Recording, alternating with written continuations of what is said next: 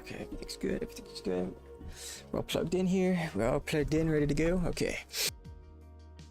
Okay. What are we talking about today? What are we getting into today? I don't even know. I have not prepared shit.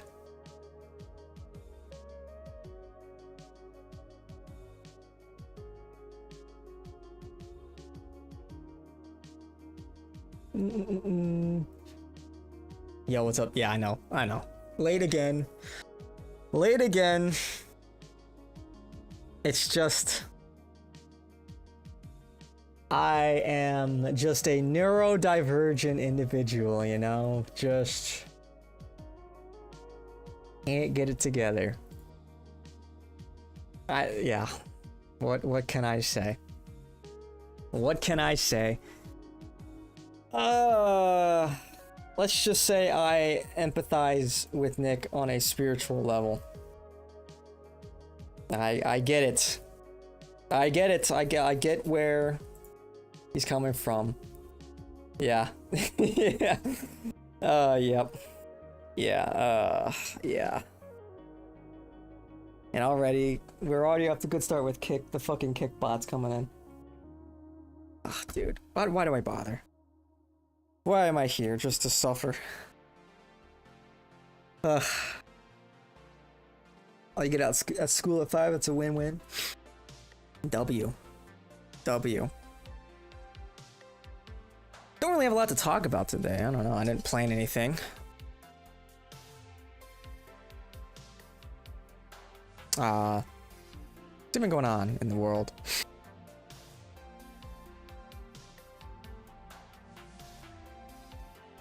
Do people... This is the dumbest fucking story. That is just like... Why do people care about this so much? It's like...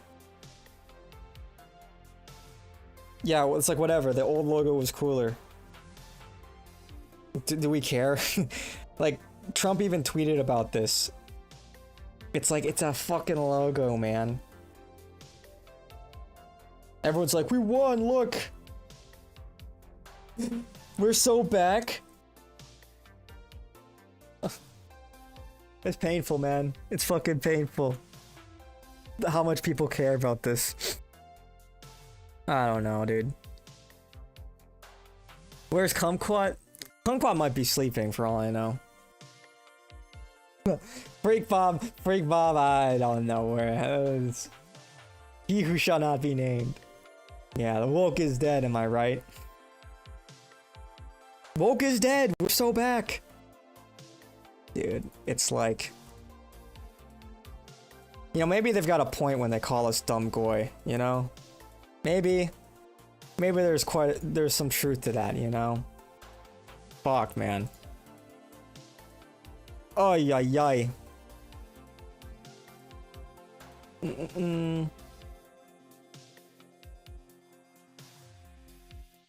What was I gonna... I guess Brandon Herrera was named in the Shooter's Manifesto. Let's see what this is about. This video is going to be a departure from the normal educational or funny content you're used to, because I have to address a very serious topic. I wasn't going to talk about this originally because I didn't really want to give any more attention to this topic than there needed to be. But after learning more about the situation and processing some things, I thought it was important that I speak up in my own words and clear some things up definitively.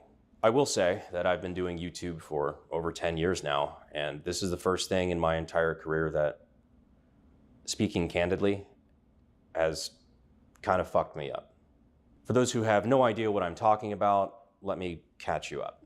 On August 27th, at the time of recording less than a day ago... Is this guy a W or an L? I think overall a W. I don't know, like...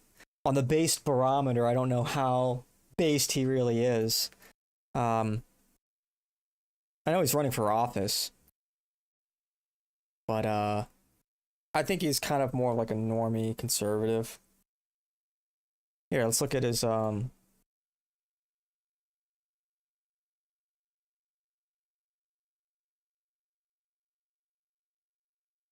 You need him posting sun and rods. He's running for office, so I don't know if that's really going to help him win.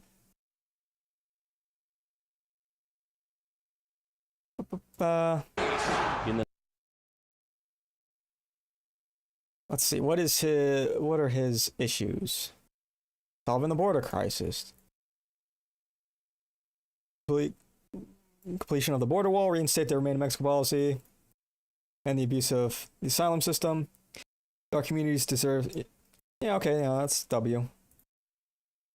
Cutting taxes, spending regulation.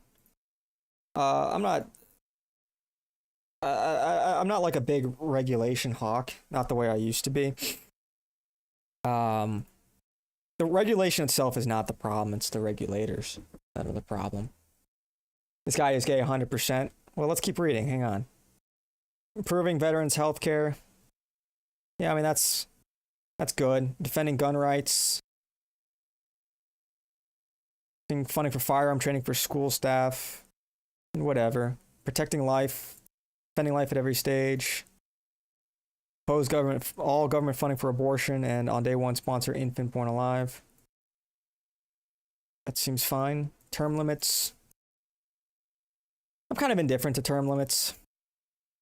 You know, I think enacting term limits will help the symptom. The problem is not term limits or the lack thereof. Don't care too much about that. School choice. Some people care that more about that more than I do. That's fine. Opposing endless wars. Places like Syria and Iraq where we have no clear national interest. Overall, that's, you know, W, but is he really going to mention Israel? Protecting Social Security and Medicare. That's just an appeal to the aging Republican base. And then standing with Trump. Trump sucks. But he's the kingmaker. You kind of have to... Yeah, I mean, there's really nothing here that says like, he's like really any different than like your kind of regular conservative.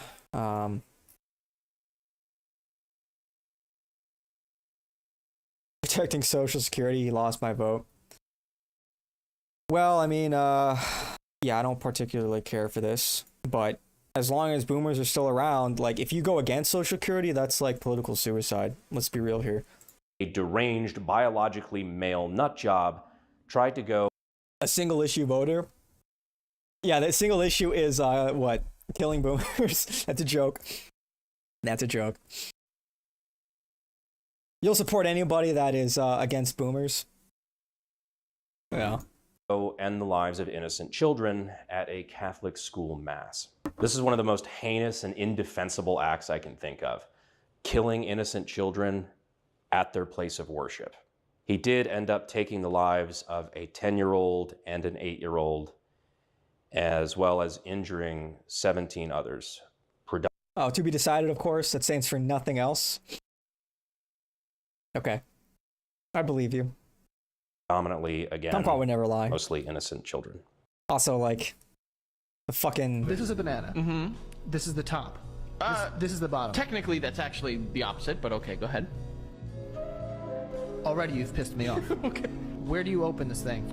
Traditionally, where do you open it? If I'm in the mood for like, I'm reckless, I gotta go quick, I don't care, I open it from the stem. This thing? Yes. Okay. But I've learned that monkeys open it the opposite way, and there's none of those stringy things that everyone hates in there. Cool. Let me ask you a question. Mm-hmm. You a monkey? No. Yeah. Yeah. I present that with no comment. Anyway. There's no hitting meaning there. This is the dynamic in the channel. Yeah, it's... That's my life. I'm like... The only difference is I'm like a fucking caged animal, you know? I'm like a caged animal and you guys are throwing peanuts at me. Come on, do something. Do a little dance, monkey. That's how I feel like sometimes. That's how I feel like sometimes. This is obviously horrific and a clearly targeted hate crime. But the reason I'm coming to you in this video is that I was specifically mentioned by name. In the psychotic ramblings that the shooter released before he went out to go do what he did, he specifically mentions me by full name several times, including a... You're the caged animal, and I jump on the bars and scream, and a monkey scream just to rile you up and then walk away.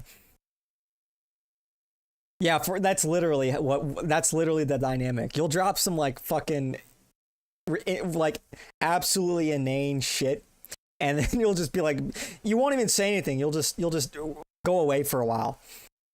You'll just go away for a while, and then you'll come back 40 minutes later. I'm back. Like, I'm just speaking to fucking nobody. Like, what the fuck is this guy talking about? I'll fucking crash out for 20 minutes straight, and you're not even there. I'm shadowboxing. I'm literally fucking shadowboxing. That's what you do to me. It's been like this for I don't know how long, but I don't care that you need a fucking... I don't care that you need a fucking Zin. I don't care. I do not care. I'm like fucking losing my mind, dude. Push to vote for Brandon for president. When I first found out about this, I did not want to believe that it was real. And then I listened to the video. Lucky you've got other people in your YouTube stream now. Did you unban Bob? I'll have to figure out how to do that at some point. Whatever. And when I heard... Why don't you look it up for me, since you want Bob back so badly? Fucking speaker. Heard it with my own 2 ears. I got fucking sick to my stomach. I'm going to go ahead and say it now, and I would like to think this goes without saying, but again... Okay, this is kind of like, maybe like out of place or distasteful when we're covering the Shooter's Manifesto. Yeah, maybe this is a little in poor taste. Be so joking around so jovially about other things. And I want to leave zero fucking wiggle room for interpretation. I condemn every part of this to the deepest extent of my fucking soul. It is unreal to think about this level of evil being carried out by somebody who even knows my fucking name. He goes on to say that apparently we met at SHOT Show in Las Vegas and that we talked and that we agreed on a lot of things. Oh, what is this?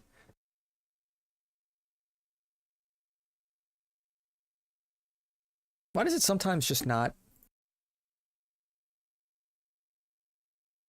I'm not quite sure why I'm here or what I'm doing, but there's a reason. Ma'am, we're discussing the rezoning for the Portillos. Do you have any comments on that? For what? We're discussing the rezoning on 53rd for... Well, I live on 63rd. Again, we're here to hear comments about the rezoning. Well, I don't like Facebook, and I don't like the internet because I can't find a job. The library blocked my password. Now tell me, does that make any sense to you? The average super chatter, average super chatter on the Nick show. Oh shit. Which I want to make abundantly clear right out the gate. I love that. We're talking about something on 53rd. Well, I live on 63rd. Brother. That line cuts deeper than that line cuts deep. You know what's funny? It's like on some level women are just like that. They're just all kind of crazy like that. You'll be like, the average height of a woman is what is it, like 5'5"? And she'll be like, but I'm 5'7". Oh. Oh. That changes everything. I feel like I'm losing my fucking mind right now, dude. I feel like I'm losing my mind. I do not believe that that happened. Now, if you're unfamiliar, SHOT Show is one of the biggest weapons conventions in the world. It's industry only. It's not something the average person can really go to. Like, it's not as easy as just like showing up and buying tickets. Like, it's not a gun show. It's an industry trade show, and every year me and my friends will do like a meet and greet or something like that at booths of companies that we work with. Fans from the industry who are already there at SHOT Show come up and take pictures. It's very normal, and for the most part, the community is incredibly respectful. I meet hundreds, if not thousands, of people there every year, and I have no control over who these people are. But I can legitimately put my hand on a Bible and say, I have zero recollection of ever meeting this creep. I asked my friends who were also there, and they had no recollection of him. And believe me, this is the kind of person that would stand out at SHOT Show. NSSF, the organization that runs SHOT Show, has actually released a statement as well, saying that they have no record of this person ever having attended SHOT Show. So right out the gate, the evidence points. Dude, can you fucking imagine, like, the kind of headache it must, like, Brandon must have to deal with being named in some psycho's manifesto? Like, that's like a nightmare situation. Like, that's just like, bro, that's yikes. To this claim of having met and talked with me is likely made up. But ultimately, I can't prove that he met me. I also can't prove that he didn't. But God's honest truth is I have no memory of this person. One thing's for sure is I don't believe for a fucking moment there's a lot that me and this fucking psycho would agree on. He goes on to write a bunch of stuff about like killing Trump and mentions iDubbbz and Ethan Klein indirectly, you know, bands that he liked, shit like that. And I obviously don't think. Dude, Ethan Klein was named in that? That's crazy. Vape God. They have anything to do with this either. It reminds me a lot of that Christchurch shooting where the shooter said, subscribe to PewDiePie before, you know, on his stream before going out and targeting that mosque. I remember feeling really bad for Pewds when that all went down. And I never thought in a million years it would happen to me, but here we are. Now, there's all sorts of theories on the internet. One of them is that this was somebody who was clearly left-leaning, who was attempting to slander me, intentional, and Ethan Klein this either. It reminds me a lot of that Christ. Oh, over there. I thought it was shooting. That was where a the shooting. Shooter said, "Subscribe to PewDiePie" before, you know, on his it must be stream working, before you know, going out and targeting that mosque. I remember feeling really bad for Pewds when that all went down, and I never thought in a million years it would happen to me, but here we are. Now, there's all sorts of theories on the internet. One of them is that this was somebody who was clearly left-leaning, who was attempting to slander me. That's what they intentionally want you to damage my reputation, but to be honest, What's your theory, Kumquat, for the missing Roomba? I'd love to hear it. I'd love to hear it. There's no fucking way to tell. You also may have noticed I have not said this fucker's name this entire video. I've already made it a personal point. I have not said that name, and I will never say that fucking name. I refuse to make these pieces of shit famous, and I really wish the media would follow suit. You don't want to know your theory? I know you're sitting there scratching your fucking ape brain like, okay, what's something creative I can say right now? I need to buy some time. You don't want to know my theory. Ah, shit. Okay, that should have bought me a couple minutes. I gotta think of something real quick. I'm on to you. And on that note, that's actually the last of the attention I'm going to be giving to this deranged piece of shit's words, because I have something far more important to talk about, which is how we can together help the people that he hurt. I've seen firsthand how communities can be rocked by something like this. And I've already personally committed to helping, and I'm hoping that I can help leverage my audience, you guys, so that together we can be a force for good to help the families, the school, and everybody affected. Because at the end of the day, I believe that you all out there watching this video are good. I believe that we're a force for good. And I invite you to join me in not letting the actions of some deranged psycho stop us from doing good. I'm working with some people in law enforcement right now at time of recording to figure out the best places that we can help support these communities to where the help and the funds that we send them actually go to the places they need to go. So when I figure that out, links will be in the description, and that is where I will be personally donating as well. Aside from the physical, tangible, or financial help, I also recommend you keep these people in your prayers. And if that's not your thing, at least just keep them in mind or reach out and let the community know that you support them.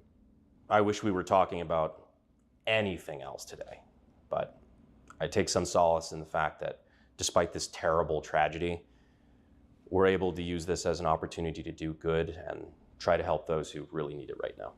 So that's it. I just wanted to clarify those things, make sure there was no room for interpretation. I love you all. Thank you. Yeah, that was, that was well said.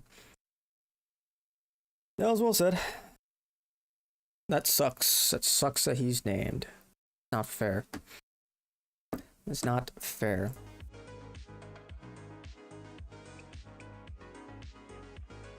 Well, I wonder what do some of the biggest conservative commentators, how do they respond to this? Let's just go down the list. See, it happened at what, not about like 8:30 a.m. yesterday.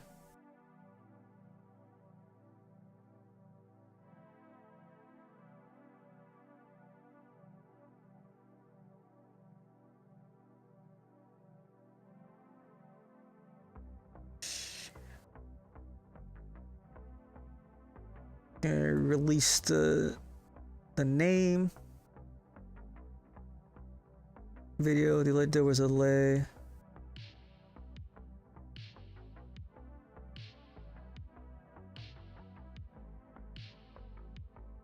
I mean,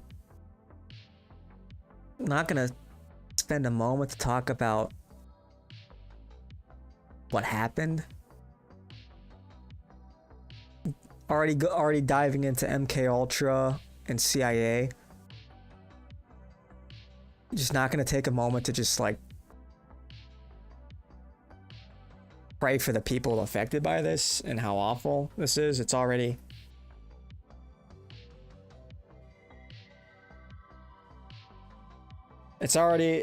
like talking about the theories. It's already pushing the rhetoric. Typical.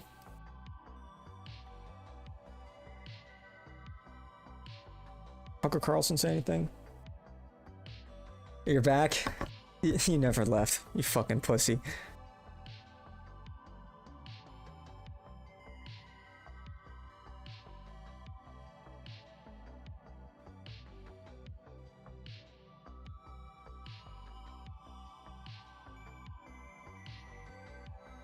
I'm like this on edge.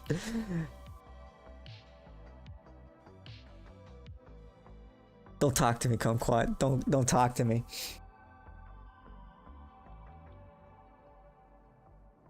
Let's just look at Benny Johnson.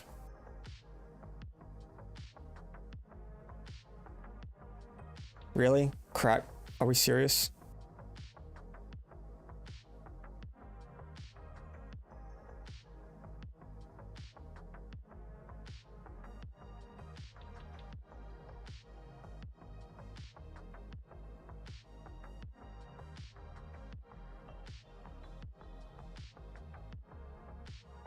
Oh, dude.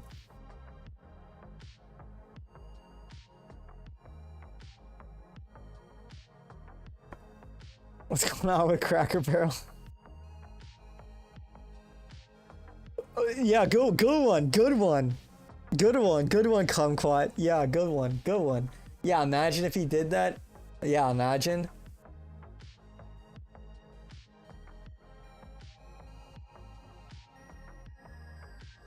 Ah, dude, it's just all slop, man. All this is slop. Whoever is farting, don't fart, please. It smells bad. Whoever is farting, don't fart, please. It smells bad. That's crazy work.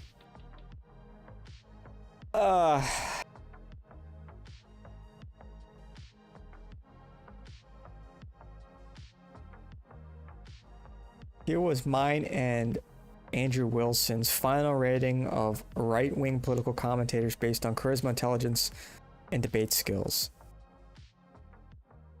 Nick. Jordan Peterson. Are we serious? Are we fucking serious? Are we serious? Greg Gowdy turn on us? Yeah, I saw that, right? Hang on, let me find the clip. Oh, W. Pope Leo. Pope Leo calls Catholic politicians, you can't be Catholic and pro-abortion. W. And then I had the article open. But anyway, let's, I think AF Post posted about this a few hours ago. Yeah, here it is. Our system is reactive. Something bad happens, we react to it. And what people are crying for now is how can we prevent this? How can we stop it? And the only way to stop it is to identify the shooter ahead of time or keep the weapons out of their hands. And so we're going to have a conversation of freedom versus protecting children. I mean, how many school shootings does it take before we're going to have a conversation about keeping firearms out? It's always a young white male. Yeah, almost fuck this guy, always. man. Fuck I mean, this guy. did anyone this morning think, I wonder if that was a female? Did any of y'all think that? I mean, there's been one school shooting involving a female. One. Yeah, Tennessee. But other than that, it is usually young white males. Yeah, is it young white males on the south side of fucking Chicago, you fucking dingbat? Is it young white men making Chicago unlivable? Is that what it is? And of course, Trump reposts his fucking book. Yeah, I saw this too. 730% surge from 2018. Christian churches. Yeah.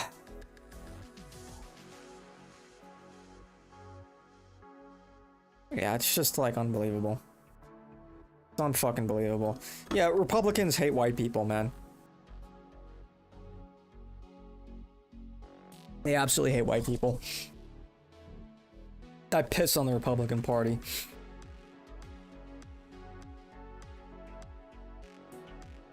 Huh. Oh, kumquat, stop, please, stop. I don't know what you're, it's just...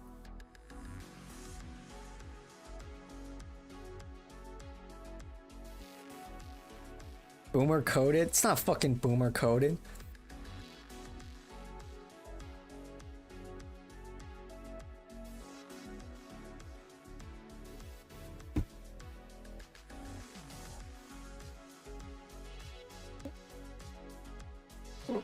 Anyway, we're reacting to this. It's like, really, dude?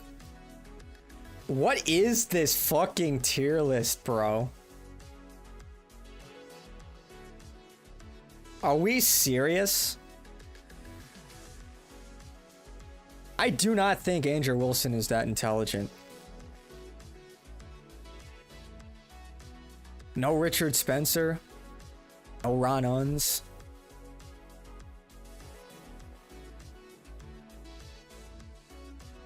Gotta lose the boomer slang. Kumquat, dude, I swear, dude. Fucking elbows to the temple on site, man. It's on site. It's on fucking site. Yeah, Jared Taylor's elite. I like Alex Jones. You know, I think he's funny. He's like Unk. It says literally, if you fuck it says right here. Based on charisma, intelligence, and debate skills. You can still read it. You can still read it. You can still fucking read it.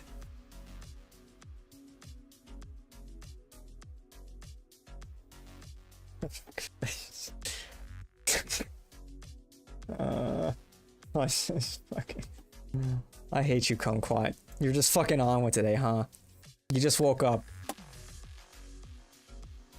Yeah. Like charisma, like Tim Pool is on very good. Dude, charisma. Dude, Sargon of Akkad, look at the guy, man. Is he really even relevant anymore?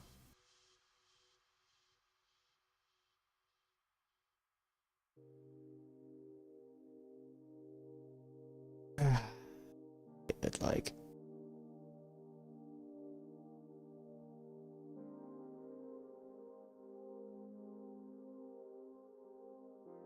Yeah, this is just like retarded. Adrian has no debate skills. He only folds 5 minutes in. Yeah, I guess that's fair. But he's very charismatic, and I do think he's intelligent. Even if he often relies on theatrics and polemics. Did I ask where Jared Taylor is? What? No.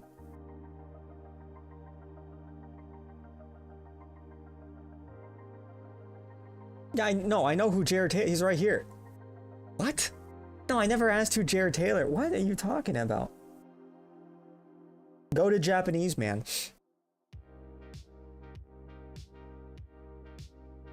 Are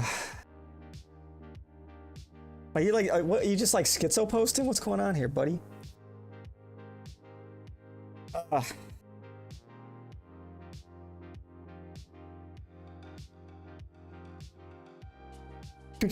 Come on, shut the fuck up. Shut up. Shut the fuck up, man.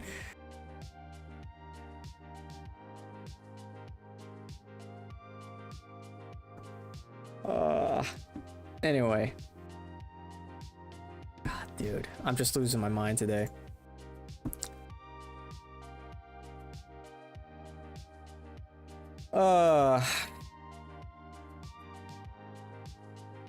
You guys remember that that cat girl that was cheating in Battlefield? What do you think Jared thinks of kawaii things? I don't know. I mean, probably. He probably finds it endearing. What the hell is this? I gotta look at my watch, look at my jewelry. I got jewelry, I got a gun. Like, shut the fuck up. Cardi, who made Cardi, like Cartier. What's his real name? I'm not even gonna call him Cardi. What's his real name? This is so fucking stupid, man. Playboy Cardi. Jordan Carter. Yeah, Jordan Carter is just a stupid thug. He's just an ignorant thug who makes garbage. Makes stupid fucking noises. That's not music. All the songs are just, you know. Yeah, I know the cat girl is a man. It's like if he gave like a primitive specimen money and a gun. Because someone like Cardi is an idiot. This guy has nothing profound to say. He's not an artist, contrary to what people say. This is just a completely vapid, shallow, ignorant thug. And the stuff that he makes is stupid. You know, these sounds that he makes, beep, boop, beep, it's fucking stupid. And if you think that's cool, you're a fucking faggot. If you think that's cool, you're a little bitch. What are we doing? I got waps, I got. What are we fucking doing, man?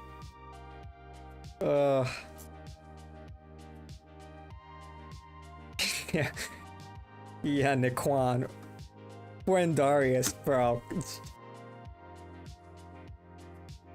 What are we doing? What are we doing, bro?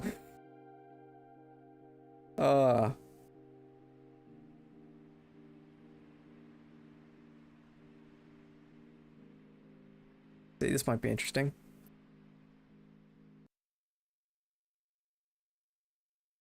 This time, instead of serving another 7-day ban, he was back after just 24 hours. Of course, the Fruit Loops defending Riley claimed he appealed and his account was reinstated, as if that somehow proves he wasn't cheating. I can now prove not only that they lied and tried to gaslight the situation, but that they even went as far as compiling a list of notable names in a desperate appeal to authority. Instead of addressing the actual cheating evidence, they point to big streamers or trusted community figures who supposedly vouch for Riley, as if name-dropping well-known people somehow. Dude, the guy's obviously cheating, man. But if this were a courtroom, that list wouldn't. It's a low FOV aim correcting aimbot. Immediately as nothing more than hearsay. It's not only disinformation, but riddled with. I say this as somebody like, you know, I'm like a top-ranked player, like a top-ranked CS player. I know what's legit and what isn't. They claimed Riley was unbanned after just 24 hours and didn't need. Because you always see people like this come out of fucking nowhere. You know, they like never, very rarely do they like ever send to like the top ranks. They don't play on a team. They just like farm clips. And if you're that mechanically gifted, then typically you do join a team and you do try to compete. But like the idea that these people kind of casually just become absolutely fucking nuts and do nothing with the talent and skill that they've developed through hours upon hours upon hours of grinding. I just, yeah, I don't think that's organic at all. XQC was an Overwatch pro? Yeah, he was. I thought he was just retarded and funny. No, yeah, he was. He was a Winston main. He's a tank, a main tank. So he doesn't need good aim. Need to serve the full 7 days. That's false, and here's why. In 2024, Twitch could ban a first offender anywhere from 1 to 7 days at the discretion of the enforcement team. Anyway, yeah, I mean, yeah, a lot of people just like don't understand that because they haven't played at a high level, and they think that like the aim is natural if you just like play aim labs enough, you can have sick aim, and it's like this is not organic though. Like, yeah, you can have absolutely disgusting aim, but you know how few people have like really, really disgusting aim? And typically those people are pro players.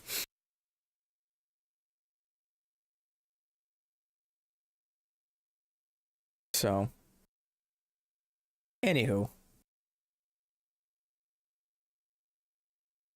It's just so egregious, man. It's just so egregious seeing these people just cheat. You hope Twitch unbans him so you can pop in and cyberbully him? Yeah, and then I find you again on an alt account because you get banned.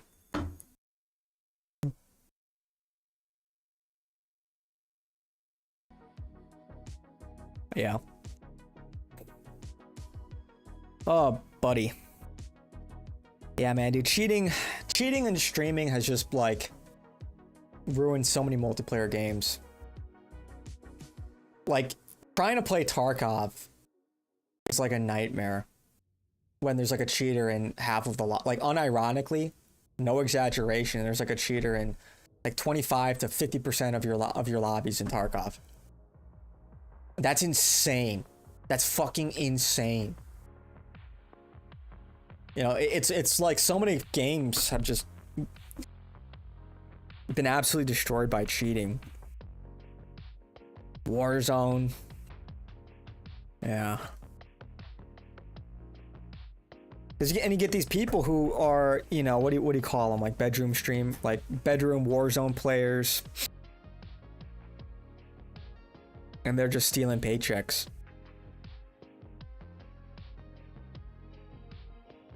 Anyway.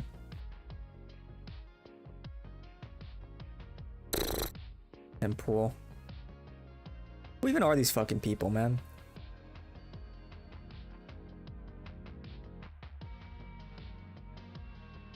Anyway.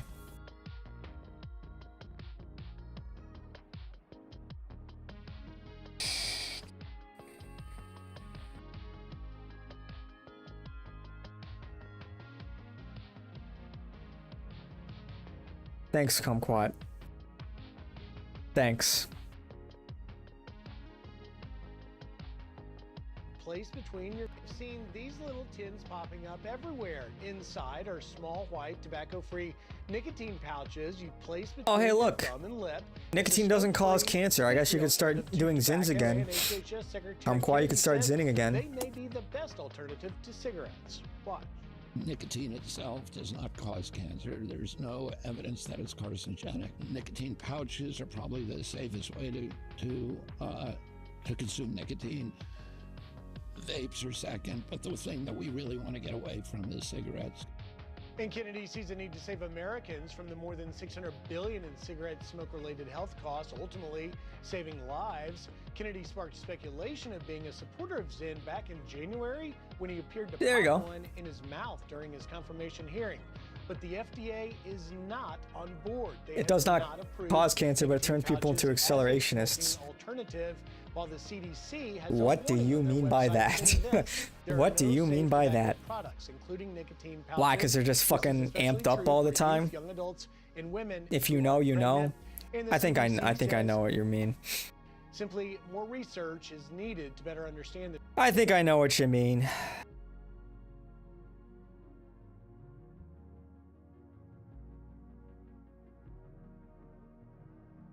What is this?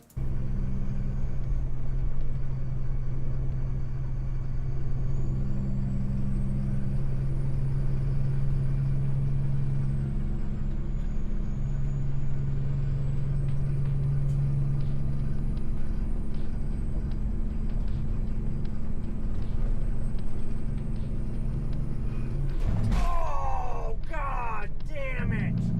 That motherfucker! What was that? Oh, is that a... Oh, God damn it! Oh, God! Was that always there?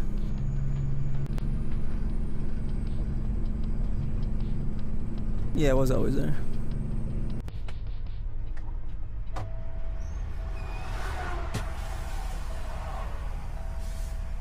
That sucks.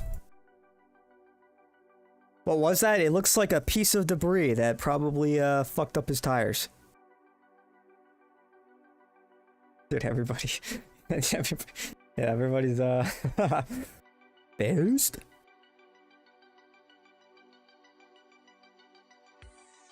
First one of these in a while with the real truck driver. Yeah, we're at that point, aren't we? Yo, Sam Hyde has a sick Labubu collection. It's time for Labubus. People have been raging in the comments, frothing at the mouth. Sam, when are you going to review? They're promoting JD Vance and showing Trump as ill with bruising and ankle swelling. Do you think they will rotate Trump out early? No, not just yet. I think they still need his approval rating, you know? He's still the guy. He's still a lot of people, despite all the evidence, are still on Team MAGA. So, no, I don't think they'll rotate him out just yet. Because what would be the point? He's going along with everything they want him to do. They just need to use Trump as a springboard to make JD look as good as possible. I think Trump is just legitimately not in great health, to be honest. I mean, he's old. He's old and he like eats like shit. You know, he's kind of obese. So, you know.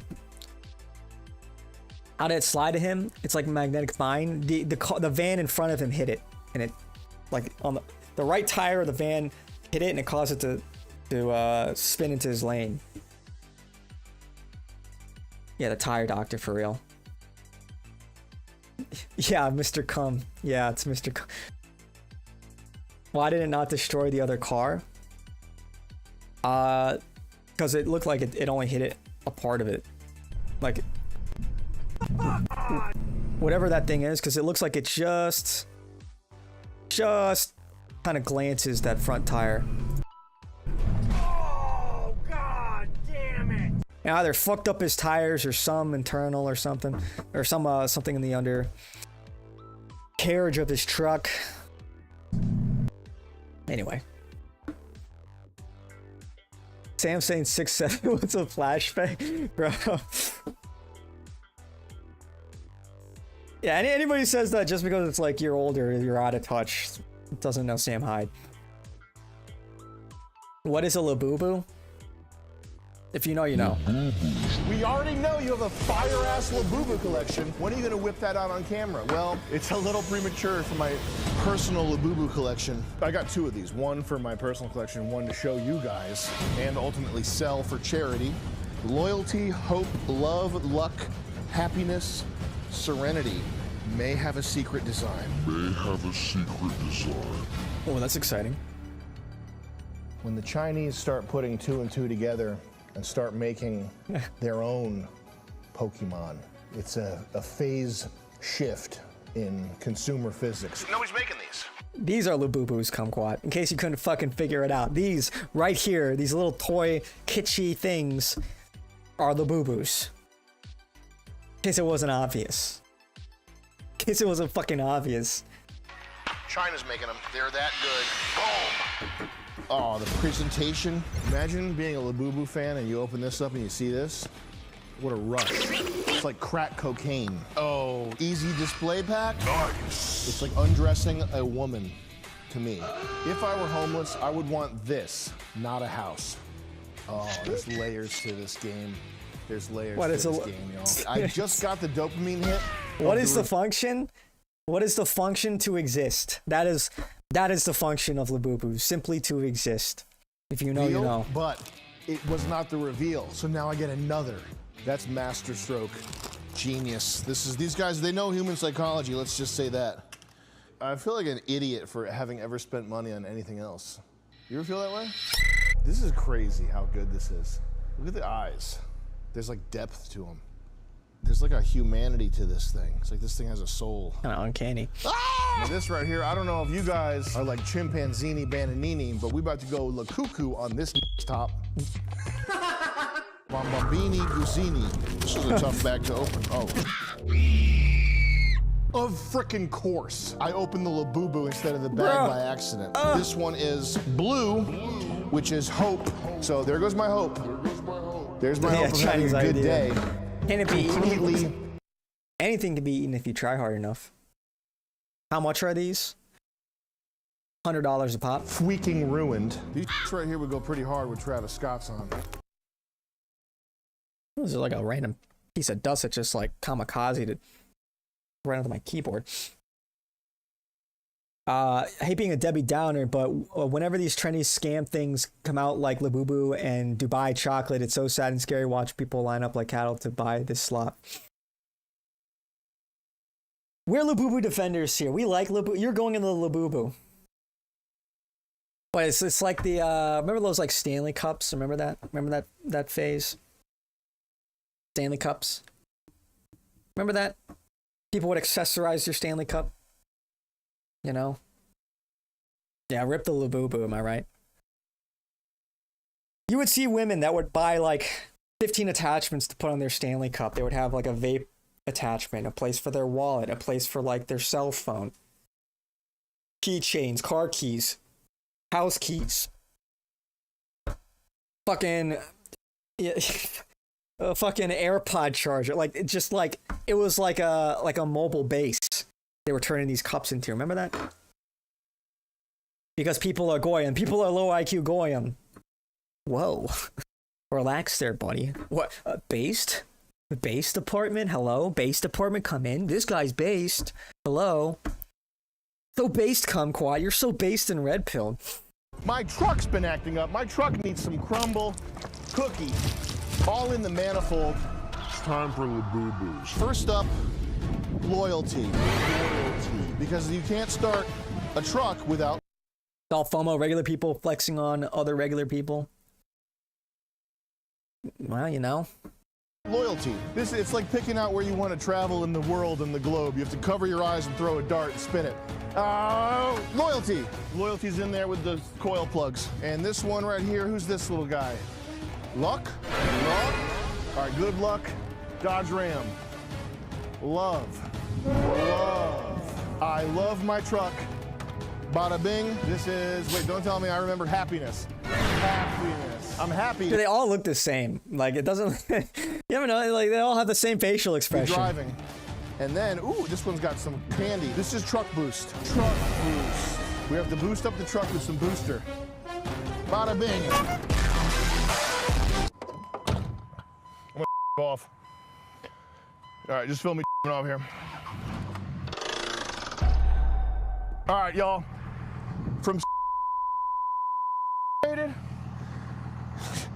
next, keep your dry. So true. All right, guys. That's it for us here at MDE.TV. And remember, kids.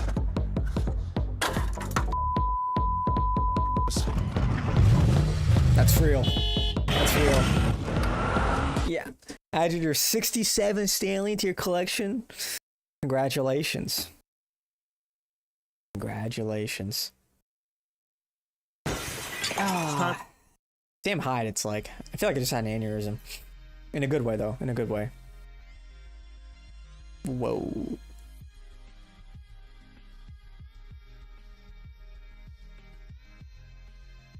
Now you know what 6'7"? Yeah, Kumquat doesn't know what 6'7" is. Okay. Young women should get married just like Taylor Swift is planning to. You'll be happier. Yeah, bro. She's young, right? 35. Borderline middle-aged is young.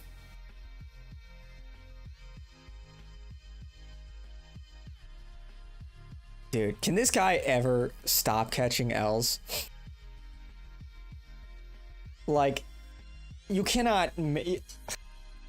It's like he was made in a fucking lab to just be like, to just be genetically predisposed to producing L's like I've never seen before. Did this guy fucking think for 2 seconds about this tweet before he tweeted it out?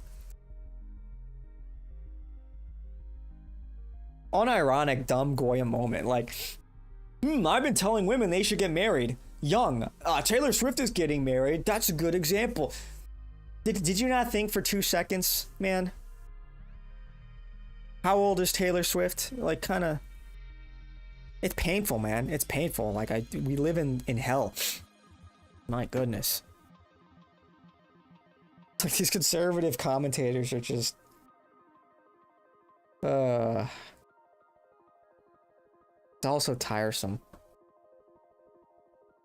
Also tiresome.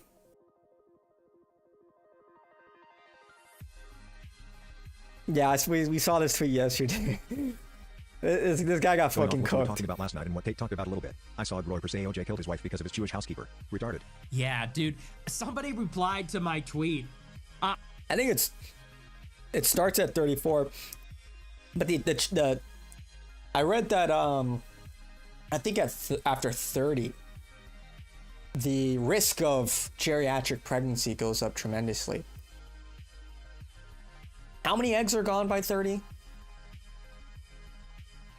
I've heard some people say 90%, but that seems too high. Regardless, it's yeah, it is no good, no bueno. No bueno. You run into all kinds of fucking problems.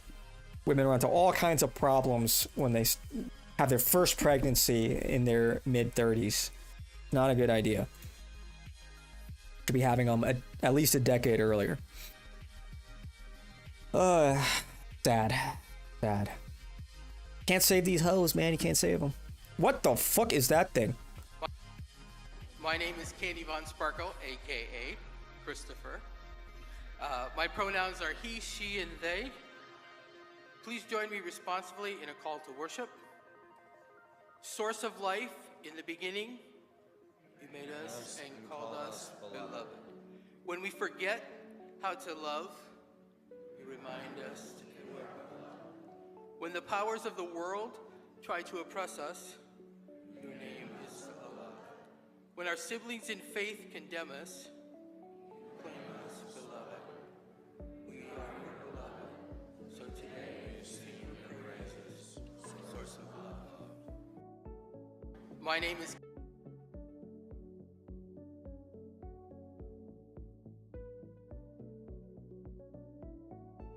How will Protestants defend this one? How can Protestants possibly defend that one? Yeesh. Chelsea should exchange her for a player to be named later. I don't know what that means.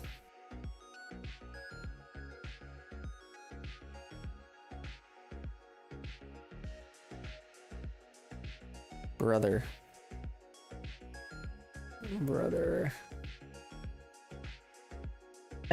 I have never used that line before in my entire life. Okay.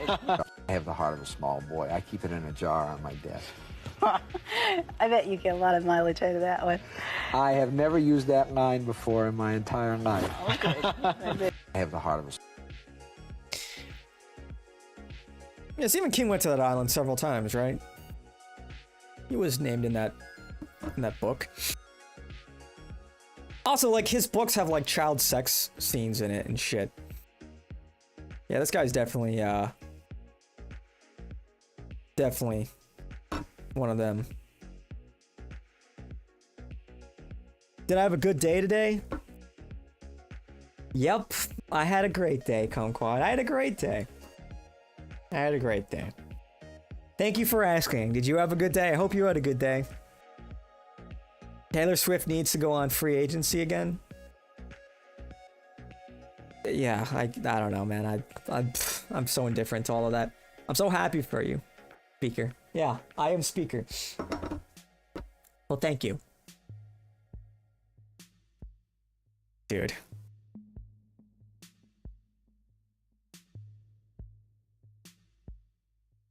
Okay. We're like, we just kind of immediately went into GUI scrolling today, haven't we?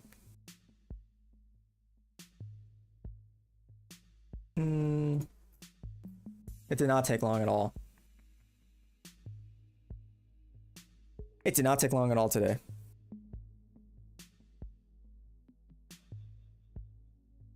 Bro, they really want me to click on this fucking short, don't they?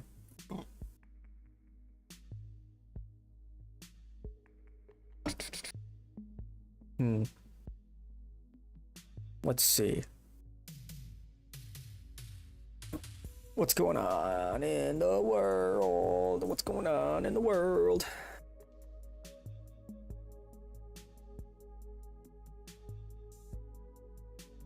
So now people are talking about SSRIs again.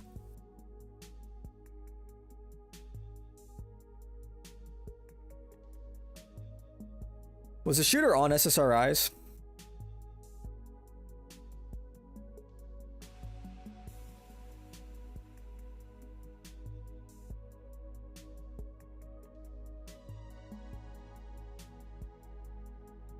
Better to be goy scrolling than doomer scrolling or coomer scrolling or boomer scrolling or consumer scrolling. So true, Kumquat. So true. Yeah. You're right. You're very right. Yeah. So true, Kumquat. I'm so glad you're here.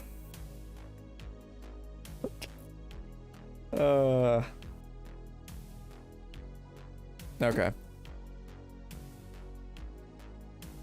Anything else? Last minute updates. France is going to open an embassy in the West Bank. And Palestine open one in Paris. W France. W France.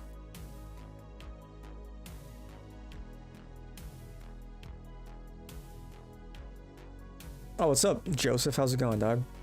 W algorithm?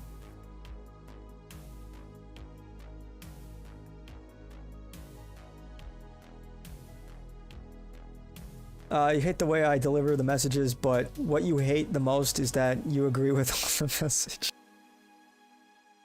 Oh, yeah. Yeah. Yeah, thanks, Kumquat. Whatever, dude. Whatever, man. What would I do without you? I would be lost. I would be lost without your wisdom. Oh, sheesh.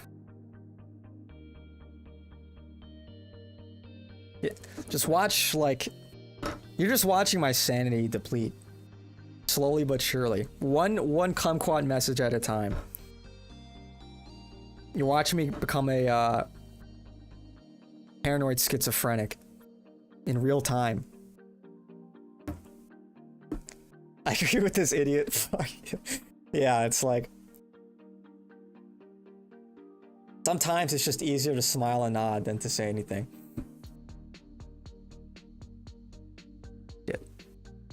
Yeah. Yeah. Yep.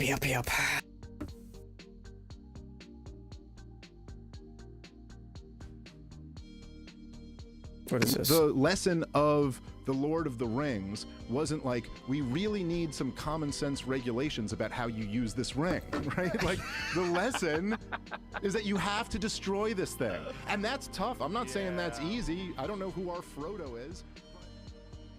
This is the Shire. I mean, look at it. It can't get any more beautiful than this. And it stands in stark contrast to what lies beyond those hills. Eastward is Mordor. And I mean, Washington, D.C. When I go there, there's no greenery like this. Man has tried to create something as magnificent as these hills. What kind of America first are you? What do you mean? But he's failed, really, in D.C. to do that.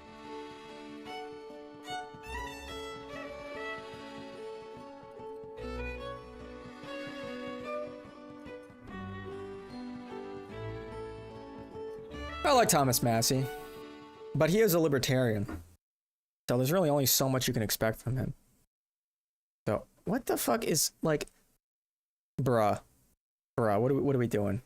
Why is Academic Agent reposting stuff like that? What are we doing, bro? What are we fucking doing? What is this? What? Okay. He's fucking goon posting on his main. Okay. Based or not based? Based. Based. Based? Are we based? Oh, that's based. Massey has an automated egg collector for his hens. I mean, he's clearly very intelligent. And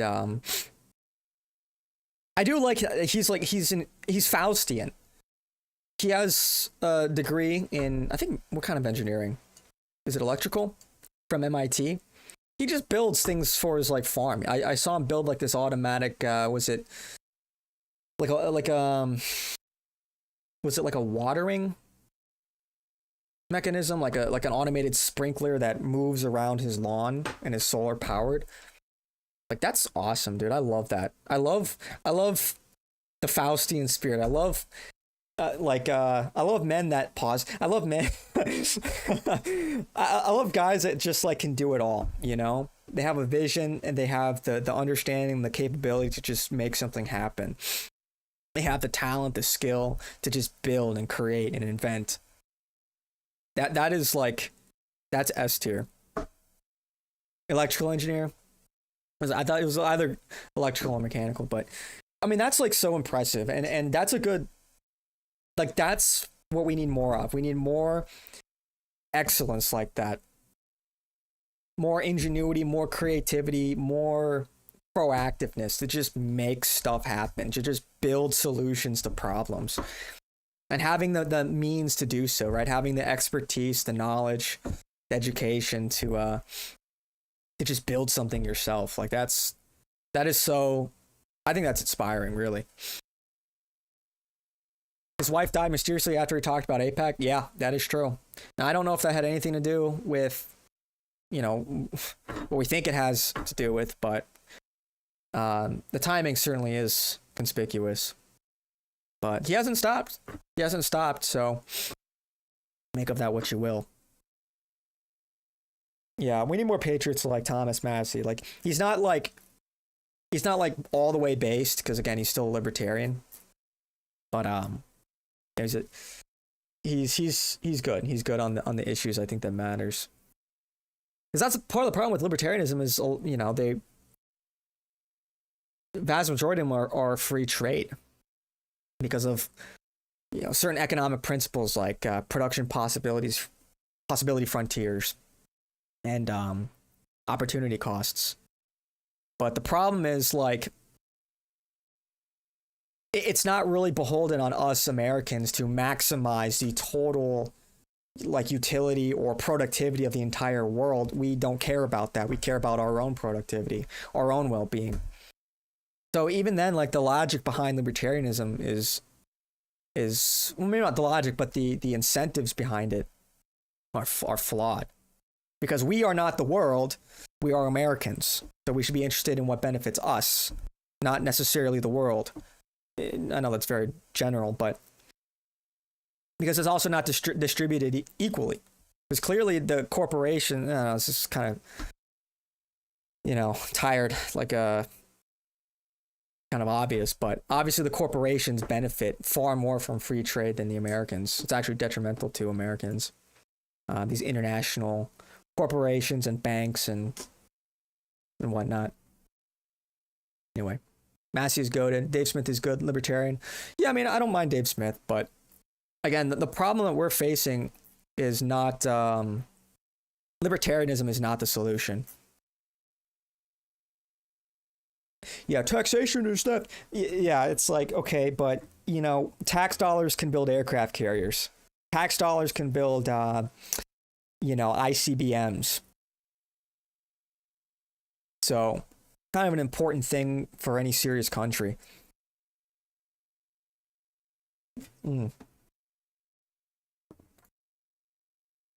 Battlefield 6. I'm excited for this game, dude. It's going to be peak. It's going to be peak. What's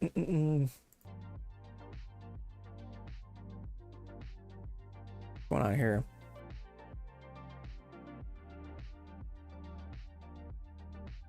Huh. 20-year-old games?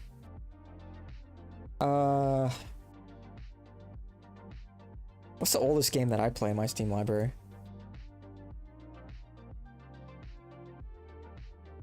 Maybe Skyrim? But I still like play semi-regularly. I don't know. Yeah, probably Skyrim. Not quite 20 years. Do I fuck with Tarkov? Yes, I do. I love Tarkov. Tarkov doesn't love me. You know, I haven't played in several wipes. Cause like the cheating just got out of fucking hand, man. But I'll probably come back for 1.0 that releases in 2 months, 2.5 months, right? When is it? November, I think it comes out. So I'll be back for that. But otherwise, I'm gonna play Battlefield 6. Battlefield 6. Let's go. Battlefield 6. I'm very excited for that. Yeah, 1.0 hype. Yeah, it is. It is hype, dude. But I don't know. We'll see. We'll see. It's probably just gonna be more of the same, to be honest. Just like it can't be that much different from the way it is now. But we'll see.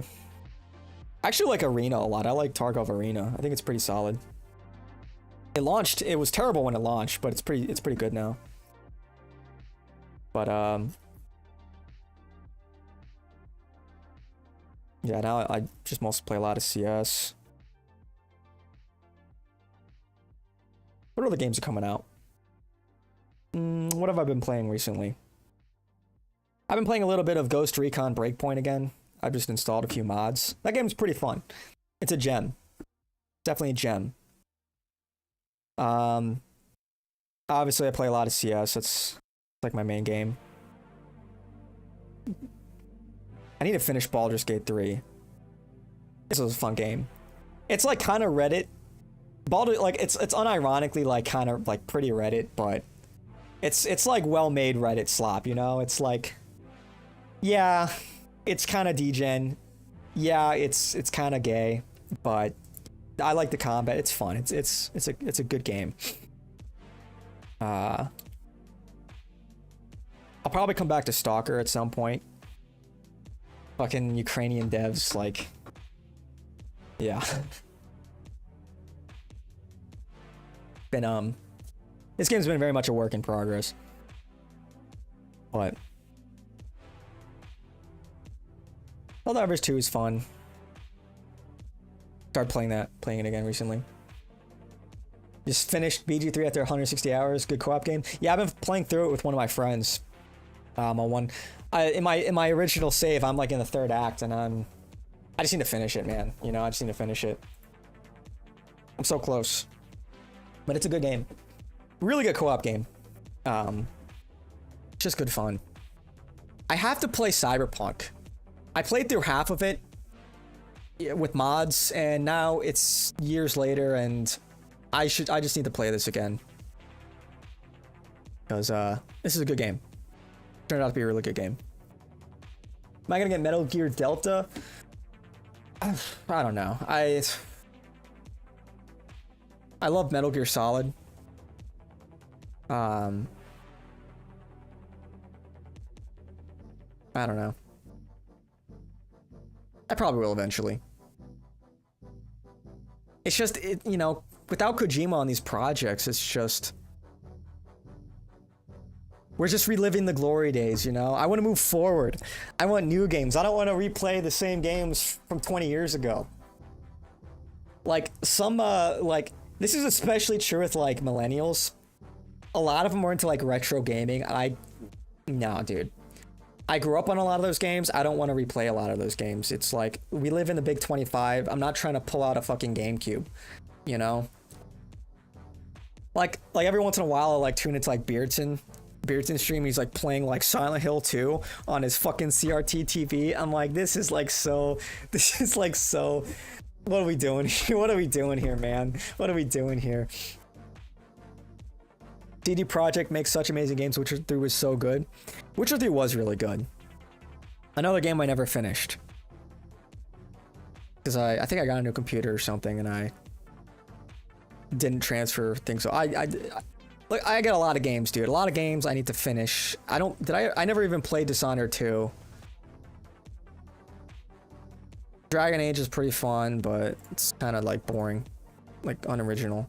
But I like the combat.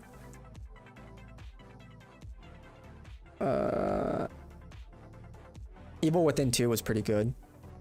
I never finished it. Fallout 3. Mi amor.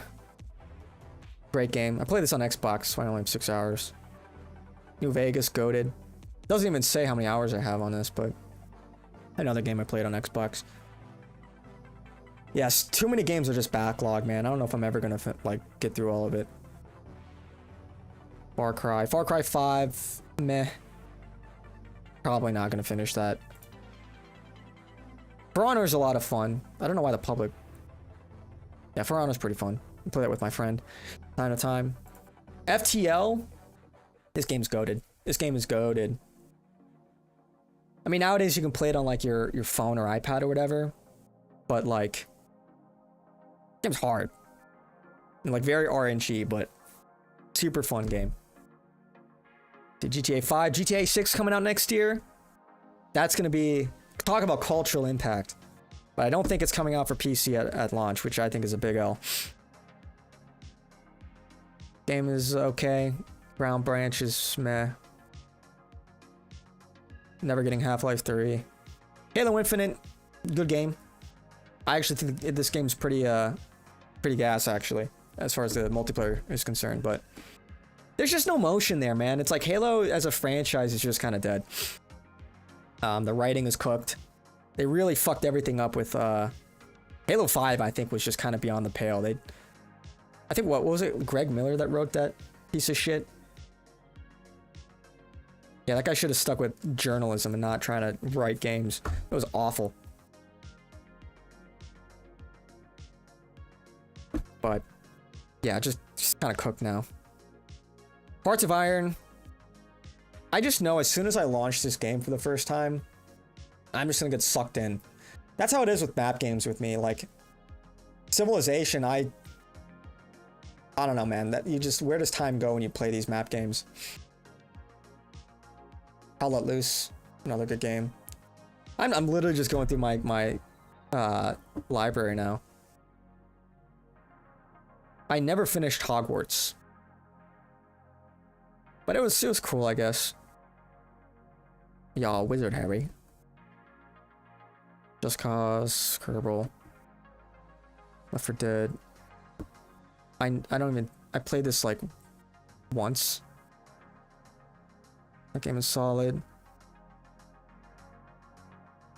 I got this for like $2. I'm probably never gonna play it. Mass Effect. Mech Warrior. I love Mech Warrior. Just not the same though. Metro. I never finished Metro. I don't know. I don't know, dude. Mordhau. That was pretty fun. Got this game for like 2 cents or whatever.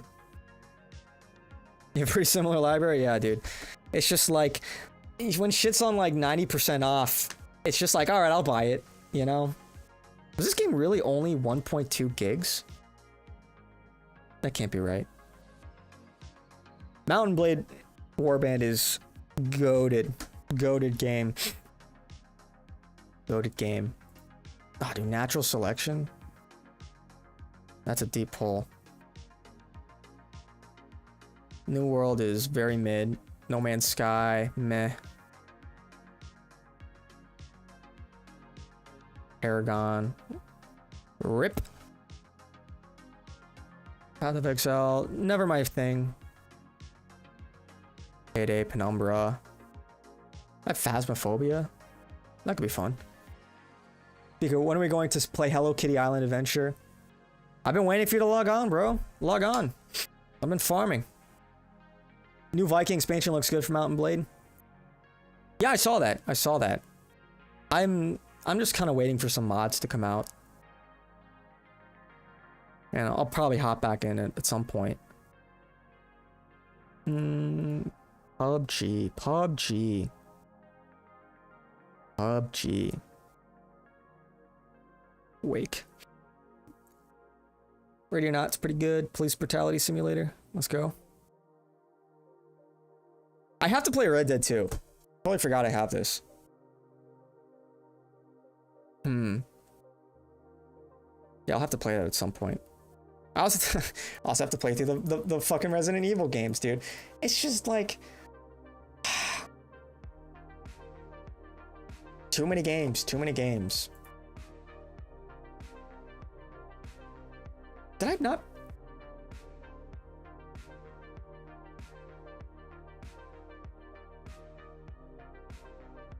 Oh, I never played this one. I played the reboot, but not the sequel to the reboot.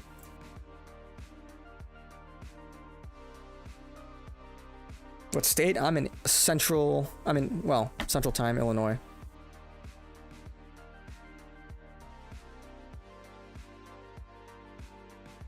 Risk of Rain 2.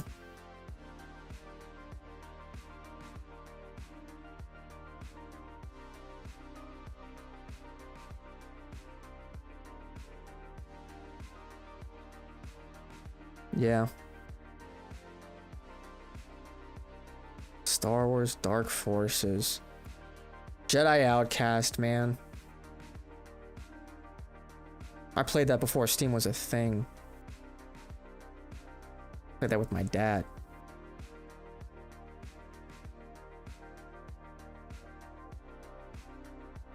Man. XCOM. Anyway. Been playing Wolfenstein Old Blood for the first time. It's pretty chill. Wolfenstein Old Blood. Dude, I was never huge into Wolfenstein, but the one Wolfenstein I did.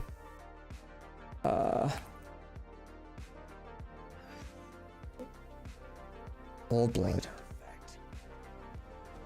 Wait, did they have Return to Castle Wolfenstein? Yes. This. Man, this. I played on the original Xbox. Bro. This went hard. Yeah, Return to Castle Wolfenstein. Yeah, that takes me back.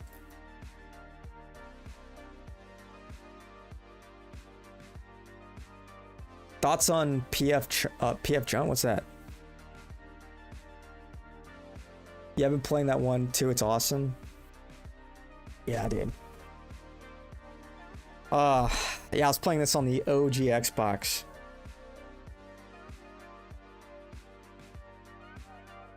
Damn.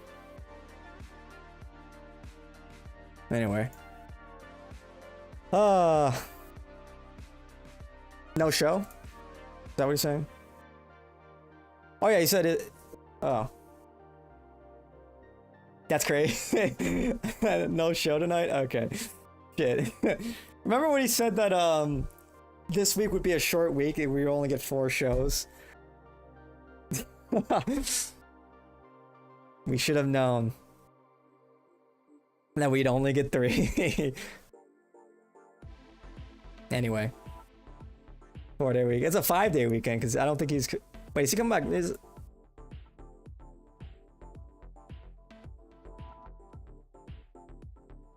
Okay, so he is coming back Monday. Because originally he said he wasn't coming back on Monday, if I recall correctly. Yeah.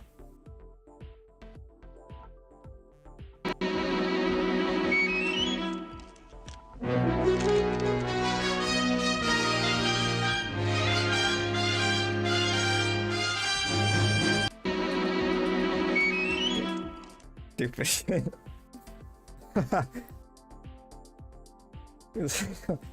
Mexican Labor Day schedule. Look, I get it. I empathize with Nick as a fellow lazy Italian.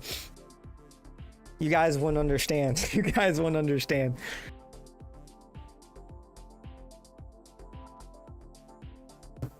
The fuck? It's gonna take probably 1 or 2 more years for that to happen. But look at this, you guys. Look how precious he is. And he hasn't even landed a single kick yet. Mwah!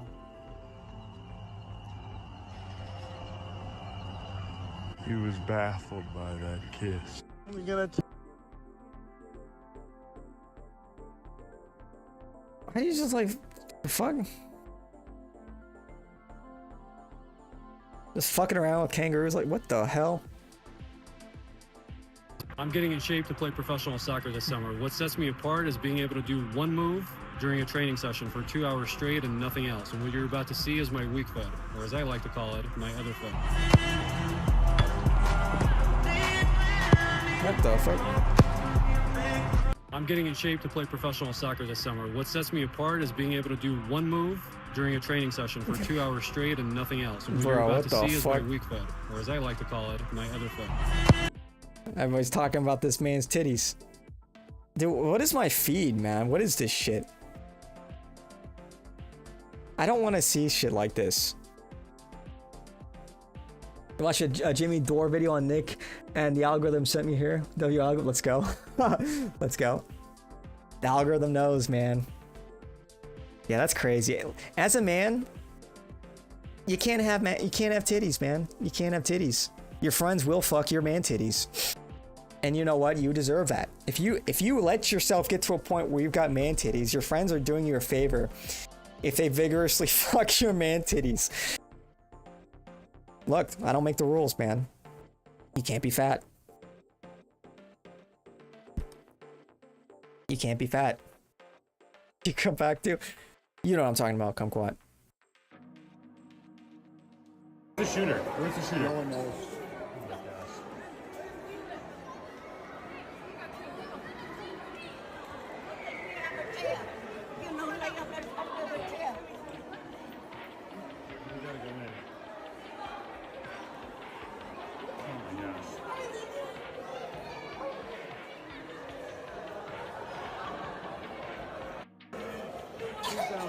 That's fucking horrific, man.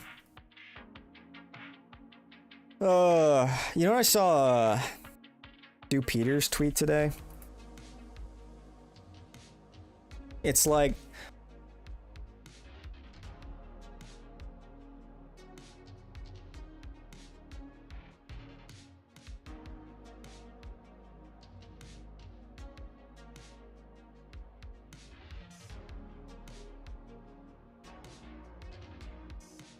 did he delete it? He might have deleted it. Or did I just go past it?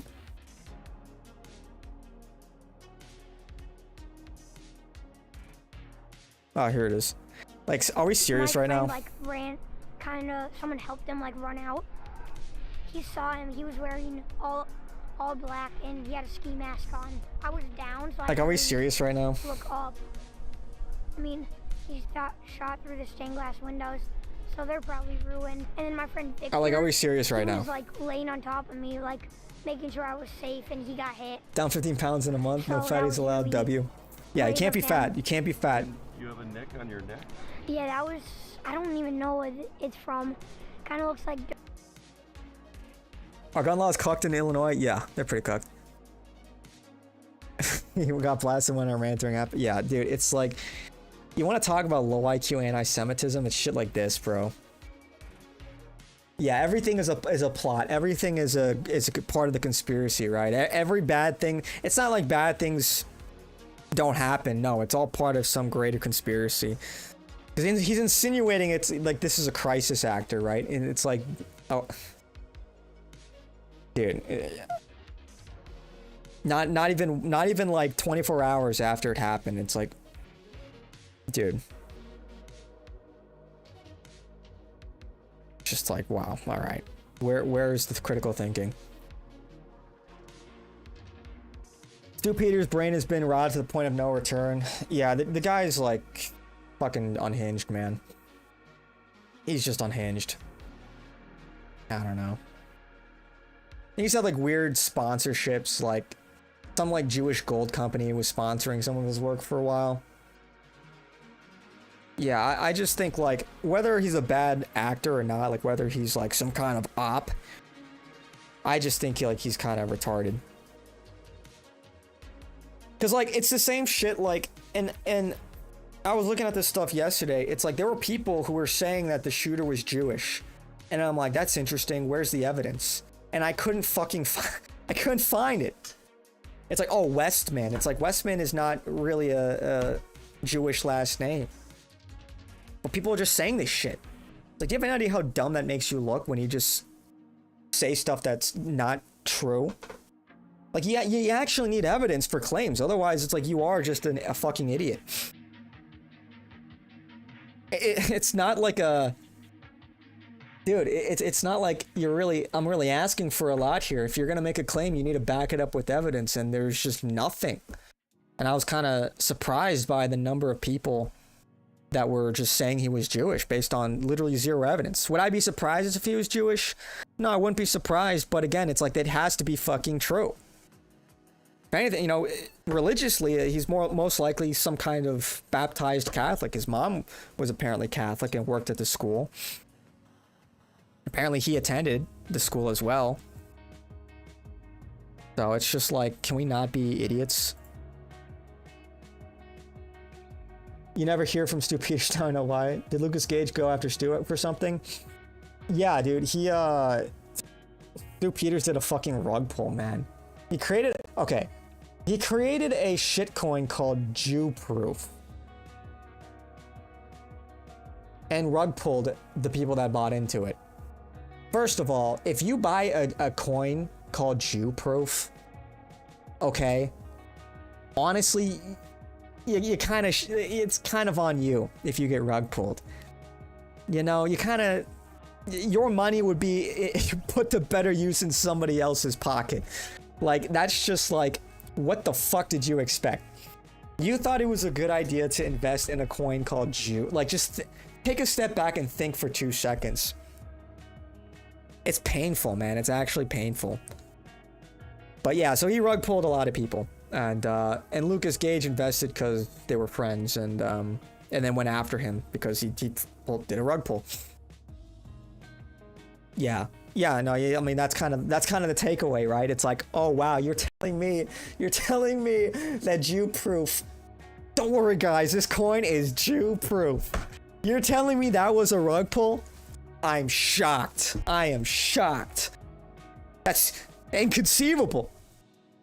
But the name is Jew-Proof. Like, how do we get Jewed like this? I thought we had all the precautions in place. Stupid, stupid, stupid, stupid, stupid. Is this fucking Paul Town?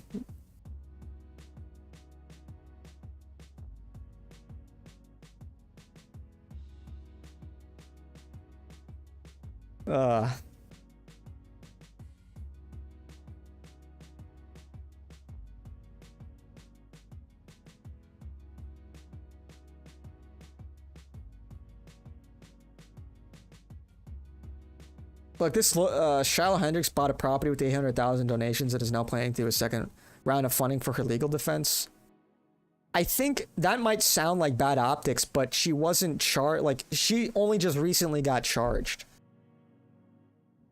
So I guess yeah, she probably should have saved some of the money for a rainy day like this, but she wasn't initially charged, so I wouldn't really go after her for that.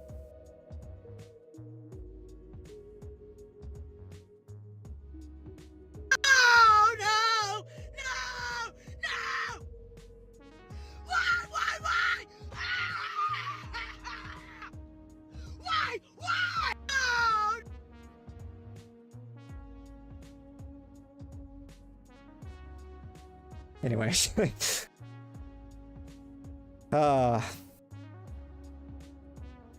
she bought rentals, she bought a family home with plenty of land.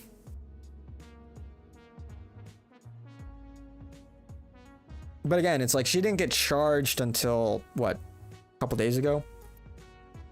And it's like totally ridiculous. Like on what exactly? Public disturbance, I think it was.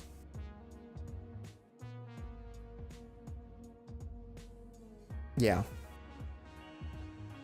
So she didn't, in short, and maybe I don't know all the details here, but as far as I know, you know, she didn't get charged with anything initially, so what would she need money for legal defense fees for? But now she needs it because they decided to go after her, which is just so, it's just so typical, man. It's just so typical. You know, you see more rambunctious behavior in downtown Chicago. But, I mean, man, dude, like, heaven forbid it's a minority that acts out of pocket. Just ridiculous, man. Me when Newsom doesn't win in 2028. Yeah. Yeah, JD's going in the Labubu. JD Vance is going in the Labubu.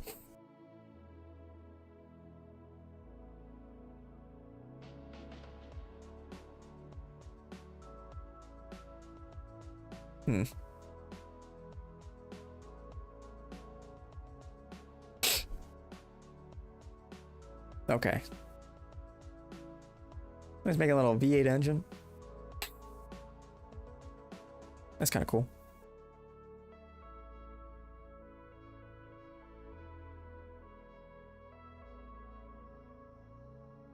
Is the entire right wing just a bunch of losers talking about conspiracy theories that don't even matter? Your consciousness can jump through time, meaning gut feelings are memories from the future, scientists say. Yeah, dude, it's like... This kind of shit is like... Brother.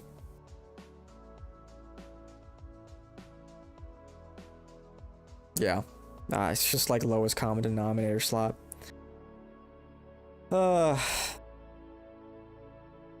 Nice. Yeah, they talk about how like COVID one-shotted a lot of people. You know, the libtards got one-shotted by COVID. Like a lot of conservatives got one-shotted. They got red-pilled on like certain things and they just didn't know when to stop. And now they don't know what to believe. They don't know what to trust. And now it's just like, I don't know, man. The Rochester's attorney office announced that Shallow has been charged with 3 counts of disorderly conduct. Each misdemeanor count is punishable by up to 90 days in jail and or a $1,000 fine.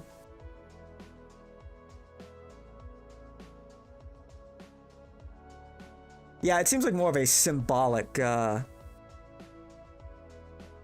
gesture than anything. $3,000 fine, I mean... Yeah, I mean, she could probably pay that out of pocket. Probably pay that out of pocket.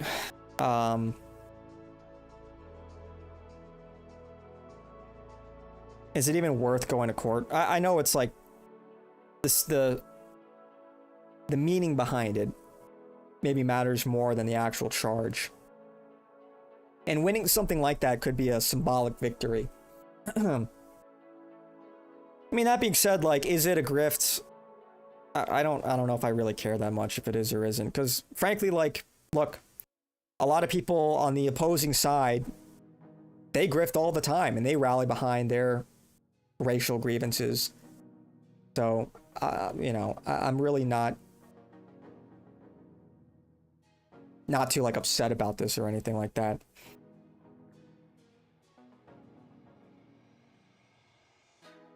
That being said, I don't think we should all be going out to try to get, like, looking for victim status to grift off of white grievance politics, but I think we should be allowed to rally around that, especially if everyone else is. So, her lawyer could probably get reduced to a fine only. Wait, it says each misdemeanor is punished by up to and or $1,000 fine. Okay, and or, yeah. I think it's just symbolic, if anything. So we'll see. But again, the whole idea that she would get charged with that is just ridiculous. It's just so fucking ridiculous. You see the sit down with Hungarian PM and Michael Knowles, Jack Posobiec, and Dave Rubin talk about low IQ conservative. I did not, actually. I did not. This happened today. Oops. I'm sure you reposted it, right?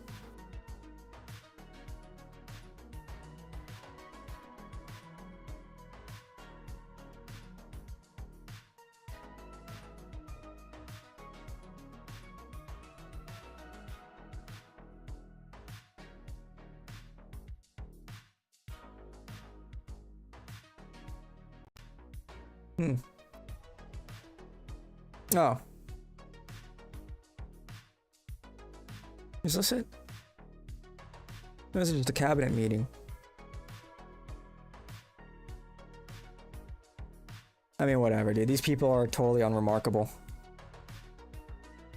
Now for a while. Oh, okay. I thought this was like a new thing. Yeah, I don't know, dude. Michael Knowles sucks. Jack Posobiec sucks. Dave Rubin. None of they all suck.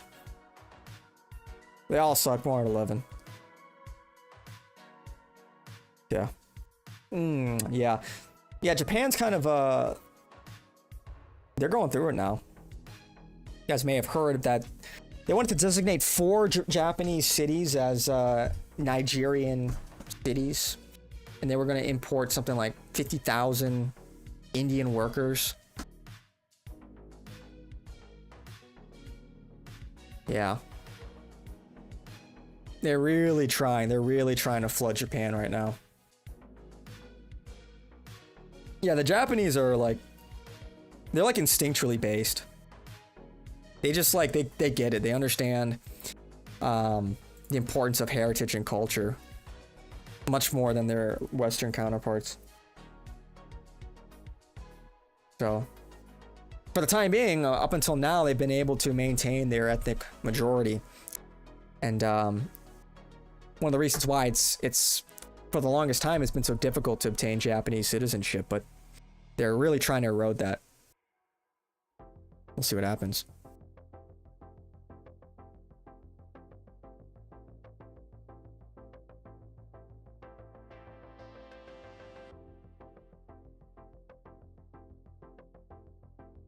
In 5 years, half their birth rate will be brown.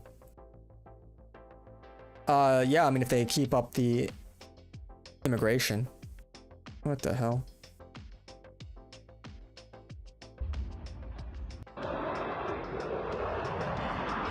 Well, that's terrible. Doesn't look like he ejected.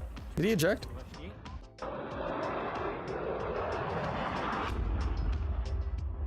Yeesh.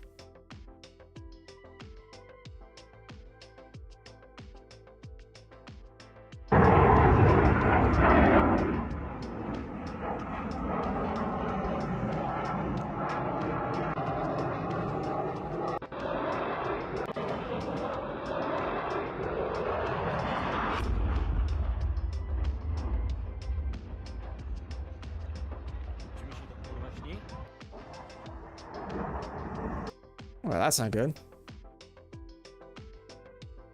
Shit.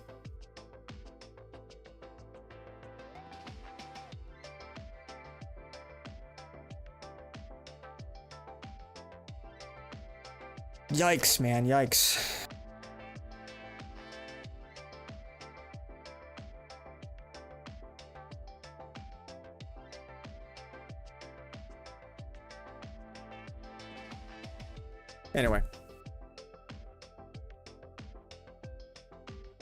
Anyway, okay. What's next? What's next on the agenda? Let me check reroom.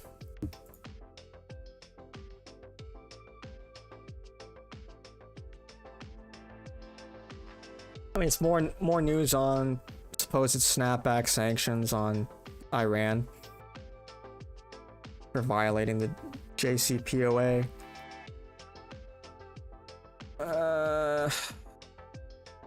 I mean, nothing too major. Just pretty much everything we expected. Oh, this is what we just, yeah, this is what we just watched.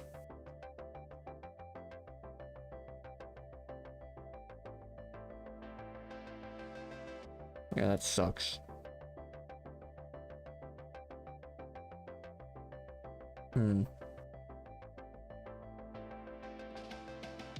Ay, ay, ay.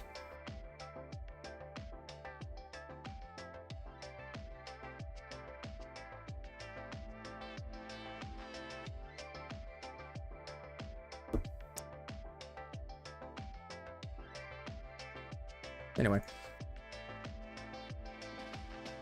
What else is going on?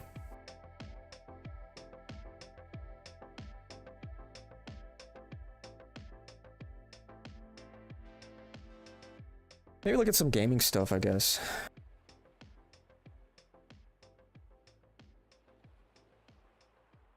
Like, all the news is just kind of, you know... Not exactly, dude, they really want me to click on this fucking short, man. They really want me to click on this it's like...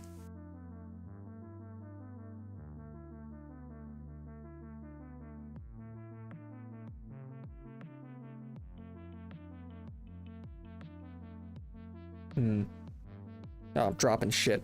Damn it.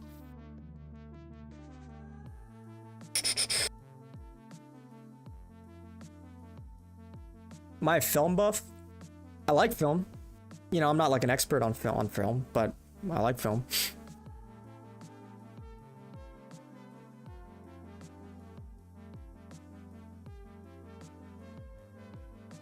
Did I like break this? No.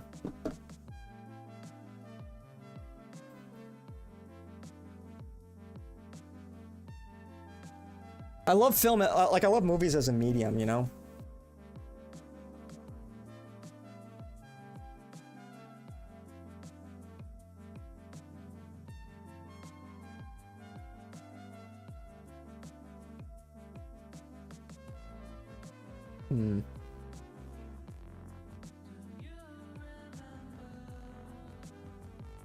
What do I know about the recent red heifer sacrifice?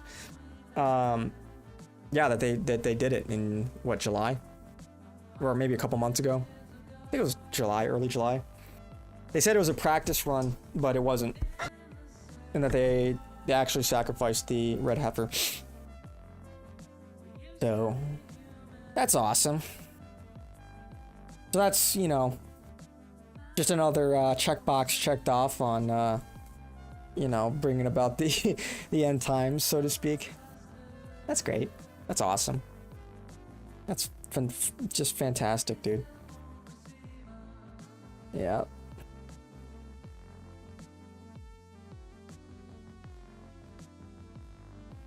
Yeah, that's all Jewish mysticism. So they took the ashes and they distributed them, and they believe that the ashes have these like magical powers to spiritually heal people. But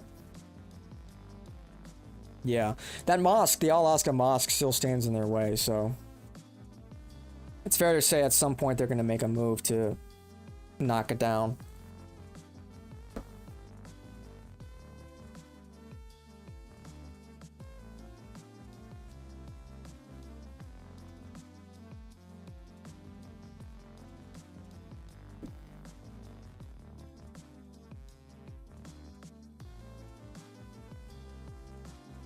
It is just like, surely there's like,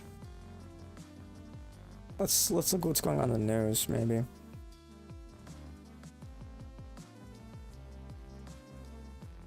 No, this is just tragic.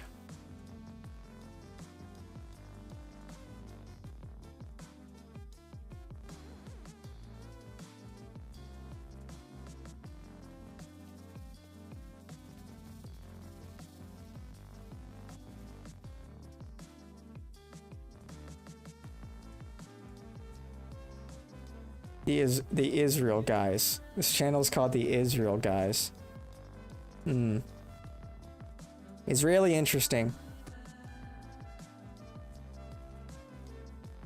I heard about this vaguely. New information, the shakeup at the CDC, and things are heating up. 4 top health officials at the agency have filed Where's our movie review? resignations. Has it been a week already? Just moments ago, a walkout at the CDC, in part because of the move by the White House Has it been a week? to fire the agency's No, it hasn't head, been a week. Susan Manares. Has it? Workers demanding instead that Health and Human Services Secretary RFK Jr. Hang on, I gotta figure out on what movie I should. Perry Russom has What movie should I review next? Let's just go to IMDb.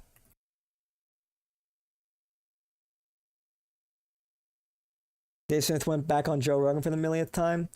You know, like something like was it like 40% of his guests are Jewish? Let's take a look here. What are the top 250 movies?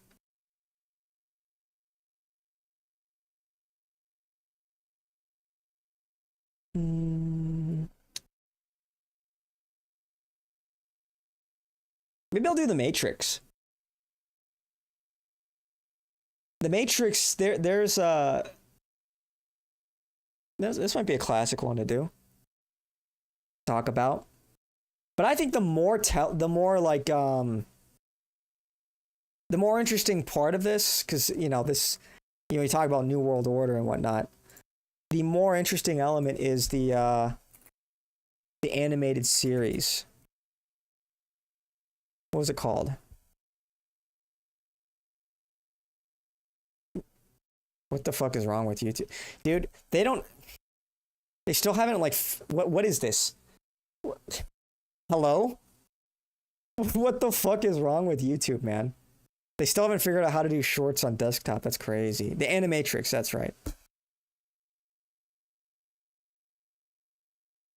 So the leaders of men conceived of their most desperate strategy yet. A final... Yeah, in short, the whole thing is a spoiler. It's a case for once again, Zionism. Solution. The destruction of the sky.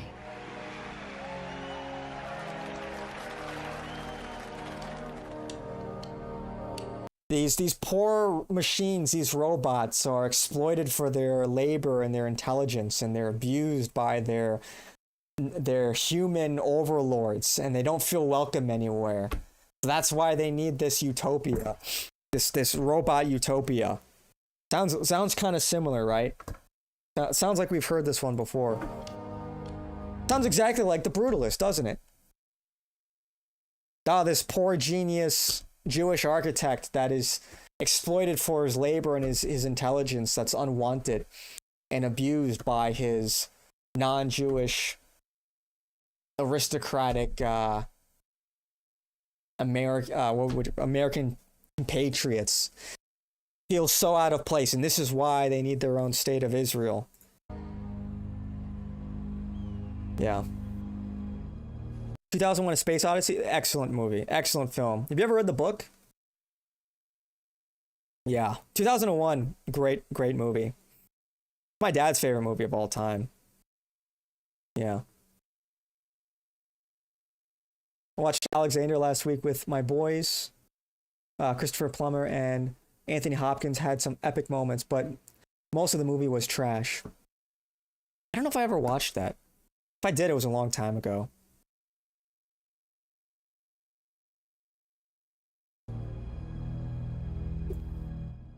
I'll have to figure out what I will actually. I should do movie reviews like every week.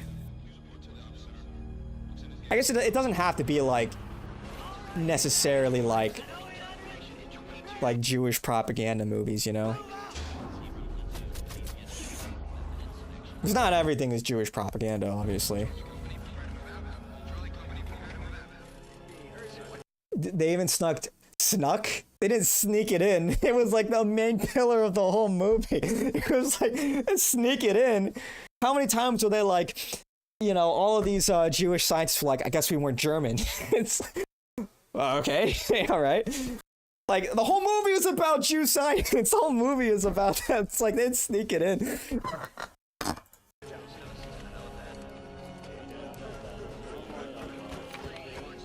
Yeah, I think I'll do that. I'll watch a movie tonight, and I'll do a little movie report tomorrow. What should I watch? Matrix, maybe? Maybe Blade Runner. Or Blade Runner 2049.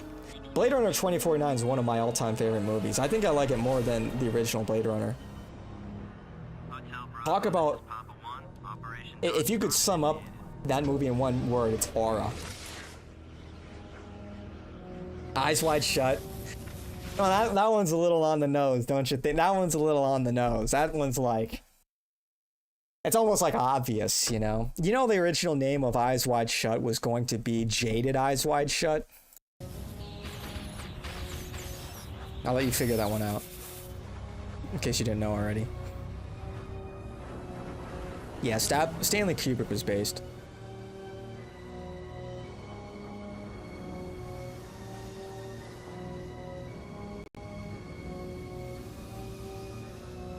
Thus Woodman tried to cut the machines off from the sun. A machine holocaust. May there be mercy on man and machine for their sins.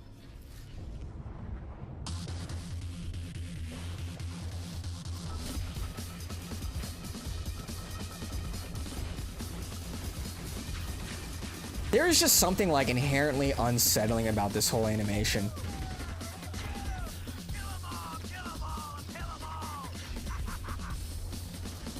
Even just like the art style.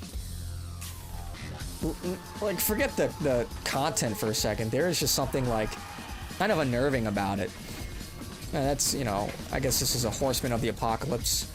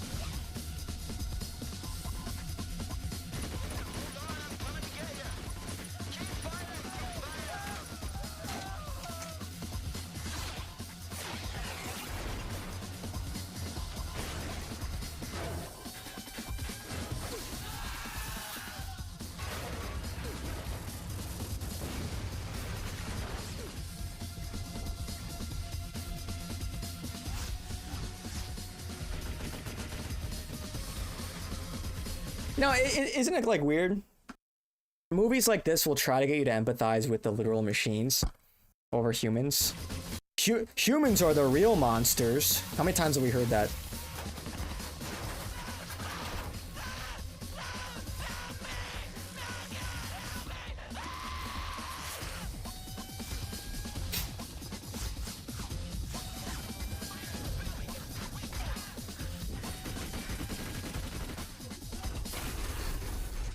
So you put your trust in a Jew over your own blood. Yeah, Godfather 2. Maybe I'll watch Godfather.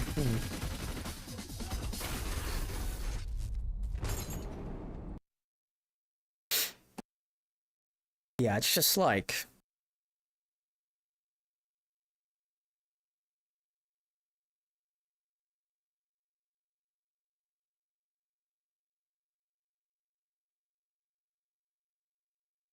Yeah, there's just like something very unsettling about, you know, this whole thing. It's like very transhumanist and dystopian, you know. Just the art style. And I'm not like, you know, I'm pretty jaded. Like, you know, it's, you know, I grew up violent video games, all that stuff. But something about this just feels like anti-human, you know what I mean? Like, forget like the like gratuitous violence and everything, but not that I give a shit about that, but there's like this, I don't know, this like darkness about it. And it's like, it's not even something that like, I don't get the same vibe from stuff like Terminator. You know what I mean? Like, contrast this with Terminator. Let me...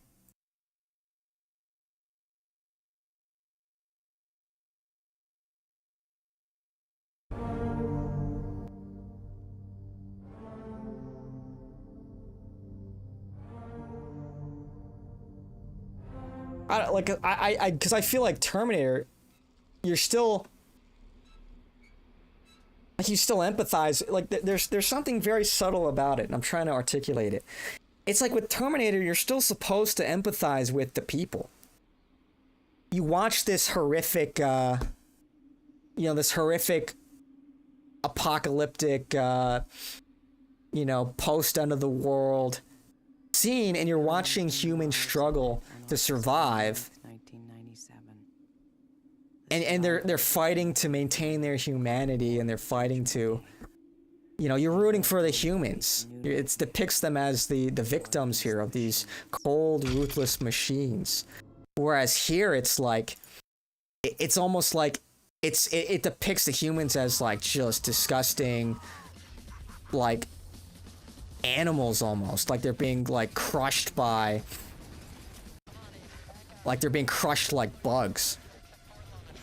Like the humans are vermin. They're like screeching. It's a total like vibe, like difference in vibes. It's like they don't want you to root for the humans here. This feels truly like there's a darkness here that is not present in Terminator. I don't know. Like, am I crazy? You never side with the fucking clankers. Am I right? Blade Runner 2049 is the peak of anti-human storyline. The thing about Blade Runner 2049 is, I don't know. I won't say it's anti-human. It calls into question what is a human. What is humanity? And almost like the things that we should aspire to be as human beings go beyond our flesh. They go beyond, our origin, our, the things that are outside of our control. And to truly be human, or rather to truly embody humanity, is through your actions.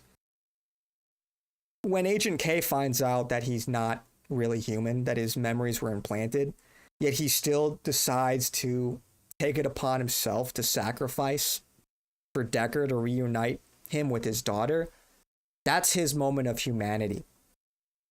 And I think that's very inspiring. It is almost to say like that you are more than simply the things that you can't control, and that we should aspire to this greater level of humanity. And sure, like Agent K is technically not a real human being, but it's almost beside the point at that point, because you can kind of like insert that into different aspects of society. Like you could say the same thing about the poor and the rich, or your personal background, race, whatever. That ultimately you have things that are within your control, and that the best parts of humanity are ideas of self-sacrifice, of this humility. That's what makes you really human, or rather, that's aspirational. That's why I think I don't necessarily think it's distinctly an anti-human plotline. Godfather 3 features a cardinal who later becomes Pope John Paul I. It's been, I don't even know if I saw Godfather 3. I know, that's like crazy. But maybe I'll watch Godfather. I don't know, but do you guys see what I mean? Like, I don't know. It's just like, it's just like gratuitous. You're watching these humans like helplessly scream, blood-curdling screams as they get ripped apart by these machines that they wronged, right? That they were so evil to. It's like they're getting their just desserts, and this is like, it's like just reveling in the vengeance. This is what humans deserve. That's like the subtext here. And then extend that to like the Gentiles. Because, who are the Coen brothers that made this?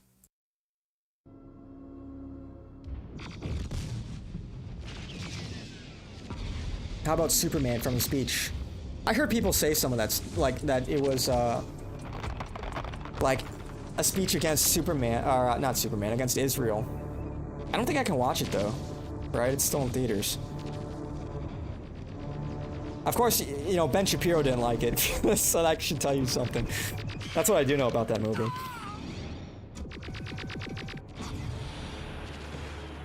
But, like, I don't know, like, I watched this and it's just a totally different vibe, you know? It doesn't give off that same, I don't know, the same hatred, the same, like,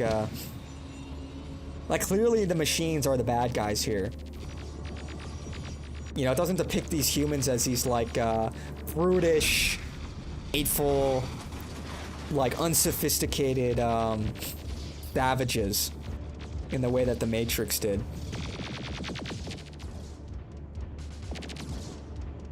I don't know, I'm pretty abusive with the AI. I don't know, what are you asking ChatGPT to do to you, to do for you? I don't want to look at your ChatGPT logs. Superman was based, Tech Bros in Israel versus Superman. Their mission, coming to for us destroy first. The leader of the human resistance, Mm. John Connor, my son. The first Terminator was programmed to strike at me in the year 1984. Here's John Connor, he's just fucking aura farming. It failed.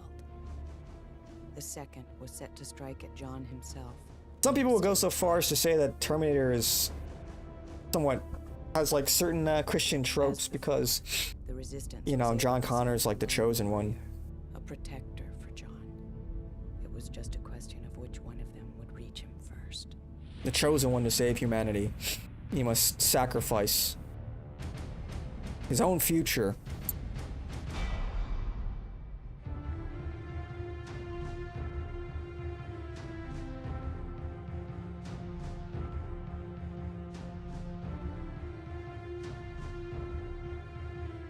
Like James Cameron is, what was he raised as?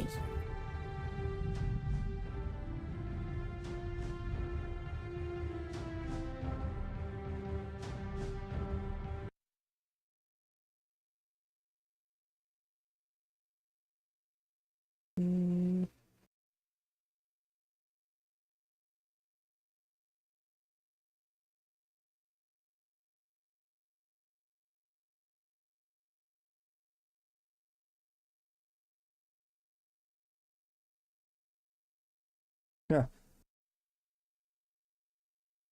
I don't know, was he raised Christian?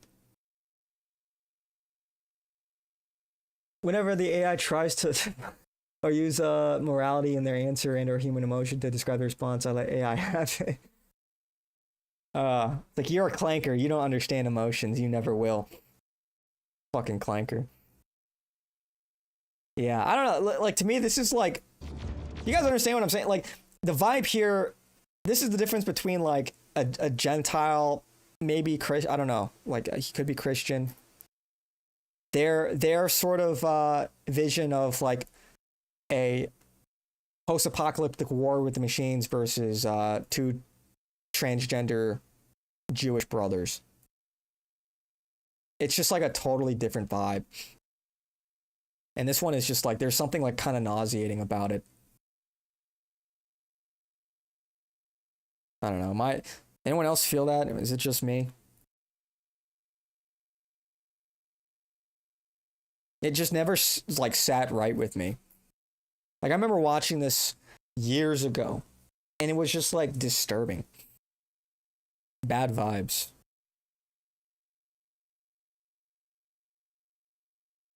And you know, again, like, I've watched like fucked up movies before, but you know, there's like this lingering darkness. Like, it reminds me of this one movie, what was it called? The Event Horizon. This movie's fucked up.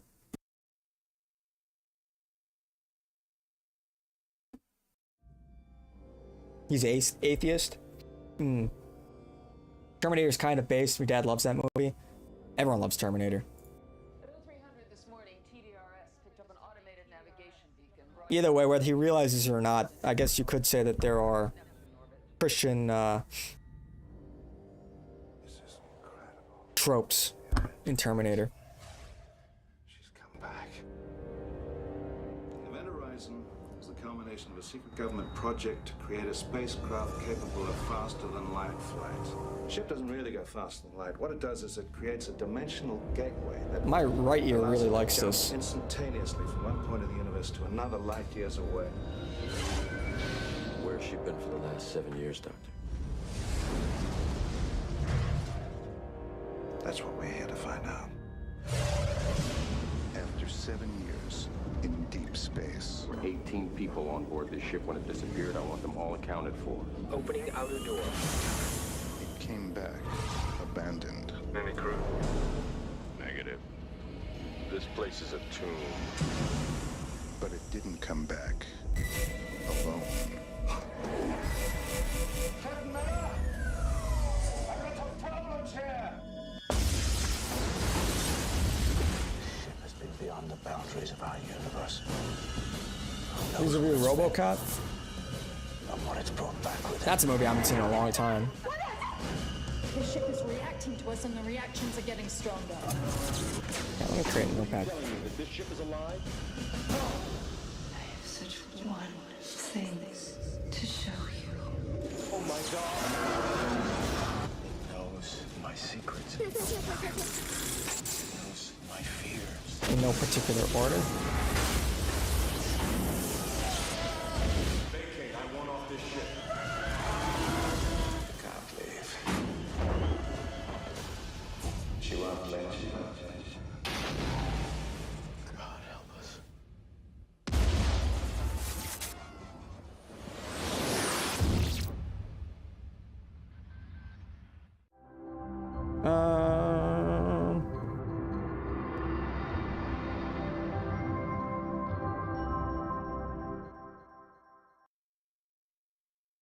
Yeah. Movie wasn't great, but they had like these really fucked up like visions of hell. Pretty dark stuff.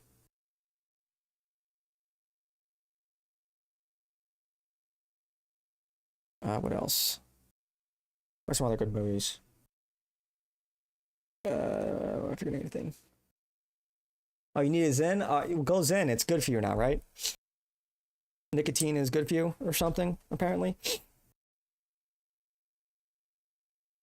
Oh yeah, Matrix. Probably just the first one and Animatrix.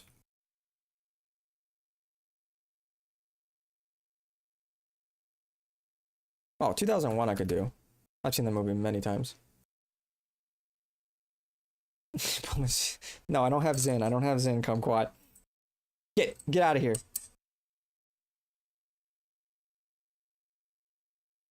Let's see. We're scrolling IMDb, right?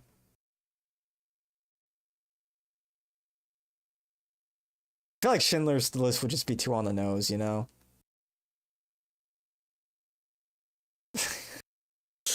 Well, you Jonesing? Maybe Pulp Fiction.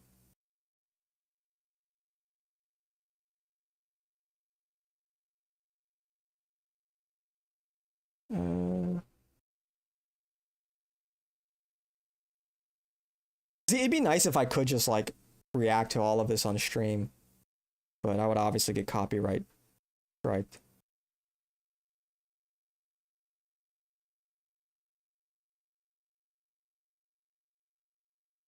Oh, maybe Parasite. Should I do Parasite as well?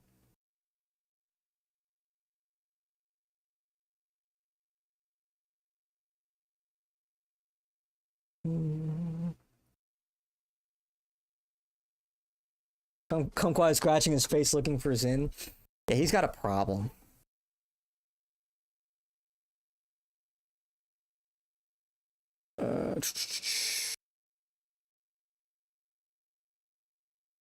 Casablanca's a classic.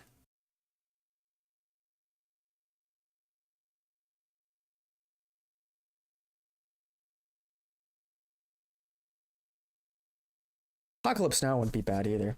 That's based on the book, was Into the Heart of Darkness? Or Heart of Darkness. I remember reading that in high school.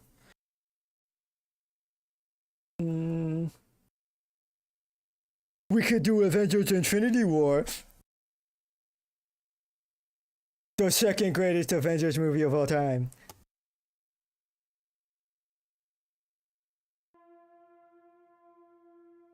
Maybe it's The Shining. That's a spooky one.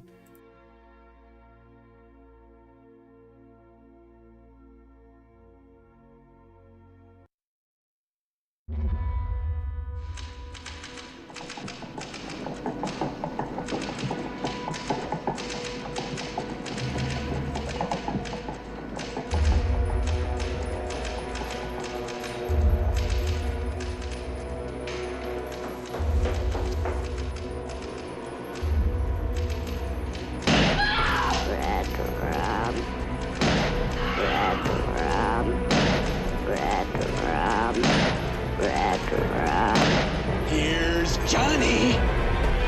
I'm coming down. Come and play with us. Do a Discord a Discord watch party? Maybe. Wait. That's 2001. Oh, it's a guide to Stanley Kubrick. The only difference is like I'll probably want to watch it like in bed, you know? Just relaxing. What else do the kids say these days? Oh yeah, your unk. The short scene with the bear and the dude in the tux freaks me out.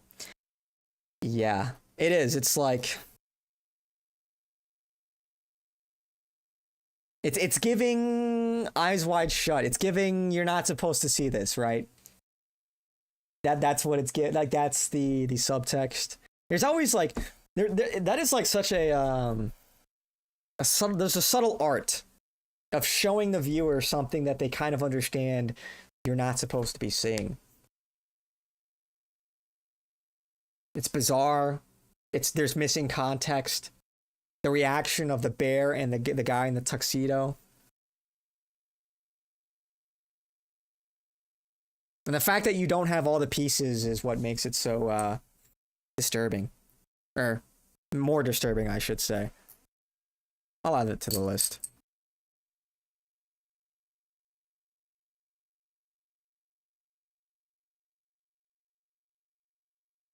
RoboCop. We could even throw a fun movie in there, Wall-E. I mean, it's not like, you know, that deep, but...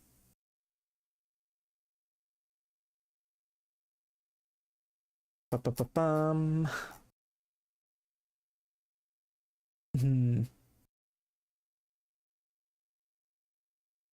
This was Charlie Chaplin, right?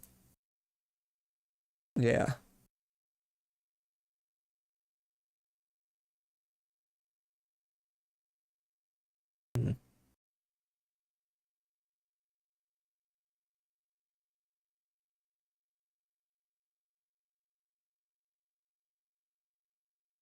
Turbo? Oh, what's Turbo? What's that?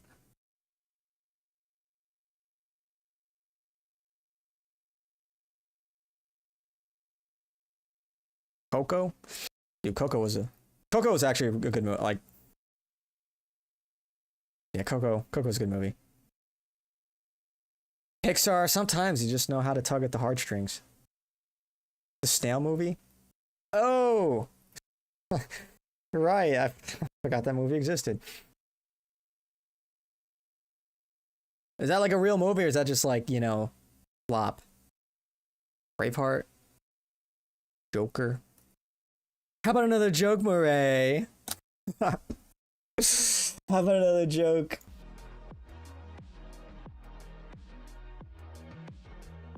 What's this?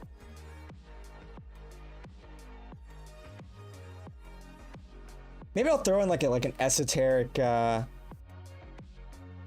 like foreign film. Something about foreign films, man, like Eastern European and like to like a lesser extent Japan just know how to make like unsettling movies. Metropolis, movie about dystopias.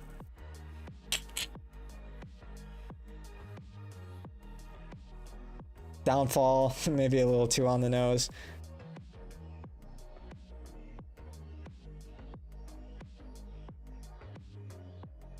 "100% real." Nick always mentions Taxi Driver. I've never seen it, so I don't know if it's any good. I actually don't think I've seen it either. It's like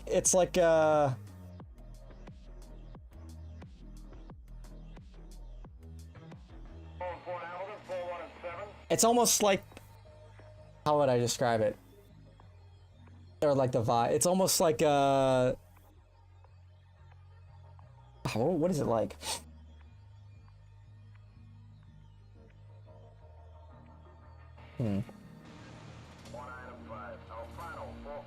De Niro. In Bang the Drum Slowly, peak film. The critics called him a brilliant new talent. After Means. Yeah, it's just another guy that, this society is fucked up, man. This society. Yeah, it's another literally me movie. That's what I was trying to describe. Another Ryan Gosling. It was Ryan Gosling before Ryan Gosling, you know? Streets. They said he was a genius. For his performance in The Godfather Part 2, they gave him the Academy Award. You talking to me? You talking to me? Now, Robert De Niro creates a terrifying portrait of life on the edge of madness. Tabby, just forget about this. It's nothing. Taxi Driver, a film by Martin Scorsese. Yeah, people do anything in front of a taxi driver. I mean, anything. People too cheap to rent a hotel room. Driver, hurry up, will you? People want to embarrass you. It's like you're not even there. It's like, you know, like a taxi driver doesn't even exist. This city here is like an open sewer, you know? It's full of filth and scum. I think I know what you mean, Travis. But it's not gonna be easy. How do you guys get to be a Secret Service man? What? I was just curious, because I thought maybe I'd make a good one. Hey, what kind of guns do you guys carry? Like 38s, 45s, 357 Magnums? Something bigger, maybe? Hi. I'd like to volunteer. Why? Why? Because I think that you are the most beautiful woman I've ever seen. The taxi driver is looking Riz King. Yeah, before Uber. Getting organized. Preparing himself for the only moment in his life that will ever mean anything. How much for everything? $350 for the Magnum, $250 for the 38, $1.25 for the 25, $150 for the 3. Yeah, before Uber. That taxi driver's been staring at us. You talking to me? You talking I wish to my me? Uber drivers were this base. I don't know who's weirder, you or me. You talking to me? Well, who the hell else are you talking? Talking to me? Well, I'm the only one here. I don't believe I've ever met anyone quite like you. Oh, yeah? You will never see a more chilling performance than this. Robert De Niro and Martin Scorsese's Taxi Driver. Jodie Foster, Albert Brooks, Harvey Keitel. It's like that one, similar in premise to, oh shit, what is the name of that movie?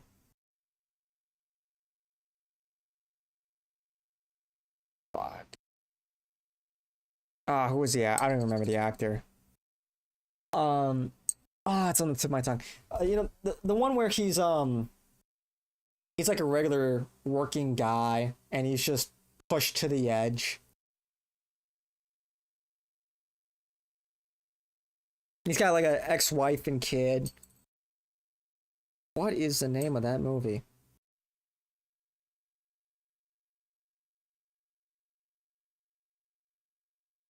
Or like a kind of like an anti-hero type of movie. Dealing with the horrors of the fallen society. Shutter Island. Welcome to Shutter Island. I've never seen this, actually. I'll add it to the list.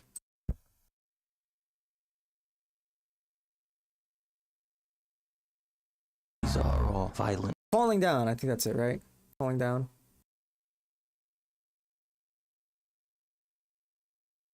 Yes, falling down.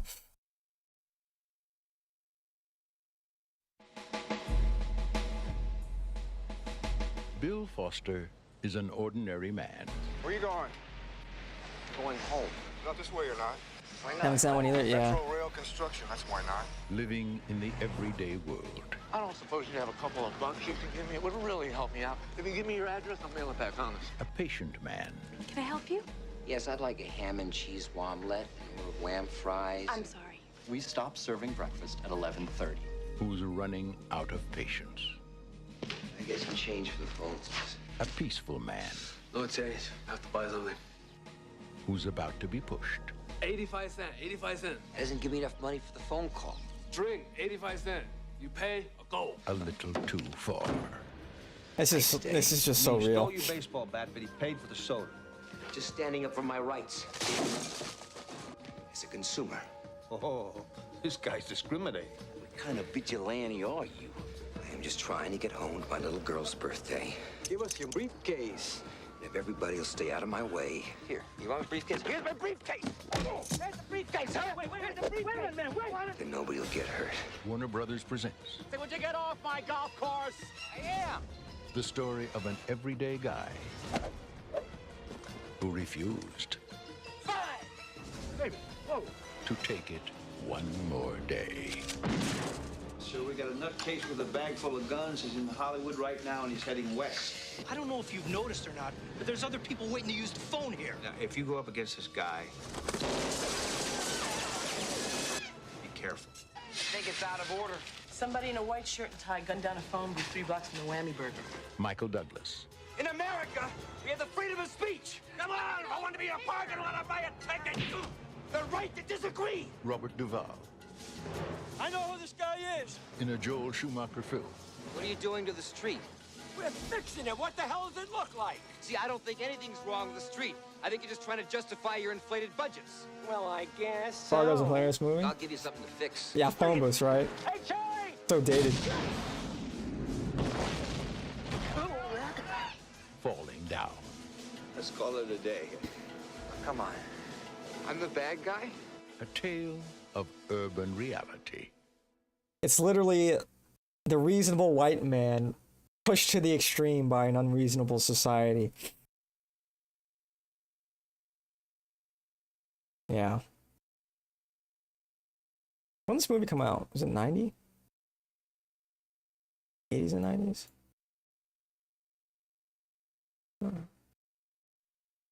Hmm.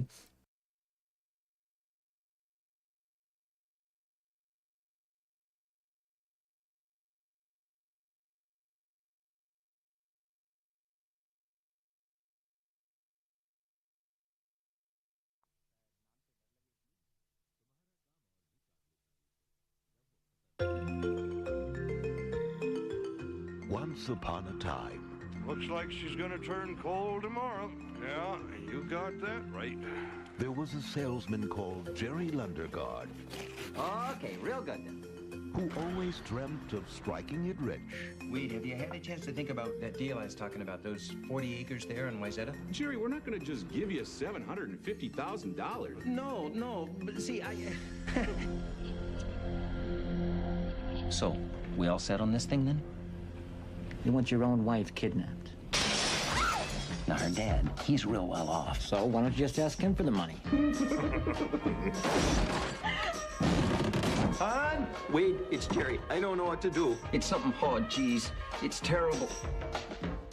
But in a place called Fargo, Mr. Lundegaard? I'm a police officer from up Brainerd investigating some malfeasance. anything can happen. How's Jean? Who's Jean? My wife. Oops. With all due respect, Jerry, I don't want you mucking this up. The heck do you mean? No Gene, no money. Who are you? Circumstances have changed, Jerry. What the heck do you mean? Blood has been shed, Jerry. Here's the second one. I want you to tell me what these fellas look like. Well, the little guy, he was kind of funny looking. Can you be any more specific? He wasn't circumcised. Geez, that's a good lead. Yeah. From the creators of Barton Fink. I'm cooperating here. And there's no, And raising Arizona. What do you fellas got yourself mixed up in? Oh, jeez. You're there in 30 minutes or I find you, Jerry, and I shoot you, and I shoot your wife, and I shoot all your little children, and I shoot them all in the back of their little heads. You got it? You should see the other guy. Oh, jeez. Fargo. End of story. Adding it to the list. I wonder, let me look at the Oscars. I guess I should have been more... Oh, I can't type, I guess. What even won this past year?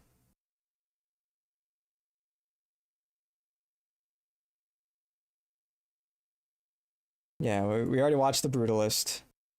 A Complete Unknown.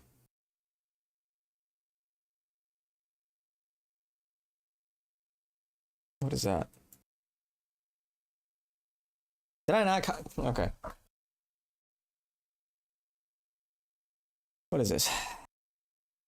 Does this look interesting? You tramped all the way from Minnesota. Why is that? Oh, this is biopic. Yeah, it's a biopic. If you're traveling in the North Country Fair. I say no one wants to hear what a kid wrote last month. Well, I like your songs. Where the winds hit heavy on the borderline. Who wrote this? He did. Remember me. How about that Joan Baez, folks? Yeah.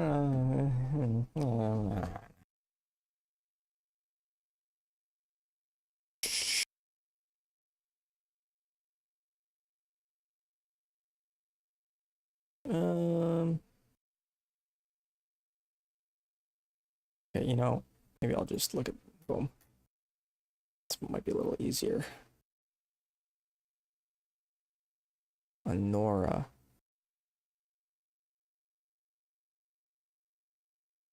Best picture was in Nora. Like watching old movies when whites were the majority. Yeah, Bob Dylan. Yeah, the biopic on Bob Dylan.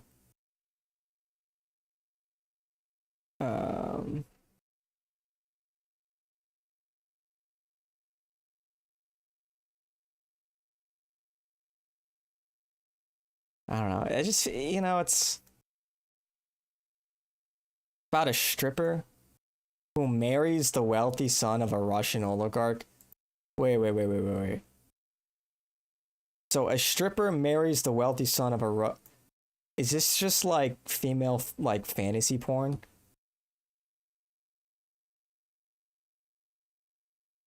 I've seen like an uptick of these kinds of movies where there's another movie I saw a trailer for where there was just like this like prostitute that this guy comes in and he's like, I'm gonna marry you. And like I guess the whole premise was that like this guy was gonna like win the heart of a prostitute. It's like, yeah, this is just like fantasy porn for women. That this stripper is gonna get carried away by some Russian oligarch. In what world? I saw Nora because it got an Oscar. Bro, it's such shit yet depressing film about prostitution, but so many feminist horror saw it as inspiration. Inception, the actress is a J. Is she? Mikey Madison. Inception's good. Maybe I'll do Inception. That's a classic. Yeah, it's like, what, you know what? Movies like this tell women, hey, you can be like a total fucking shameless whore, a literal stripper or prostitute, and right around the corner is your Russian oligarch that will fall in love with you and rescue you after you've lived a life of debauchery. You know how many women like are like that fall into that category where they're like delusional, where they're being total degenerates and they're just waiting for Mr. Right? No wonder why this film did so well. Yeah. Okay. I don't know. It might be worth it to break down the subversion, but it's probably just going to be irritating if nothing else. Oh, I've got too many tabs open.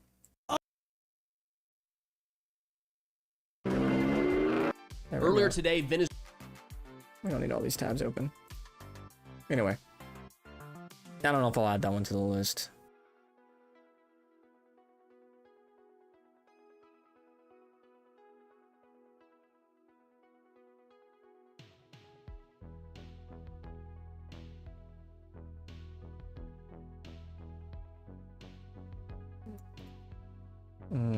I doubt this is going to be a charitable look at the Catholic Church. Let's just look at the director.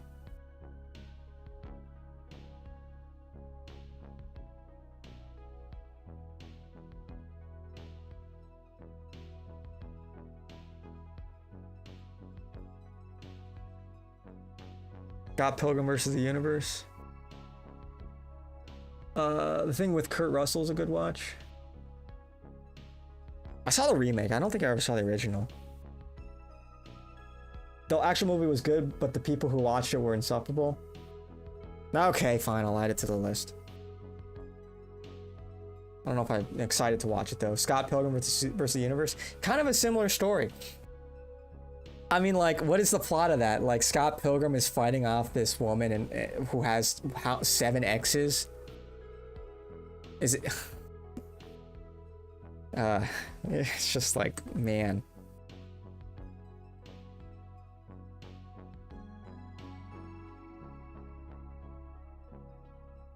I will say, from that movie, I did like, what's her name?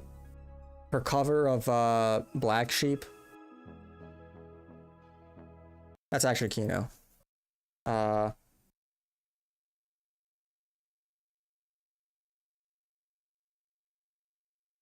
Yeah, Brie Larson. And then it was time. No, the Conclave, they pick a cardinal who is both male and female. Okay. Yeah, I figured. Tombstone. Oh yeah, I should add Tombstone.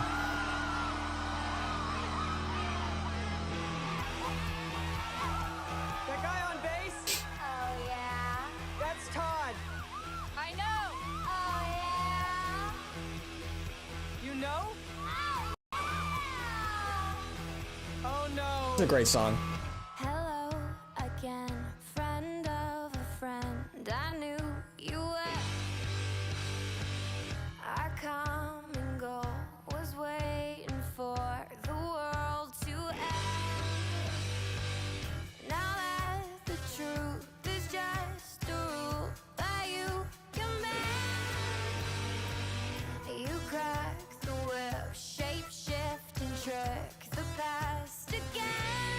Send you my love on a wire, lift you up every time. Yeah, Metro. But I really like the cover.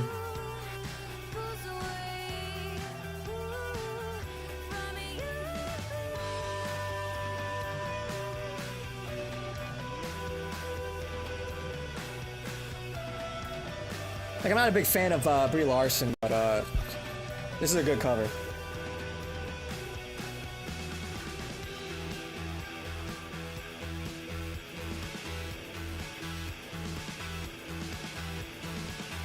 Got balls of steel, got an automobile for a minimum wage. Got real estate, I'm buying it all up in outer space. And now that the truth is just a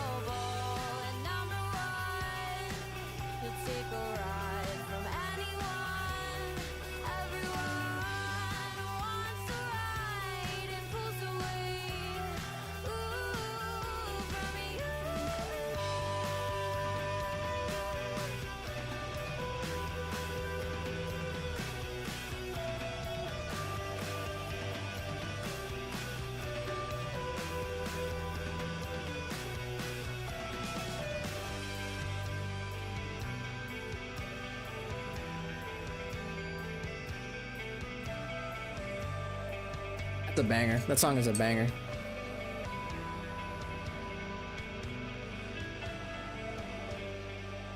Anyway.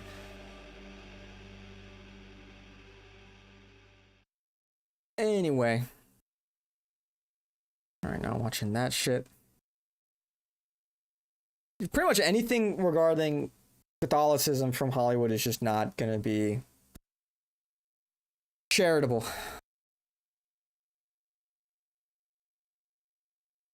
Emilia Perez.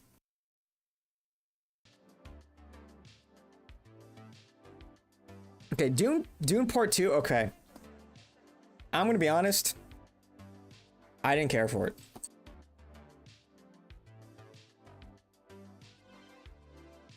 And I really like Denis Villeneuve and Roger Deakins.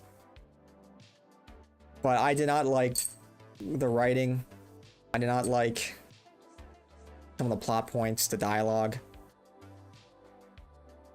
Yeah, I just like... dude. It's just like... I mean, even the poster, it's like, who's the main character exactly?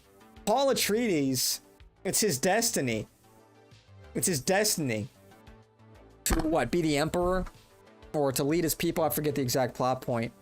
And he's out there, like, simping for, Zendaya, like, oh, I just want you to love me, babe. It's like, dude, what? Is that what are we doing here? What are we doing here? He's essentially simping for, mid. For super mid.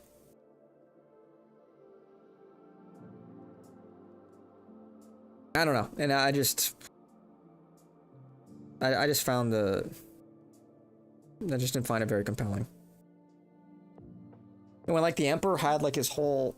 Like, he puts his whole army in the middle of the fucking desert. Like, I don't know why they didn't just glass the planet from orbit, pretty much. Why, like... The fuck?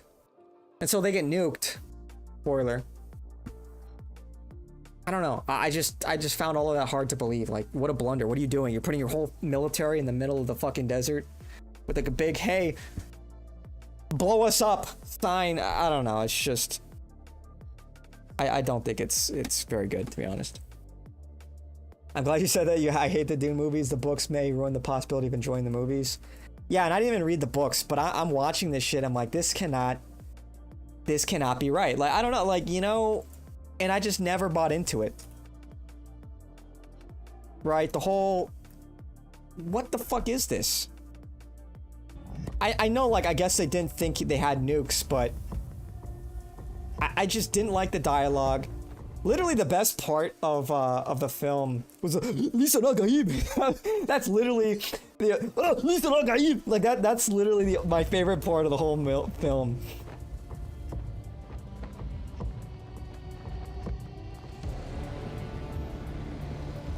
It's like, okay, so you're telling me we have this hyper sophisticated future civilization. They didn't ship in a bunch of fucking water to this planet. Water is such a big problem. They have these super spaceships. It's not like water is a complicated... It's not like it's complicated to make. It's just hydrogen and oxygen. So they can travel across the stars, but they haven't solved water. Like... I don't know, maybe I'm missing something here. Only Ish can remake Dune. Yeah, for real. We need Ish. Ish, if you can hear us, please save us. Ish, if you can hear us. Lisa Nagaib. Lisa Nagaib. And don't get me wrong, like, I think the shots are beautiful. But that's like the Roger Deakins... You know, one of the goated cinematographers. And, you know, Villeneuve is an incredible director, but it's just, I don't know. So many other aspects of this film are just mid.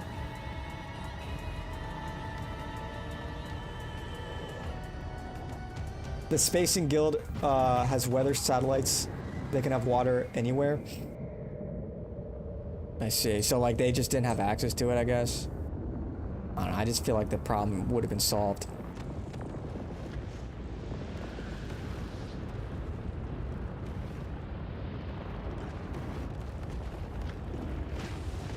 I mean, it's a spectacle. But again, it's like, what is bro doing? What is bro doing out here in the middle of the fucking desert?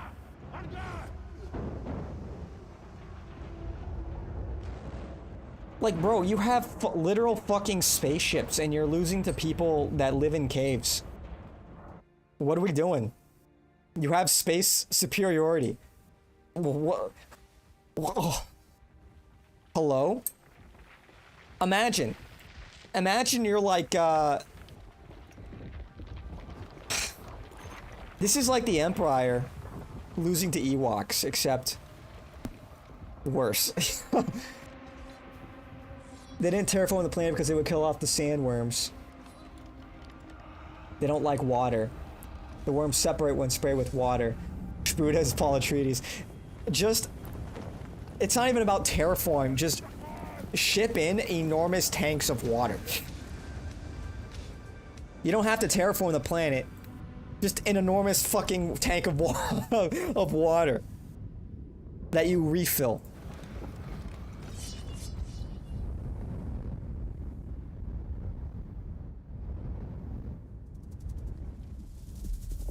And I know they were looking for like they needed like some excuse for why in the far future they would have duels with swords as opposed to like projectiles. And I know that the reasoning is the shields, right?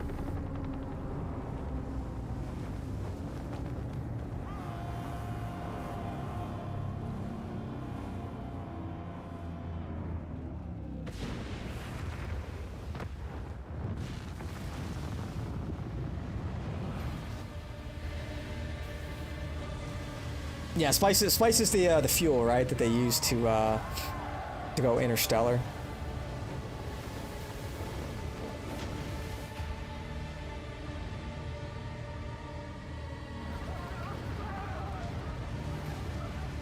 Yeah, Spood is Lisa Nagaik. All hail Spood, hail victory.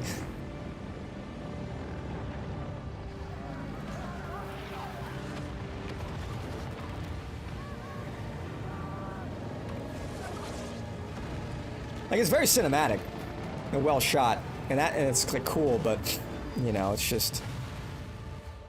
Wait, how did they get taken down? What the hell? Also, okay, I know it's a movie, but why do helicopters and planes in movies always fly 2 feet off the ground like this? It's like the only way, and they shoot a rocket at it, right? Whatever. But like, you'll see this in like, what happened to that guy? You just decided to fly into a cloud of dust? What's the thought process there? What's going on? What are we doing? What are we doing? Like, literally? Like, it's like you're trying to lose, bro. You're trying to lose at that point. Let's fly straight into. I know I know it's a movie, but like. Brother, what are we doing? What are we doing?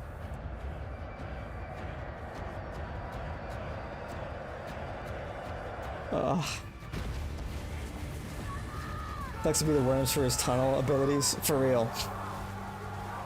Yeah, Flex is the worm. What do they call it? The I don't know, the worm master, whatever the title is. And I really wanted to like Dune, you know, don't get me wrong. But I don't know.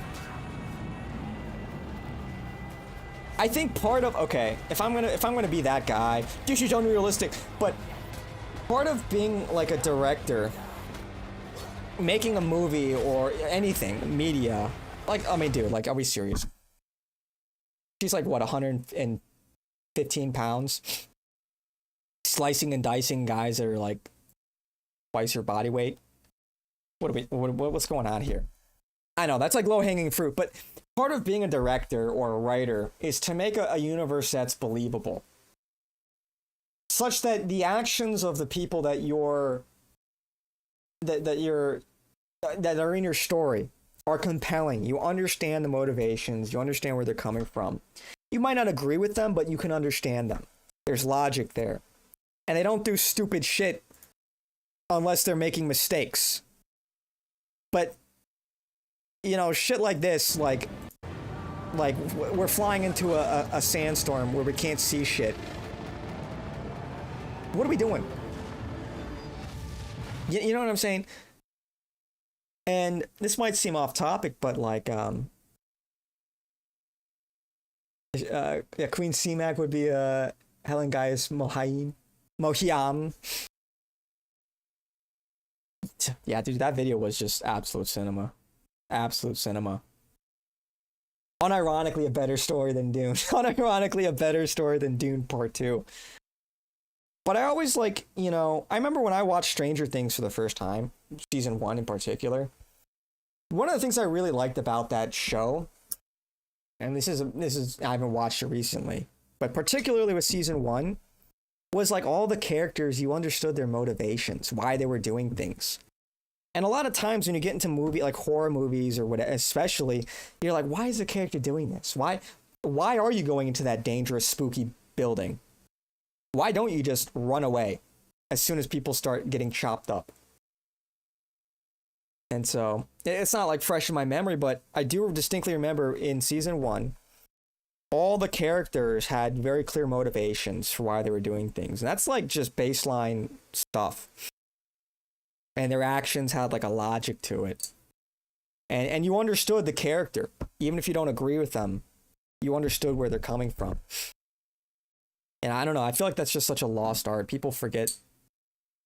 They really overlook that part of storytelling. But in a lot of these set pieces like this, like, you just get these moments where it's like, you know, it's just like dumb. Like whenever there's like a monster movie, right? Like, or wait, it's like World War Z. I think if I recall correctly. Helicopter, right? Like, it's shit like this. Is this the right scene? Is there right? No, this might not be the scene of the... No, it's like, what, Godzilla?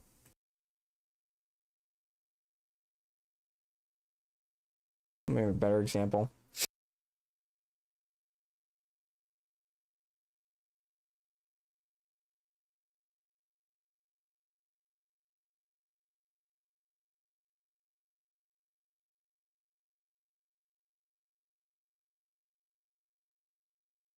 I can't find the exact scene. But like, you know, they're flying like I guess is this it? And this is also true in like Transformers. You're beating up a baby, yeah, the director is bad, they have more money and tech, yet our movies are shit. Yeah. It's like, what is the one way, like, a helicopter loses to a fucking monster like this? By flying into arm's reach. What? It's like, what are you doing? It's like, man, this did not age well at all.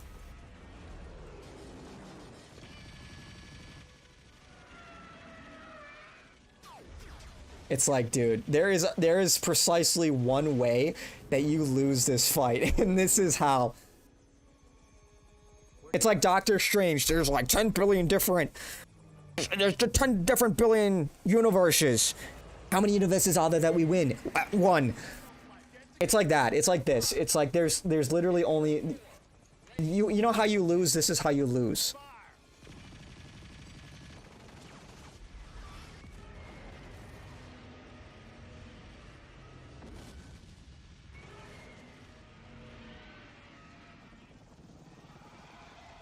Happened in the new Jurassic movie. Yeah. It's just like, it's just so...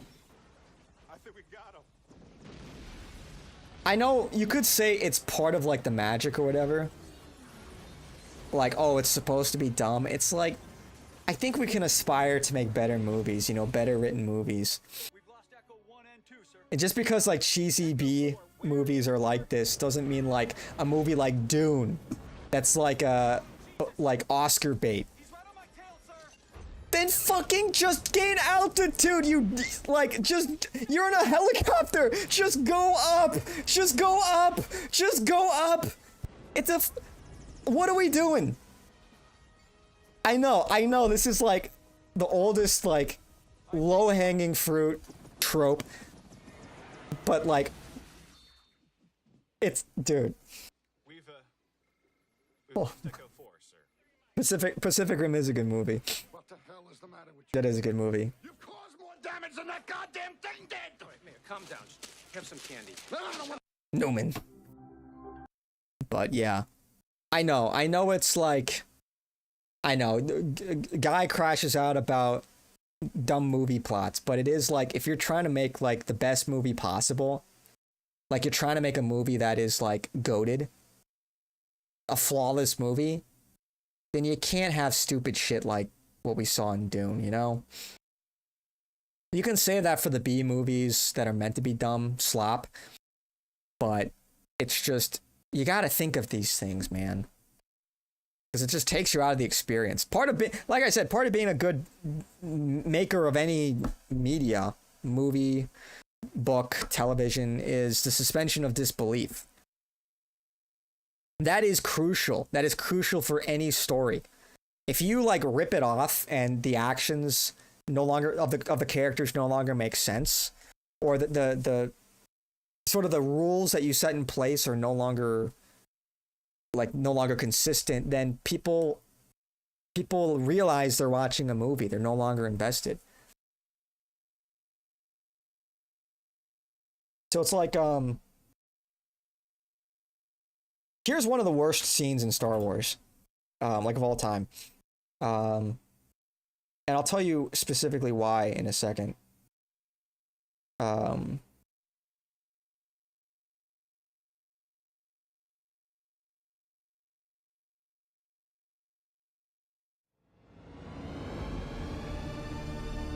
The Last Jedi is probably the worst Star Wars movie. There's so many things wrong with this movie. And it kind of did irreparable damage to Star Wars.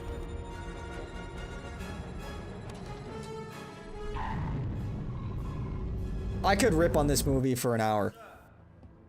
The resistance cruiser is preparing to jump to Maybe I will. Maybe I'll add this to the fucking list. You know what? I'll add this to the fucking list because this movie sucks.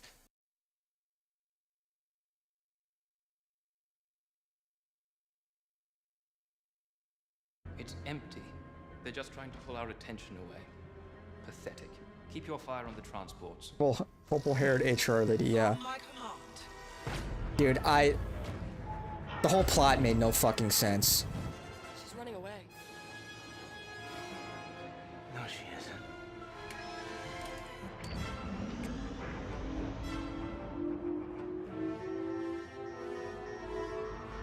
This is the worst scene in Star Wars.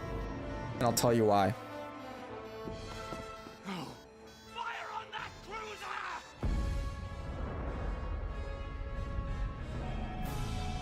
Dude, it's even worse than I remember.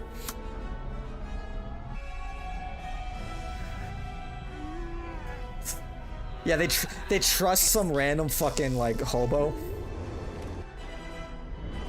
Remember that?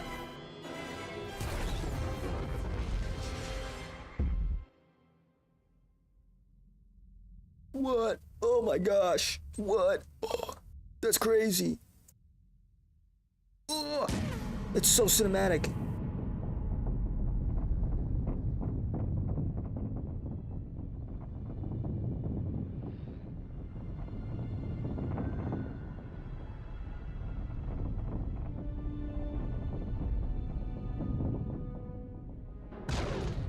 Okay, you know why this is the worst? They just Now every time there's a space battle in Star Wars, you are gonna wonder why they don't just activate their hyperdrives and kamikaze some ship into the enemy fleet.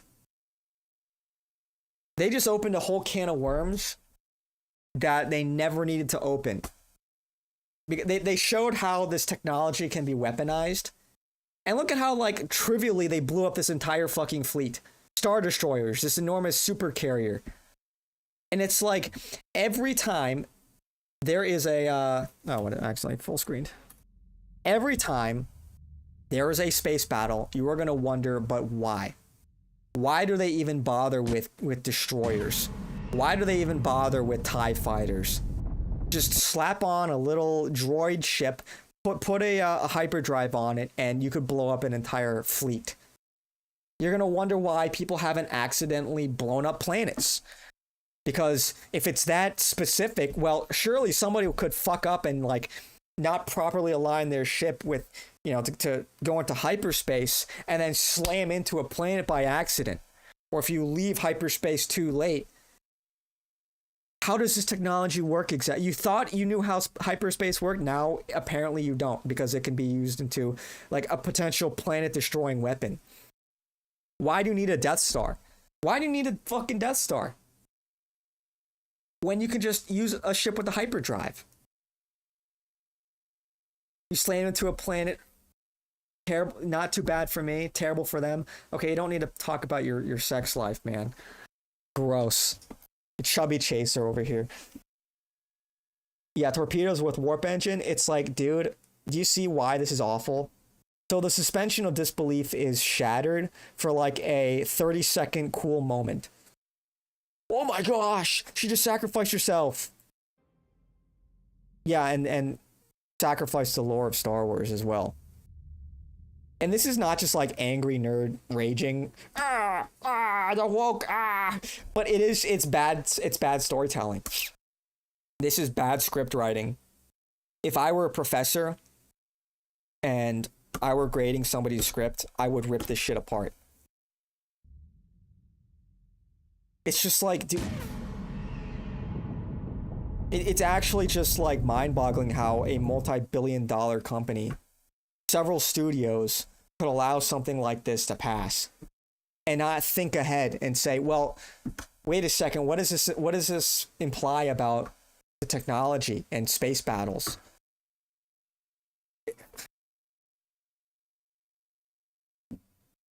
They wasted the original Princess Leia. Yeah.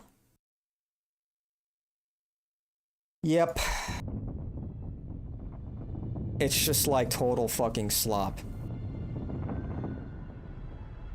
Emotional plot beat. Oh, she sacrificed herself. Like, I remember sitting in the theater and I didn't give a shit about any of this.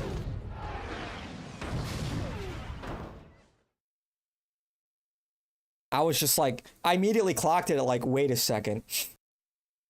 This is ass. This is actually dog shit. I was like mind-boggled. I couldn't believe how bad this movie was. I was actually fucking mind-boggled leaving the theater. I was like, dude, what did I just watch? Yeah. Oh, remember Mass Effect 3? Total non sequitur.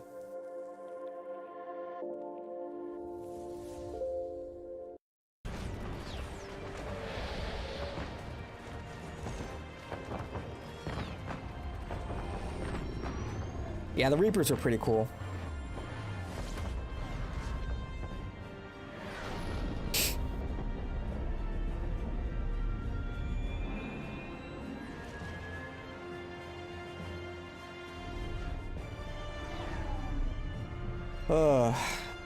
Aye. Reporting. Turian fleet reporting. Asari fleet's reporting.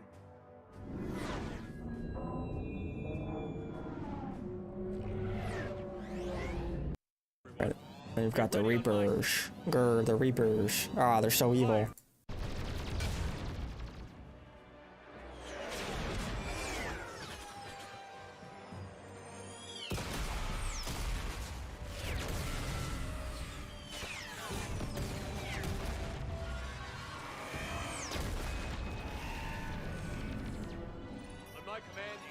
Reaper forces. Roger that. All fighters on me. All fighters? That's a lot of fighters to follow one guy.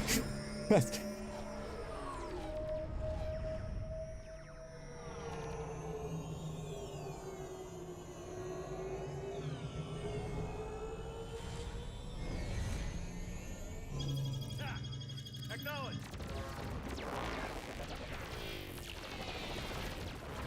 Okay, this might sound silly, but you know,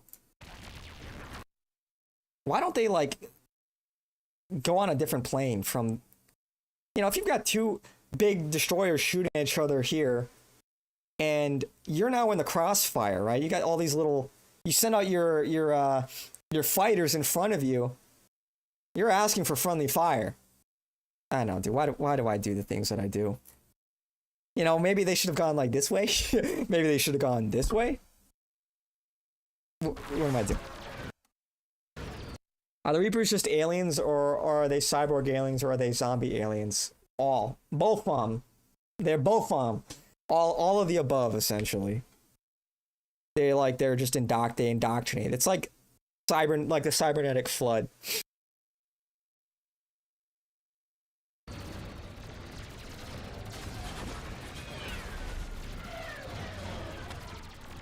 Pew pew pew pew. And the ending of this was also like kind of transhumanist. Like the best ending was synthesis, that, you know, the Reapers, the technology, AI and humans, they become one. That was one of the endings. Yeah, dude, the endings were the worst part of Mass Effect. And I know that not everyone's gonna know what the fuck I'm talking about, but there was this theory called the indoctrination theory that I wish was true. It just made so much sense. It would have made the game like absolute cinema. If the indoctrination theory was true, it would have been absolute fucking cinema. So if they ever come back to this franchise, they absolutely should utilize the indoctrination theory. Why would hang out if you're a carrier? Release your fighters and bounce. Yeah, I won't. What's the indoctrination? Oh, you're gonna Z me? You're gonna Z me, Kumquat? That's what we're doing? The indoctrination theory? The indoctrination theory. So like at the end of the game, like Shepard, he's on Earth, and before he gets beamed up to the Citadel. And essentially, so in the end, you meet the Star Child. The Star Child gives you 3 options, colored options. One is destroy the Reapers, control the Reapers, and the other is like synthesis with the Reapers. And the indoctrination theory says that throughout the 3 games, Shepard, the main character, is slowly being indoctrinated by the Reapers, much like the Elusive Man was, and many other humans that we see in the story get indoctrinated, right? They get taken over. And so the idea is that what happens in those final moments are happening in like Shepard's head. And you're given 3 options, right? And 2 of the options are like Reaper implants to get you to join the Reapers, and the third option, destroy, is the real option, because with that ending, Shepard survives. With the other 2, he dies, he sacrifices himself. But in that ending, you see him wake up in the rubble. You see him breathing when he's in the rubble, sort of suggesting that he wakes up from this dream and he's still on Earth. He hasn't beamed up to the Citadel yet, but he was knocked unconscious. And I'm like, whoa, that's some cinema shit. That would be like mind-boggling if they were truly leading up to that over the course of, because there's like all these little hints. If they were truly leading up to that over 3 games, I'd be like, okay, kudos. But they never claim that as canon. Anyway, that's like, I know that's really niche and a lot of people don't know what I'm talking about. Oh, thanks, Kumquat. Wow, thanks for that. I fucking hate you so much. I hate you, Kumquat. Actual fucking op. Anyway, I know that's like really nerdy and niche, and not everyone's played. Not everyone knows what the hell I'm talking about. But bottom line, it was a missed opportunity for peak cinema. Yes, I am speaker. Boy vey. It's like, why am I here, just to suffer? Just to endure the suffering.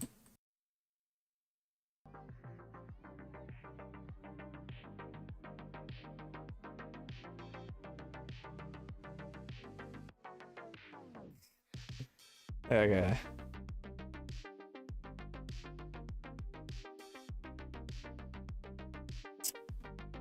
Anyway. Alright, I think I've got my movie list for the time being. I don't know what I'm going to start with. I do not know which movie I'm going to start with. Yeah, you're just a silly little guy. You're a little silly guy, Kumquat. I know what you are.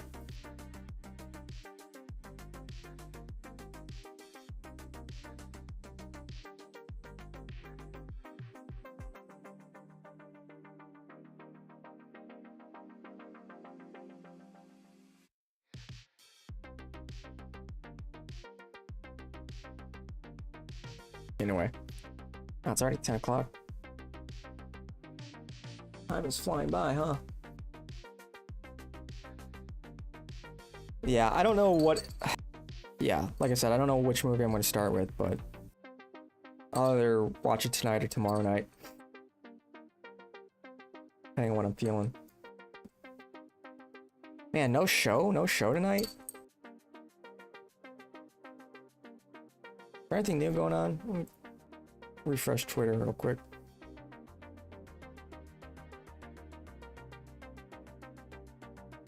Oh yes, Greater Israel, like we were talking about yesterday.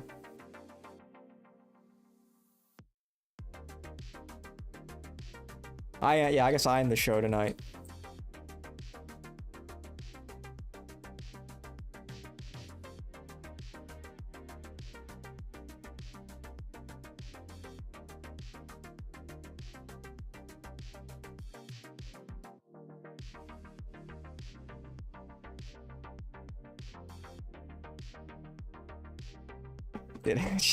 I just like fucking the Japanese are really not happy right now.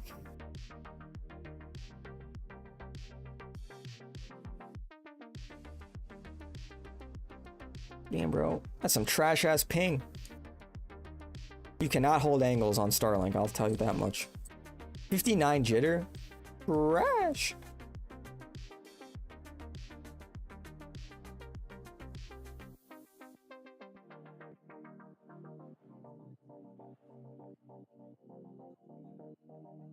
First look at bald Emma Stone in Yorgos Lanthimos' Begonia. The film follows two conspiracy-obsessed men who kidnap a major CEO convinced that she's an alien intent on destroying Earth. Kumquat, I didn't know you had I didn't know you got a job in Hollywood. Congrats, buddy. When is your film debut?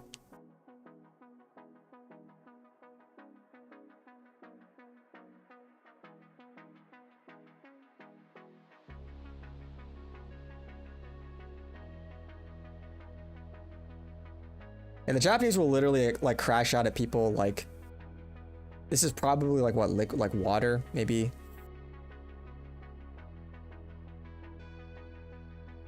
If only.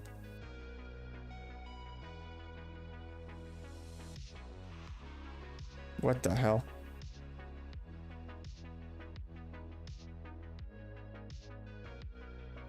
We took her hair and a couple of other things from her. Some things that can't be...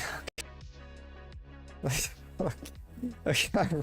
Alright. Okay. Okay, buddy. Alrighty. Okay. Surely not, right? Just met Sydney Sweeney and got to show her what a real woman looks like. Is this the actual person in the picture? I know like the whole like Sydney Sweeney posting stuff is like kind of like normie slop. But is this real? Surely not, right? This is what I like. This has to be bait.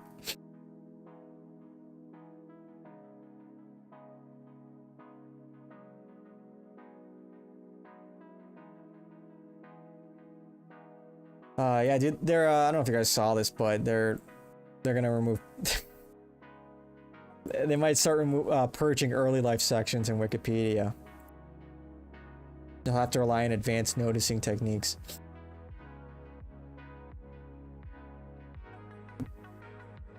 I don't care when it'll be released. One of my boys got in some legal trouble with it, and that's crazy.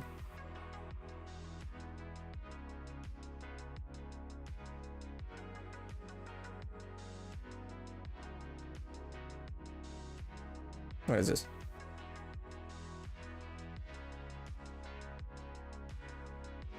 It's your son. Boss. Foxy. This is your boy. Oh, so you gonna be like that? Look, he already crying. Boss. Doesn't want to pay child support. This is your seed. Okay. You don't want your son? Leave him alone, bro. That ain't his kid, bro. That's not his kid, bro. Leave him alone. Boss. He don't know where she been. That's right, like boss. you. Stand This on is your only business. son. He don't look like you, boy. You better take care of your kid. Stand on business, boy. Stop being mean. Yeah. Boss. Stand on This is business. your son. Looky. Stand on So business. you're not gonna see him? That's No. not your son? No, look at He looked at him. Yeah, that ain't his son. That's your son? Look at him, That's boss. your son? No? Did you? Look, he What was that? looking at his- look Hey, you at hear him, that? boss. Son? No? Look, he looking in his eyes. Son? No? Look, he looking in his eyes. Look at him. Yeah, that ain't his son. That's that? your son? Look at him, That's your boss. son? What was that? No? What was that? You Look, hear he that? looking in his eyes. You hear that? That's your son, That's boy? your son? Oh, yeah, he hot. Look at him. That's your son? Yeah. I can only imagine what the comments are saying.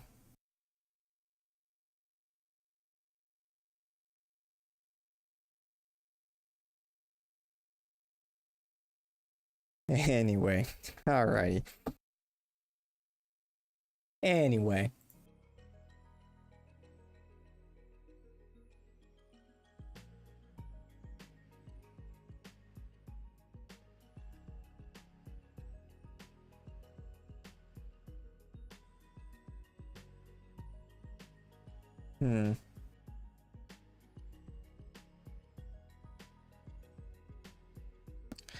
Anyway. There's some good games coming out.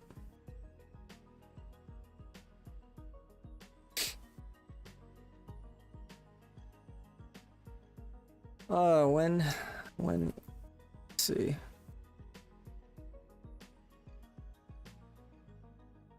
I did get Hearts of Iron 4.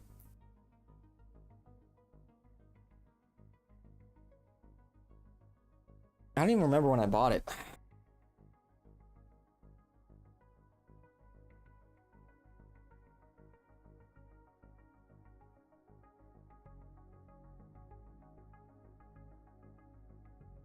I don't think I have any DLC. There's like a fuck ton of DLC, man. Like, what is all this?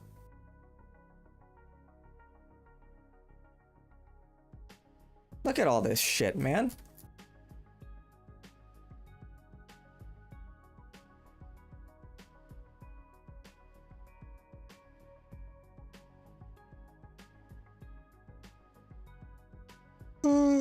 Yeah, I just know as soon as I start playing this game, man, I'm gonna get sucked in. Unironically, DLC is optional. Yeah, I just know as soon as I start playing, man, I'm just gonna get sucked in. That's how these games work, man. Play a map game, it becomes like an autistic obsession for a week straight.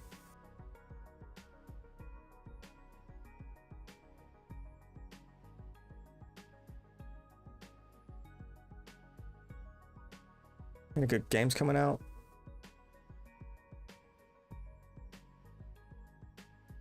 Dude, look at how many. There's just like porn games, man. What the fuck? What are we doing?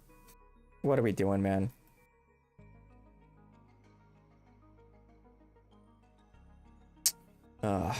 Borderlands 4? I don't know, looks like shit. Start it sooner rather than later, because once you get into the workshop, it's a wrap. You gotta start off with vanilla just to get your lay of the land. Oh, there are mods too. Of course there are. Of course there are.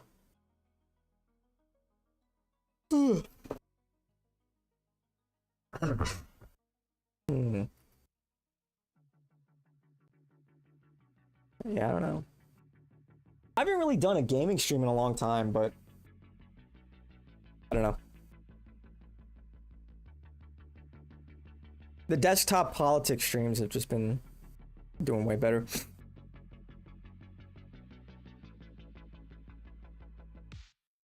I think I will play a lot of Battlefield 6 when that launches though on stream. I'll probably do like all the politics and React stuff first, and then transition into like gaming later. Off topic, but what's the actual Christian position on evolution? Do Christians really believe humanity came from two people, or they accept the hominid evolving theories? I don't know what necessarily the official Catholic position is. But the thing about Genesis is it doesn't it's sort of implied that there are other humans that were created. We don't exactly know what happens. We don't know if the Garden of Eden is exhaustive, in other words, of all the humans that God ever created or that ever were prior to that point. Yeah, it was just a different period of time, really. It was one where humans were a lot closer to God. I mean, literally in the Eden, in the garden, they saw God every single day. So we don't quite know exactly what happened in that period before and immediately after the fall. So, but it's sort of like the Tower of Babel, where at one point humanity was unified as like one civilization. They tried to build this tower to be with God, to go to the heavens. And God said, not so fast. You know, you can't, that's hubris. You can't build your way to heaven. That's not how this works. And so he scatters the people to different corners of the world, and that's where the races and the languages developed. Now,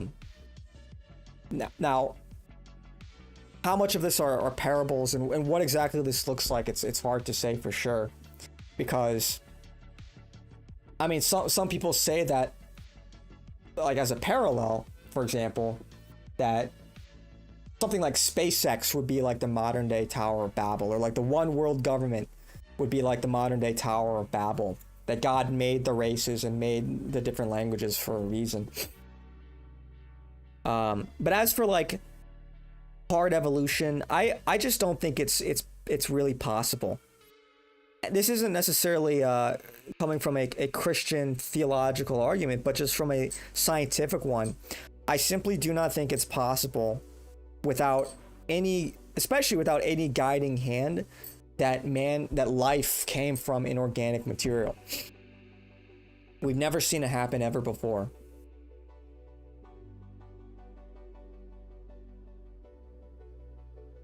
Yeah, cool story.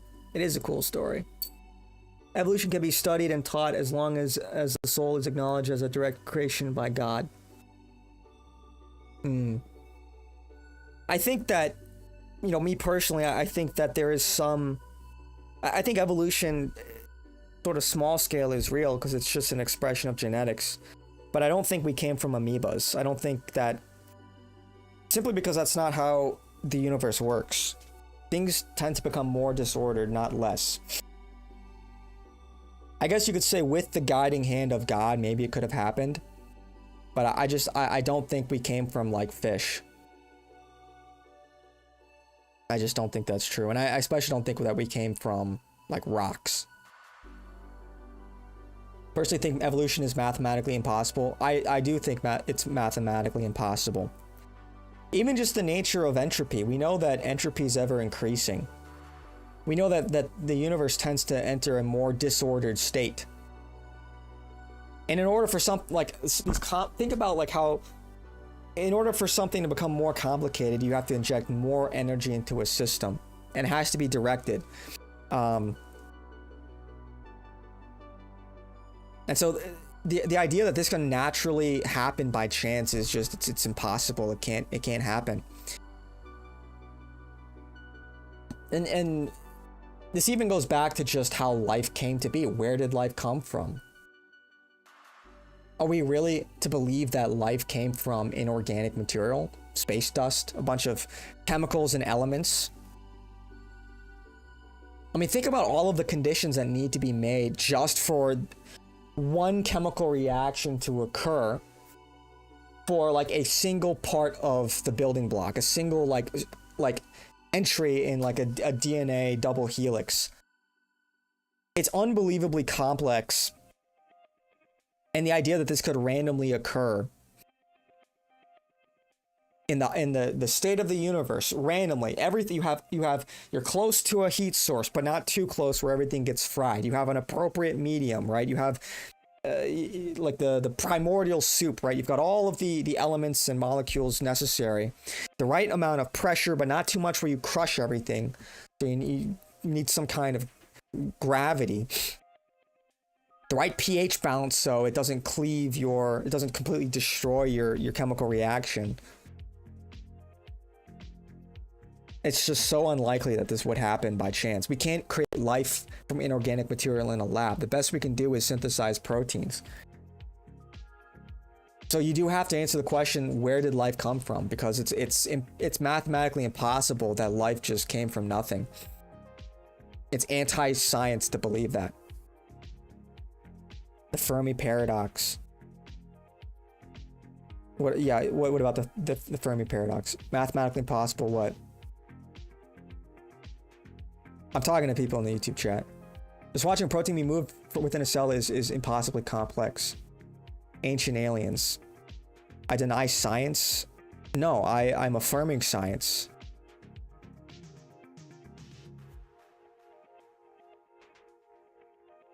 I'm saying it's scientifically or mathematically impossible that life came from inorganic material.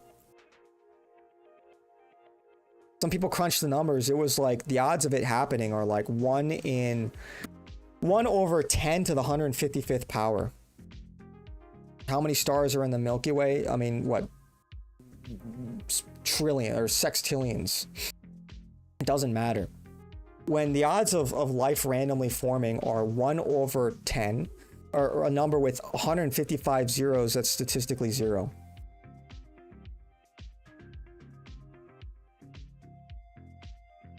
Okay, math is based on numbers. Okay, how many stars are in the Milky Way? Oh, just the Milky Way. I don't know about the Milky Way. 300 billion. Okay, so what's your point?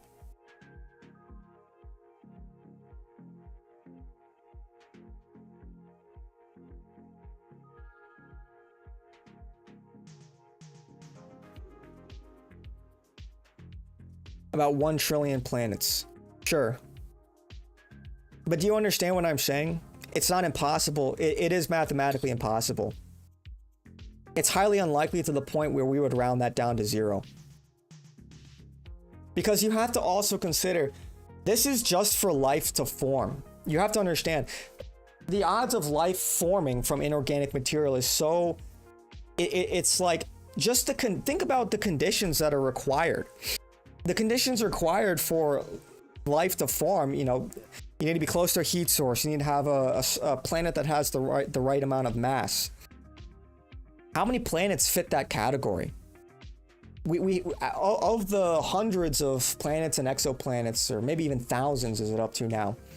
We have maybe just a handful that could potentially fit those criteria.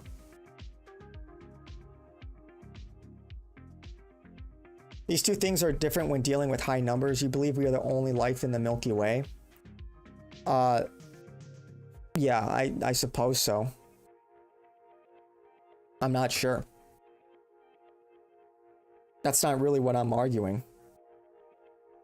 What I'm arguing is that life cannot form from inorganic material.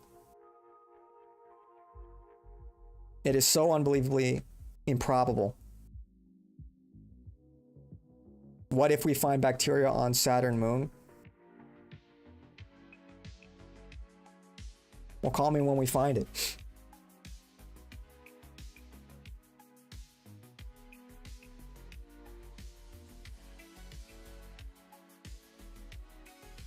When I speak of evolution, I'm talking about the creation of a new species, not a minor adaptation to the environment within a species.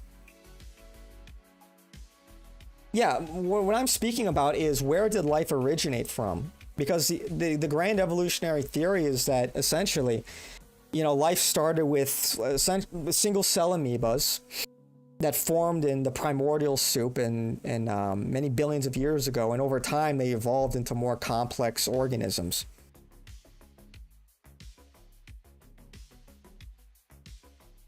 And I'm saying that that is highly unlikely. It's highly unlikely that that would happen.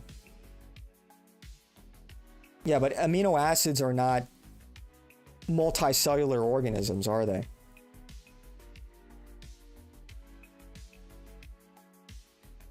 So.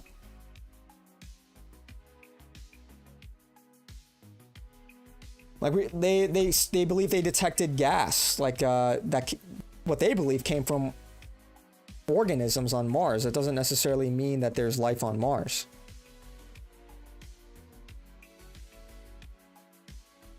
Yeah, the jump from a single cell to multi-cell in itself is enormous. And what would be the impetus behind that?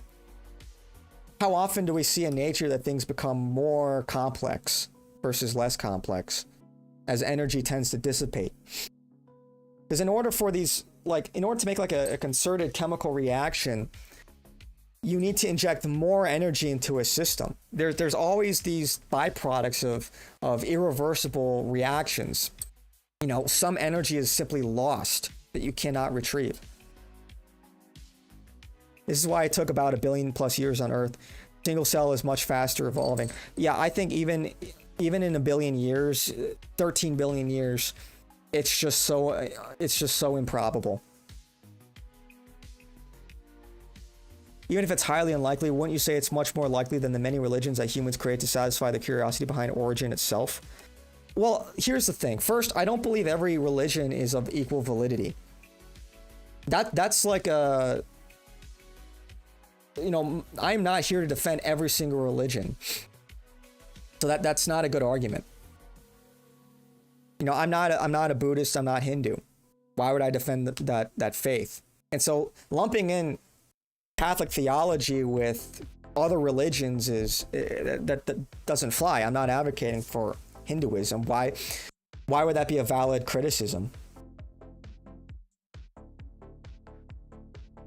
Yeah.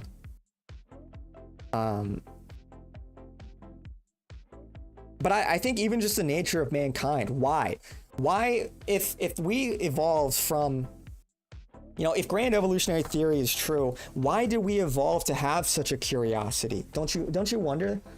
Why do we have this inclination, this desire, this striving? Why do we look up and reach? Why do we strive?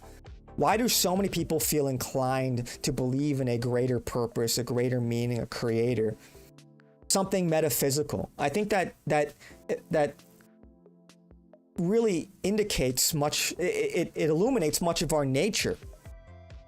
I think we were designed as such, because if we were a product of evolution, why do we have emotions? Why are we not essentially robots? Why are we not automatons, like human-sized ants? How is it beneficial to us from an evolutionary standpoint to care about our elderly, for example?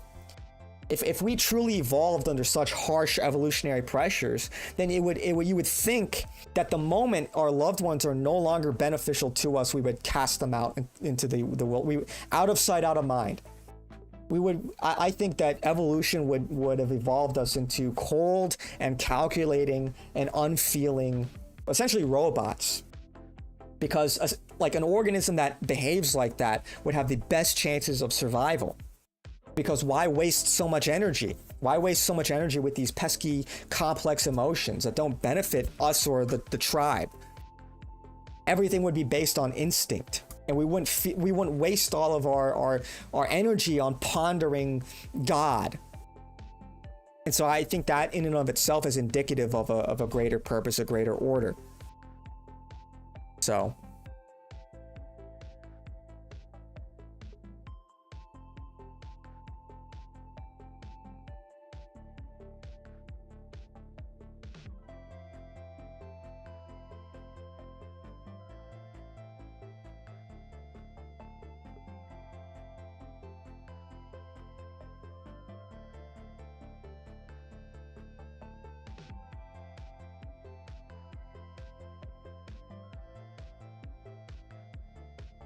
yeah, the 1630 fund. A lot of people got exposed by this.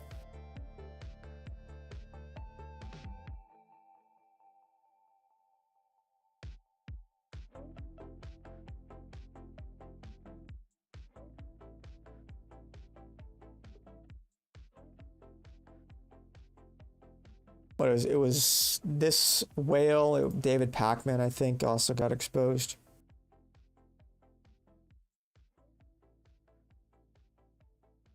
Anyway.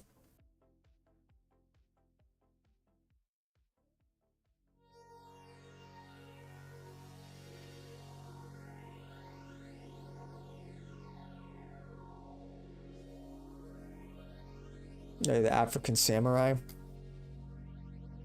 Yeah, I mean, dude.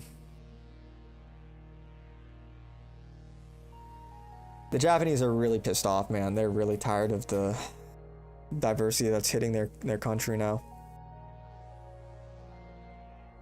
And they don't even have it nearly as bad.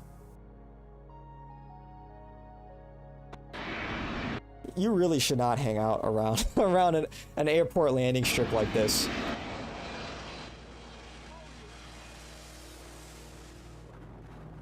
It's not good to breathe all those fumes in.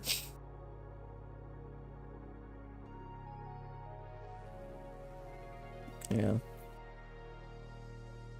Ugh. Are the Japanese fatigued already? They are. They already are. And it's not even like nearly as bad. But we'll see what happens. We'll see if it gets better or worse, because, you know, with their declining population, as long as your population is declining, you're in a recession. Because things are shrinking. By definition, that's a recession. It's very hard to grow an economy when the people that make up the economy are decreasing in number.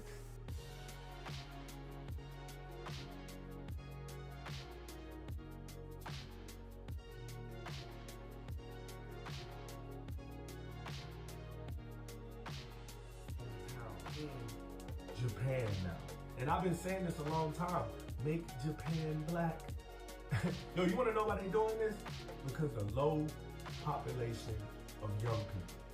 Yeah, absolutely not. They should absolutely not do that. See, dude. Yeah, this is disappointing. No, I don't think it was a false flag. I don't think yesterday was a false flag.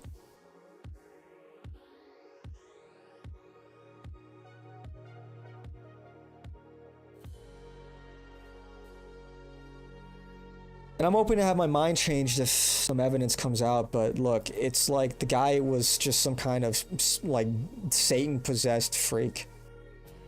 Our society produces a lot of people like that. Like, I don't think I don't think yesterday's shooting was some kind of, like, false flag op, and for, like, what end exactly?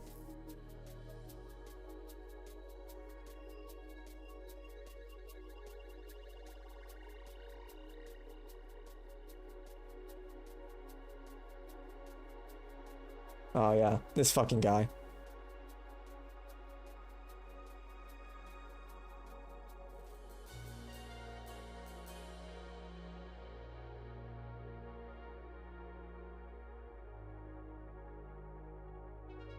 David Pacman sucks. I went to a Catholic high school, and the Bible study class I used to ask why Catholics said the Earth was at the center of the solar system, which later admitted they were wrong. Okay. Robotics will save Japan. Look at the giant robo. Yeah, I don't know, man. I think robotics and AI, I don't know how we get through that problem. Because it'll just replace humans. Pac-Man has quite the punchable face. Yeah, he's just another one of them, you know? Has just clear disdain for Christians.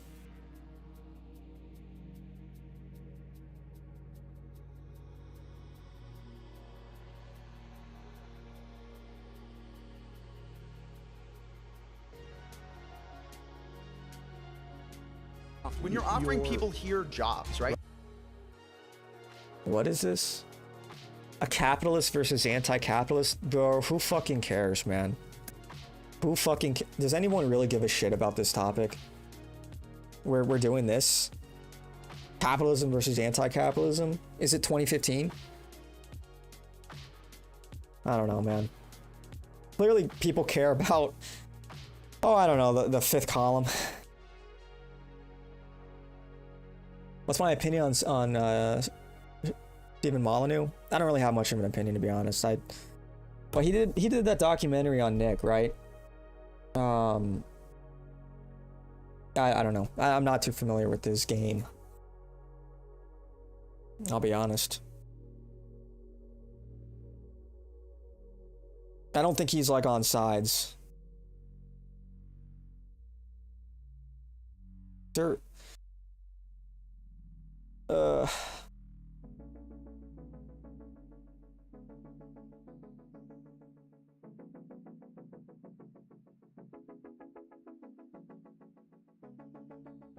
Einstein did argue that, according to the principles of general relativity, one can mathematically describe the universe using a coordinate system where the Earth is at the center and the Sun orbits.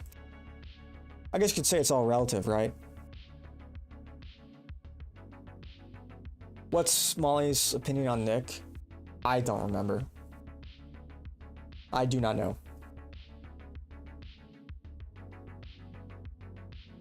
I legitimately don't know. But I don't know. I think there's been a very concerted effort to paint the Catholic Church as like anti-intellectual.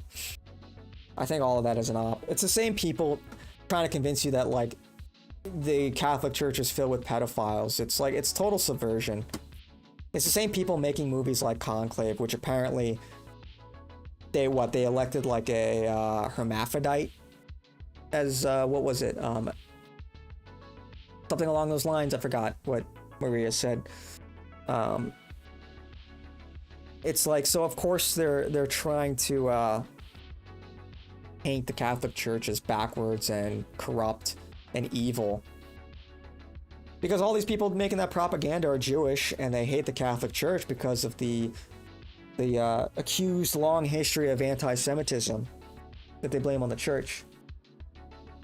Yeah, it's the same op that said the Middle Ages were the Dark Ages. Yeah. Yeah, it's ridiculous, man. You know, a lot of science has been hijacked by the occult. This goes back to like the 1600s with like the Royal Society.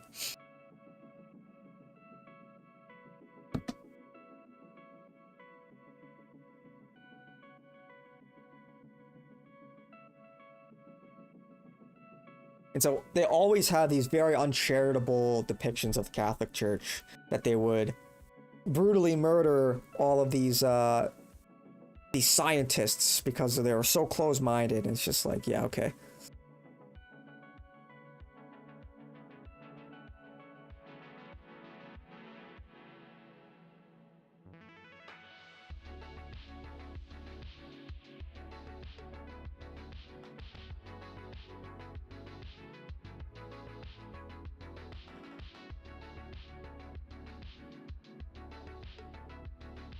There's some other Wicked. They made a Wicked movie?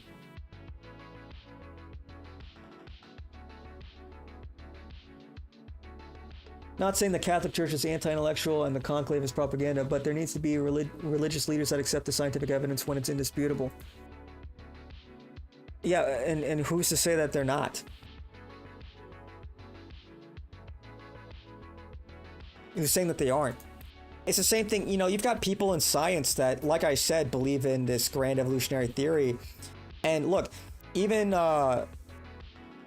Darwin said that it would be ridiculous to apply it on a grand scale. People, like, it's actually crazy. People will just believe some of the, and I'm not anti-science, but like, people will make the worst cases possible for some of these theories, relying on their credentials to make the case for them. It's like a year ago, there was another scientist. He put out an article making the case that the universe, instead of being around 14 billion years old, is 28 billion years old. Like, wow, we just doubled the age of the universe. Where are all of where's the uproar in the science community about that? Take that kind of theory seriously, but they'll hand wave away this. They like presuppose that we did come from these amoebas, and it's just it's not. It's literally mathematically impossible. Even when you consider 14 billion years, even when you consider all of the billions or trillions of stars in the universe, we're talking about we're still over 100 orders of magnitude off of where we would need to be for life to realistically come from inorganic material just by chance.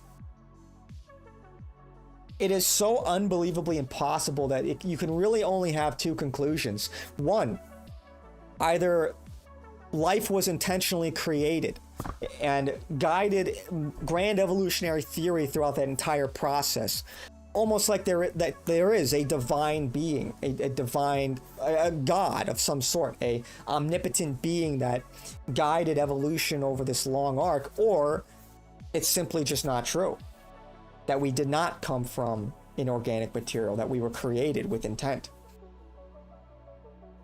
Either way, like, you can't discount the intelligent design. You can't discount how clearly the fabric of our existence is of an intelligent design. Things make sense. There's logic behind all of it. You can chart things with math and physics. And the mere fact that we can recognize that with our own intelligence, I think, is indicative that everything is of a intelligent design. Like, would we really believe that random chance could create something so intricate and so logical? I don't believe it. And I think a lot of people are kind of IQ gated on that, because I can't imagine what that really entails. Difference is that those scientists can admit their theories may be incorrect later on, but religious leaders can't, because it would crumble their entire theology. That's not true, though. That's not true. And again, it's like, which religious leaders? Like, give me an example. Because, you know, people love to talk with these broad generalities, but give me some specifics. Because the Catholic Church has, you know, changed their model with new scientific discoveries, many of which actually the Catholic Church led the endeavor. Even then, like, you know, the Big Bang Theory is not at odds with Catholic theology either, with creationism. But again, a lot of these things are just theories. The Big Bang Theory has yet to really be proven beyond a reasonable doubt. You know, sure, there's compelling evidence, but that's kind of the nature of science. It's evolving. It's like a practice. So.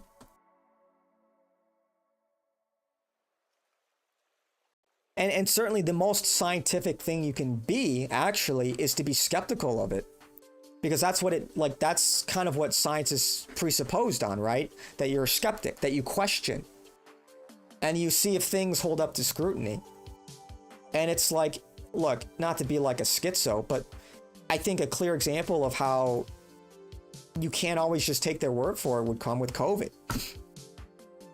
They just lied. They lied about the vaccines, obviously. And not to be that guy, but like, clearly they were not safe nor effective. They made them in 8 months. They did not do double-blind trials for this new technology, these mRNA vaccines, and people just said, oh, if you question it, you're anti-science. Can you really, like, these people in many instances have a financial incentive to trick you. And so again, I'm not saying science is bad. I believe in science, but it's like science is not monolithic either, and you do have to scrutinize these things. I just think it just, you know, at the core of it, I think based on what I said earlier, it's just simply far more likely, if it comes down to odds, probability, it's far more likely we simply live in a created universe of an intelligent design with intent behind it than this is just a cosmic accident. I mean, like, seriously. For the reasons I outlined before, that the odds of this just of life in the universe and the way that it is sort of just coming into existence by chance is just, it's literally astronomically, it's impossible. It is impossible. The odds of it occurring, like I said, is 1 over 10 to the 155th power that life would randomly form from inorganic material. We would round that down to 0. That's 1 over a number bigger than, by an order of order of magnitude 55 greater than 1 Google.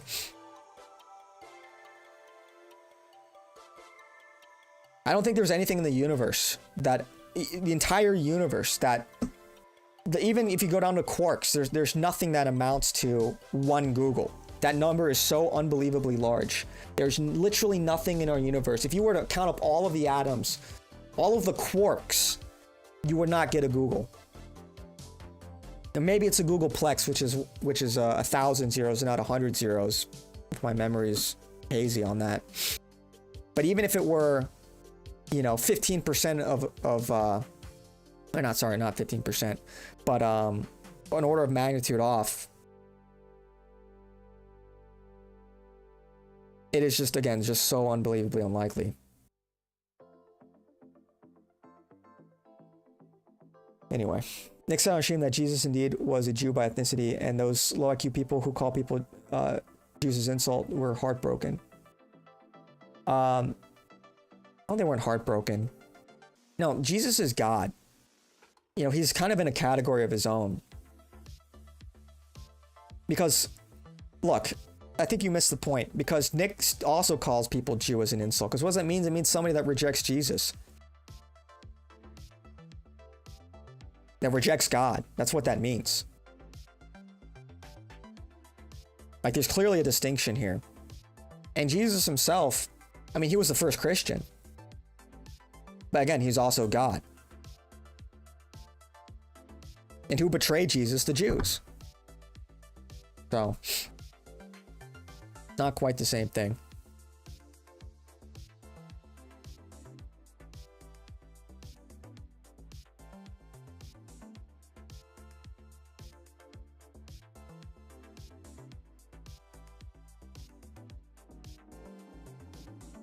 Real pain.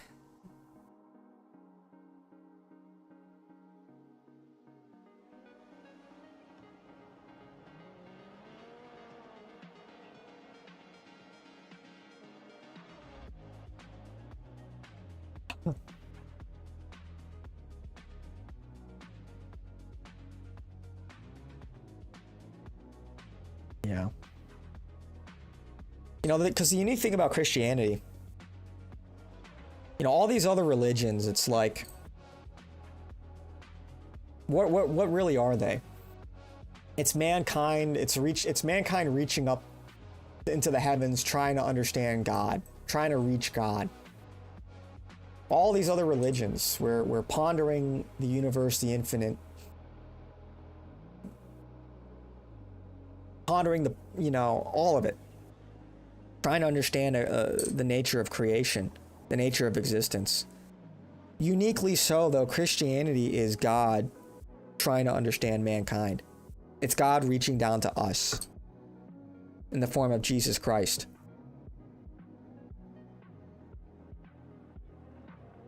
And I think this is where a lot of people get lost, because Christians fundamentally believe there's a morality to our existence. That it's not simply controlled and calculated, that morality isn't derived from logic, but rather it's inseparable from it, that it is a product of it.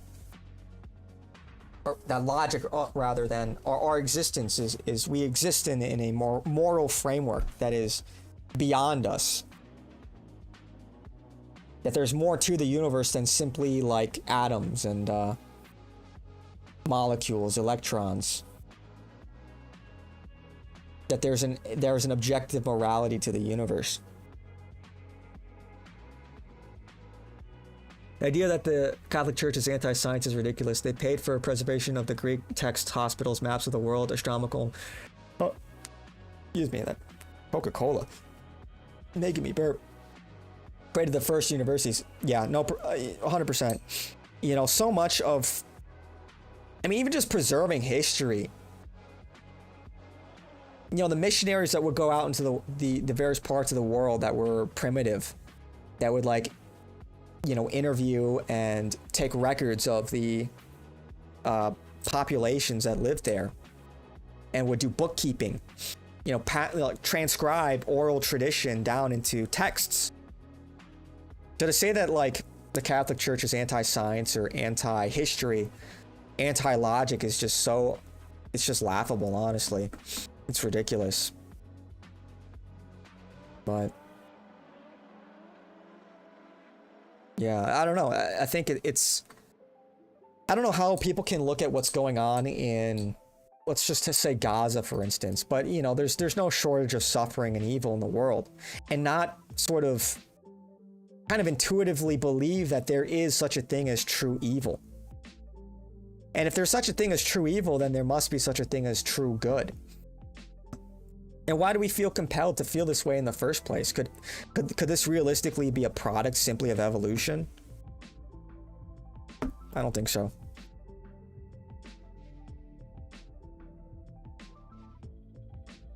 Both Judaism and Christianity claim that the Great Flood destroyed almost all life, sparing only Noah's Ark occupants, yet there is no geological remnants of the global water erosion on the continents. Some people believe there is. Some people believe there is global, that there are erosion marks on various parts of the world. Yeah, so that's not entirely true.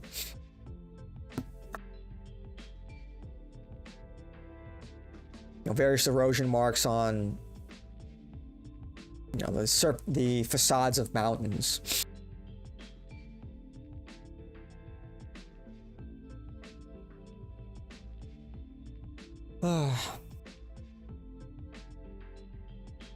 But even then, we also don't know the extent, because it doesn't exactly give us a map. We weren't exactly given a map.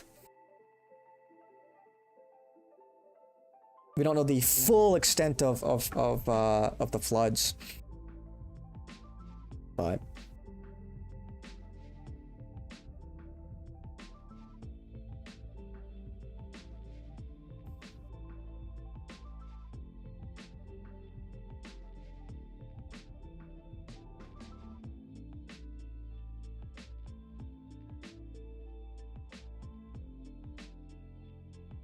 that's like all the movies.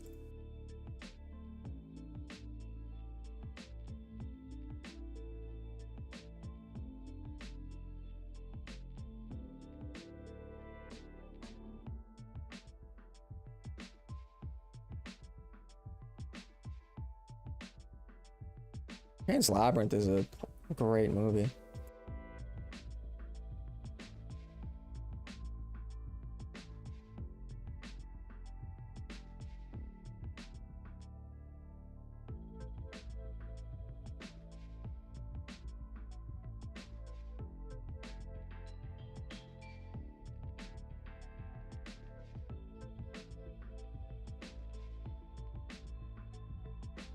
Yeah, I mean, it's, yeah, you should question things, but I think the crux of because look, at the end of the day, many things were written as sort of parables, and it is cryptic. It's not easy to decipher the Bible, especially the Old Testament. We don't know the exact timeline either. That is certainly a topic of debate. you know, people spend their entire lives studying the Bible, and there's still so much to unwrap and understand. The flood myth is global, even among Native Americans. I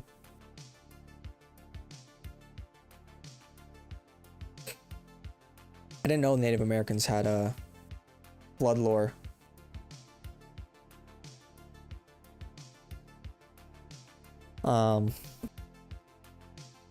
I think the more you'll look into it, the more surprised you'll be. It's interesting. They believe they found Sodom and Gomorrah. They found these two. Let me find the clip actually. Rather than trying to explain it.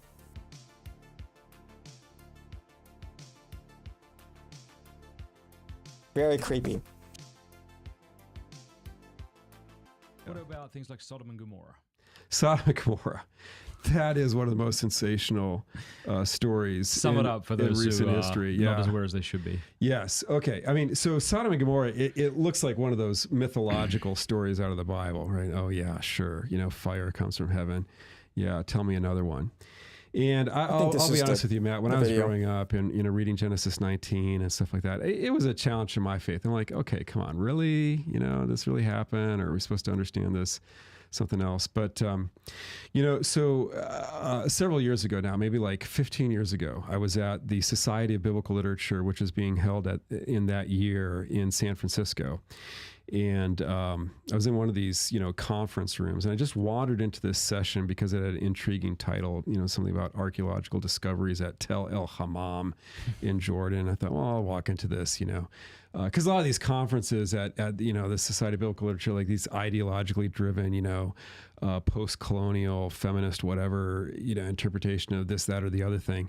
So I like to go to ones that are actually about language or history or something. Somebody actually dug something up and we're talking about data, So this archaeological session I wander in, I start listening. And as I'm listening to this presentation for about 45 minutes, near the end of it, I began to realize, oh my gosh, these people presenting think that they have found the biblical cities of Sodom and Gomorrah.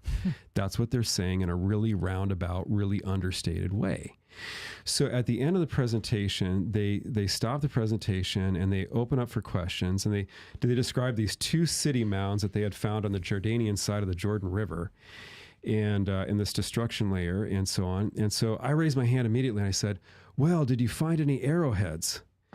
The reason I asked that, Matt, is when you have a destruction layer of an ancient city, if you find arrowheads in the destruction layer, it means that an army caused the destruction and they were shooting arrows at the defenders and blah, blah, blah, blah.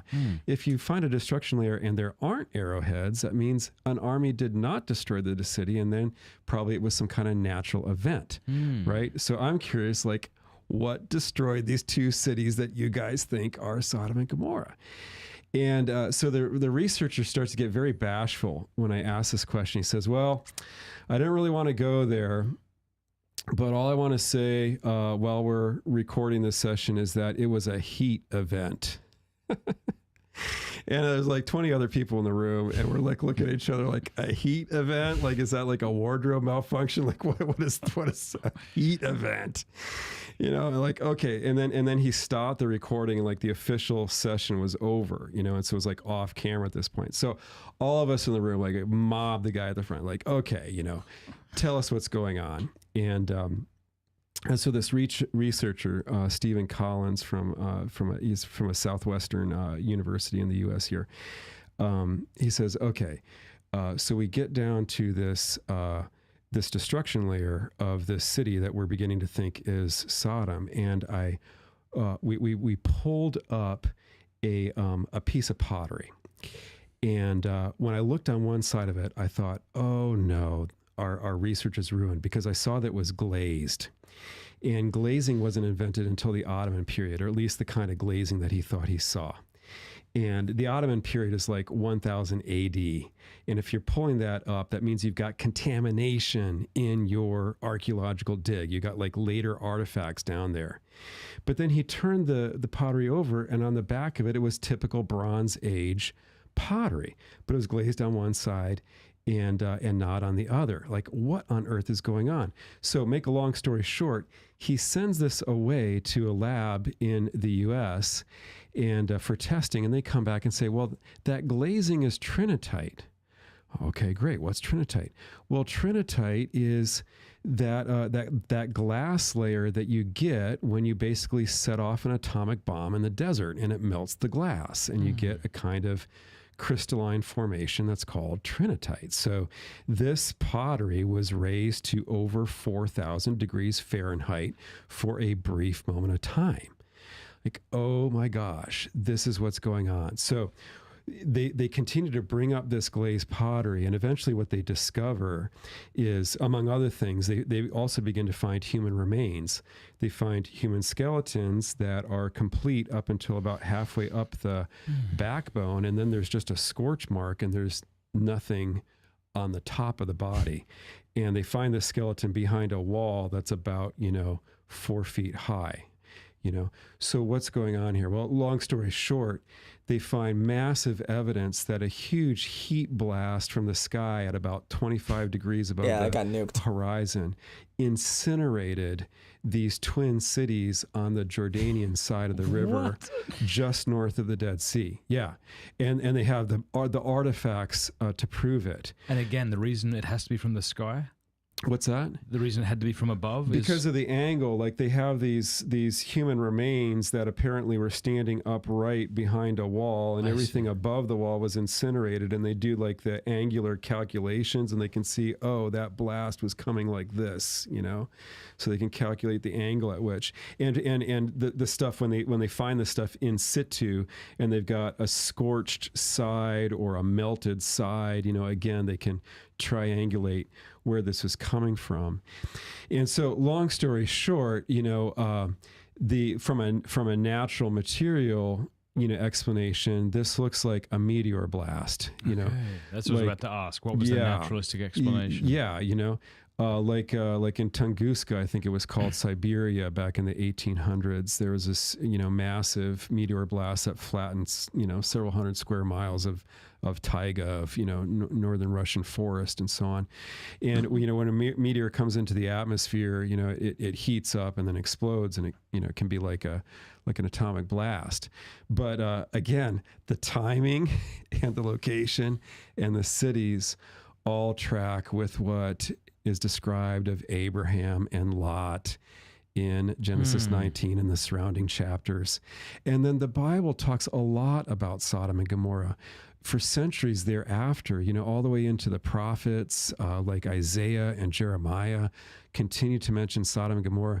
This stuck in the cultural memory because this was a major world historical traumatic event for us, like the two towers going down, like this major disaster where these two cities were entirely wiped out by a heat blast from the sky, by the hand of God, as it were. But no historical source records this, even though Sodom and Gomorrah were arguably the two most powerful cities in that entire region. They were at a trade route, from going from east to the west, from Egypt out to, the Far East, and everything was passing through there. So very powerful, very wealthy cities. And only the biblical record, has a historical account of this, meteorological, geological event that we can now attest that tracks with the time period and the description. And also that blast going up creates a great vacuum, which then recollapses and pulls all kinds of salt sediment from the Dead Sea, and then slams it on that location that was in the bullseye of, and that's where you get, the discussion of, became a pillar of salt, and all the hellfire, the brimstone, that was all torn up by the blast and redeposited over the cities. So it's absolutely fascinating. And folks can look this up. I'm not making this up. Steve Collins, a very reputable archaeologist from something like Southwestern Methodist University or something like this. You can look online, just go to Amazon and type in like the discovery of Sodom and Gomorrah in his book. I forget the exact title. Thursday's on it. But yeah, you can find it and put a link to it.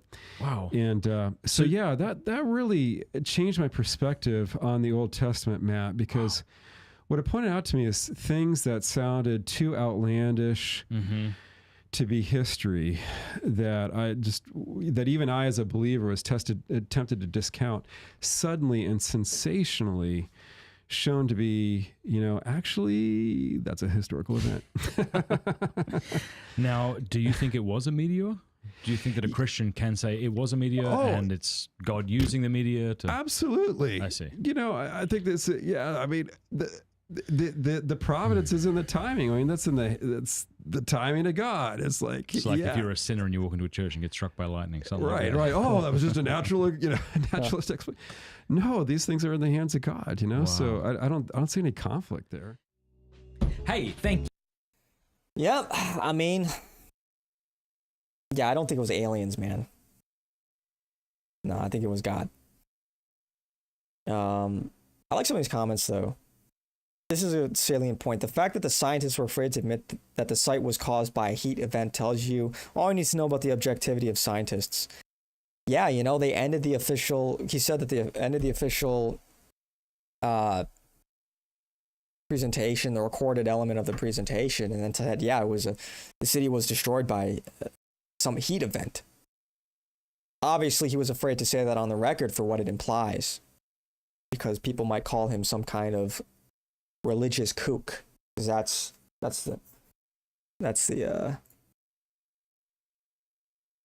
how things are nowadays. Oh, of course not. What, the alien stuff? Yeah, I don't think it was aliens. This is another good point. It is interesting that we often consider biblical events to be outlandish while we're living in one of the most depravedly outlandish times in history. For real. If you told somebody from 100 years ago that nowadays, like, people would be chopping off their genitals and taking a bunch of hormones and injecting like fake, like silicone to make fake tits and ass, like they would look at you like you're out of your mind. Like, we live in a dystopia. Check out Mathematical Challenges to Darwin's Theory of Evolution. I might do that in another stream. I've been live for 4 hours, but yeah, there's a good article on this. I'll pull it up now. Wait, do I have it here somewhere? I'll find it later. Discussing the mathematics behind creationism and evolution. Opinion on Christopher Hitchens and Sam Harris. I don't have too much of an opinion, right? Sam Harris, he all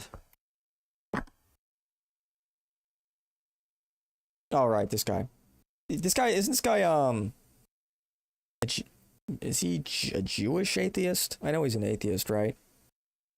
Of some sort. I don't really follow his work. If I recall correctly, he's not a fan of Christianity. And Christopher Hitchens, I think I know who that is. It's the guy with yeah, God is not great. That's right. I think God is not great is trash. It's just like a screed against the idea of God and why you shouldn't adhere to a specific moral code.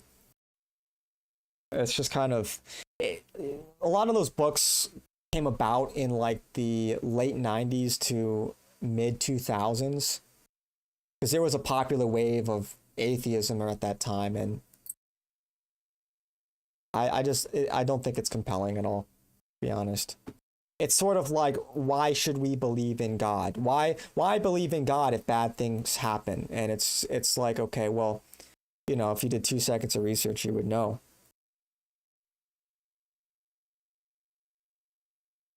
Sam Harris strongly promoted the COVID-19 vaccination. Yeah, so not our guy at all. If you need an indication of his intelligence, yeah, like I said, I'm not too familiar with his work, but he's not on side. I think isn't he a transhumanist? Yeah, I don't follow his work, but yeah, and Christopher Hitchens and God is not great. That the whole thing is trash. A strong case for Christianity is a book, More Than a Carpenter, if you're interested. It makes a good case for Christianity. There might be better books out there too, or I think even better books from the same author, but that was a book that I had a positive impact on me.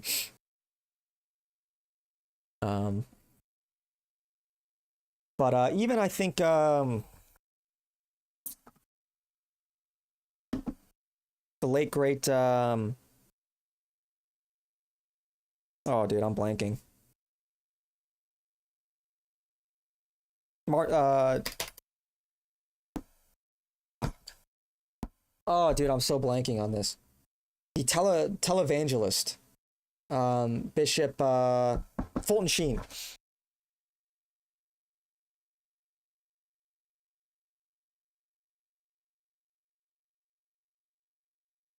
I mean, he also makes a great case for he's been attributed with certainly thousands of conversions.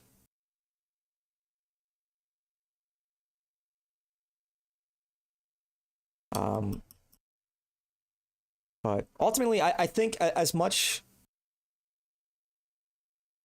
Fulton Sheen is super based, one of the GOATs. I really think that people like Fulton Sheen, I think the most intelligent people in the world are drawn to God and are drawn to the idea of the metaphysical, the abstract, because these concepts are inherently abstract. I think the sciences are somewhat concrete. The abstract is something that requires, I think, more intelligence to really grapple with, because you're talking about stuff you can't, you have to reason with nature. It's easy to collect data, plug that data into an R calculation and determine statistical relevance. That's all very dry and formulaic, but to ponder the nature of existence, to answer an open-ended question like why are we here, and to understand things that are hard, that are not concrete, and in some instances, because they're not concrete, because they're so complicated and they're not necessarily entirely what we would consider quote unquote logical according to the physics that we are accustomed to. You could make that case. I think it's logical, but it requires thinking sort of outside of the box, because we're talking about, in essence, something that is not confined to our physical nature. God, that is omnipotent, is something that exists outside of our realm, so to speak. He's not confined by it. And so there's a logic there that we can't fully comprehend. We only see echoes of it. If the earth is a Venn diagram, it's like this, then God's existence is it's encapsulated all of it. And so there's parts of God that are outside of our Venn diagram that we can't really truly ponder. Because if we presuppose that God is real and he created the universe, then that is to make, in essence, something out of nothing. And that's not something we've ever seen. To make life from nothing is not something we've ever naturally seen. It's not something we can emulate. And it's certainly on a scale that boggles our mind. It's quite literally an IQ differential. It is too grand and abstract for us to ever fully comprehend. And so I really think that the most intelligent men are typically drawn to faith, because it's not just intelligence, but also the curiosity to understand and want to understand the universe. It also takes a degree of humility, because it is understanding that there is a God is also from that, it's required that you also submit to that authority. And a lot of people don't want to do that. What's your take on Orthodox Christians like the Greeks, Russians, Coptics, etc.? They refute the authority of the Pope openly, but their society seem more adherent to the faith. Yeah, I mean, yes and no. Part of that, the reason why they seem more adherent to the faith is because it's more political than anything. The West, which is more Catholic than Orthodox, has been, we've dealt with things like liberalism. If you look at the Cold War, there was an enormous iron curtain that separated the West from the East. And from that, there was very little cultural influence. And so while the West had to go through things like feminism and the civil rights movement and anti-racism and all of that, all of the what you could equate now as like woke BS or whatever, liberalism, the East didn't really experience that because they were under communism up until up until the end of the Cold War, and even then, there hasn't been the same influence. So I attribute that more to the more traditionalism of the Orthodox society rather than anything that's theological. But I'm Catholic. I believe that in the apostolic succession. So I believe that the Pope Leo, his predecessors go all the way back to Peter, and who received that authority from Jesus. Orthodox Christians challenge that succession, but but they are the ones that seceded. They schismed from the Catholic Church, so you can't really say that they can claim that, even though they'll say that it was the other way around. No, they're the one that split off and rejected the authority of the Pope. And that's really kind of the thrust of it, because there are, theological differences between the Eastern Orthodoxy and the Catholic Church, and it's all very complicated. I would say that the Orthodox and the Catholics are certainly much closer than either of them are to Protestants. And so it kind of is a matter of authority, and I believe that the authority lies in Rome. So, yeah, but it's not like there are devout Catholics too. There's also way more Catholics as well. So there's a case to be made that it's divine providence, that God wouldn't let his true church be overshadowed by another denomination. So, and I think that's a compelling case in and of itself. Not to be cringe, but I think the Catholic Church definitely has main character syndrome. Not syndrome, but has that aura. So it's interesting that Putin appealed to the Pope to end the war in Ukraine and not his Eastern Orthodox patriarchs. Yeah, I mean, and I think that's indicative of where the power is. I think that who's more influential. And of course, the Pope has more influence in the West, so there's that political appeal. But again, there's way more Catholics than Orthodox. Eastern Orthodoxy really doesn't have a lot of sway in the West, or nearly as much in the world either. So that's why I do want there to be reunification of the Catholic Church and the Orthodox Church. For Catholics, the authority lies in Rome, and for Orthodox, the authority lies in Jerusalem. Well, yeah, they have different patriarchs. So the Orthodox have their patriarch, we have our patriarch, the Pope. So, and location is important, it's symbolic, but ultimately, what ultimately matters are the Christians. The people that make up the church are of the utmost importance. It's the Christians that are the new Israel. They're part of the new covenant. We, the Christians, are the new Israel, not the state of Israel, not the Jewish state of Israel. there's a bitter split between Ukrainian and Russian Orthodox. Yeah, they're just not united. I mean, you've got these different sort of, it's almost like it exists in cells. You've got Ukrainian Orthodox, Russian Orthodox, Asian Orthodox, Greek Orthodox, and they're not necessarily in perfect alignment. So, yeah, oftentimes Orthodox Christians will try and say that, the Catholic Church is split apart, but it's not. If somebody is not in communion with the church, then they get excommunicated.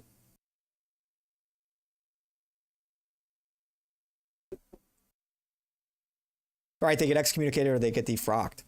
Any of these priests or churches. So they always talk about calling a council, but never do. When was the last Orthodox council?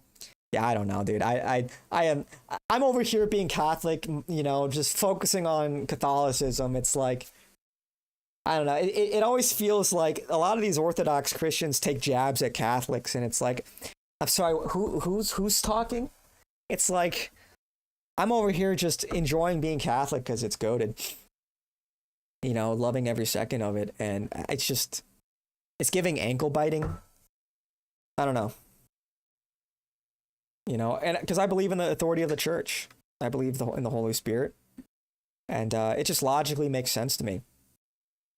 Even just the idea of, like, take confession, for instance, which is something like Protestants don't necessarily believe in. To me, it just makes sense that you would have to be accountable. You would have to be honest and open about your sins to be forgiven for them. You have to confess. It's like rule of law 101. If you don't want a punishment, you need to, somebody has to pay the price for that punishment. And it was Jesus that did that. And so you just have to go to him and ask for forgiveness. So there's a clear logic here for why Jesus needed to die on the cross. Melo's too busy enjoying Rome and can't be bothered with the Mosque of Constantinople. Yeah, for real. Yeah, I don't know, man. It's like, it's just, you feel at home. You feel at home in Rome. What can I say? What can I say?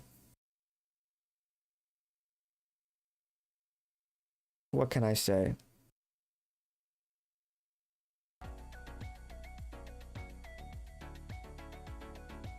There'll always be sectarian feuds. Christendom was never truly united. There's a difference, though.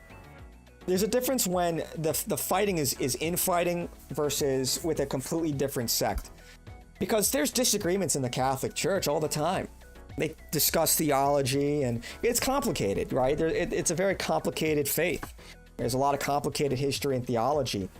But to say that Christianity wasn't ever united, I mean, that's just not true. Again, infighting is a very different thing than, a complete schism that is no longer in communion. Or the Protestant Reformation that really has no authority or any kind of apostolic succession. Again, there were, don't get me wrong, there were heretics, there were schismatics, but, those are all offshoots of the main church.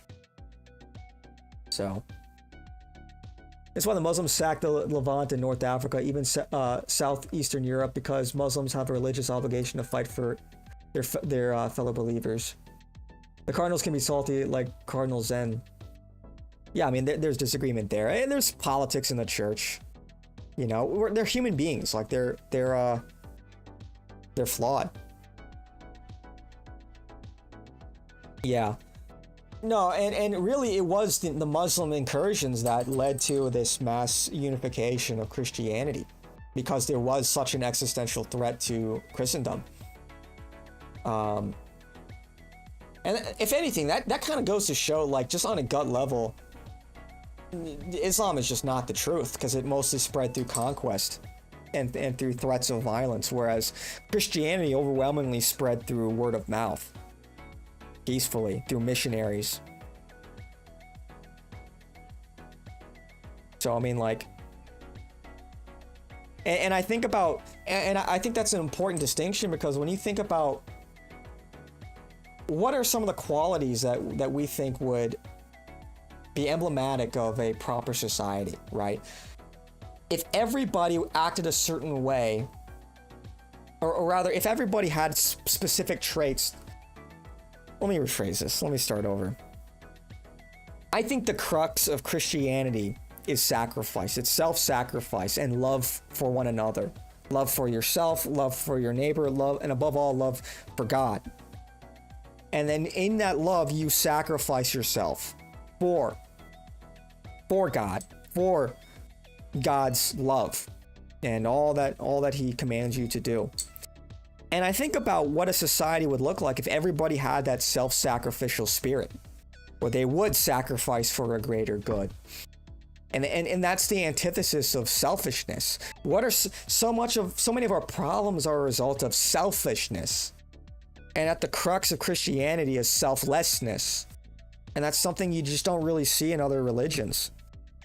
At least certainly not to the same degree where it's the crux of the religion. It's the whole basis of the religion. I mean, just look at ISIS. You had Muslims from Chechnya, Pakistan, Afghanistan, Libya, Iraq, Syria, etc. It's literally a cult of war based on the conquest of infidels. Muhammad was a general. The Muslim world is not really united, to be honest, because look at what's happening to the Muslim Palestinians in Gaza. And where's the response from Saudi Arabia or from Egypt or from Jordan? They're not nearly as united as it seems. They were united under conquest under a single banner. But in actuality, the Muslim world is divided among different ethnicities, and even the differences just between the Shiites and the Sunnis. And that's an argument over the succession after Muhammad. Who was the successor to Muhammad? And so the Muslim world is not unified, not nearly as much as you would think. Certainly, they capitalized off of a sort of a divided Christendom, a weakened Christendom, but eventually that was resolved. Genghis Khan ran his lawnmower through the Muslim world until he got to Austria. He couldn't get through the Austrian plate armor. Yeah, he sacked Baghdad. Didn't kill like a million Iraqis. Pretty brutal. So, yeah.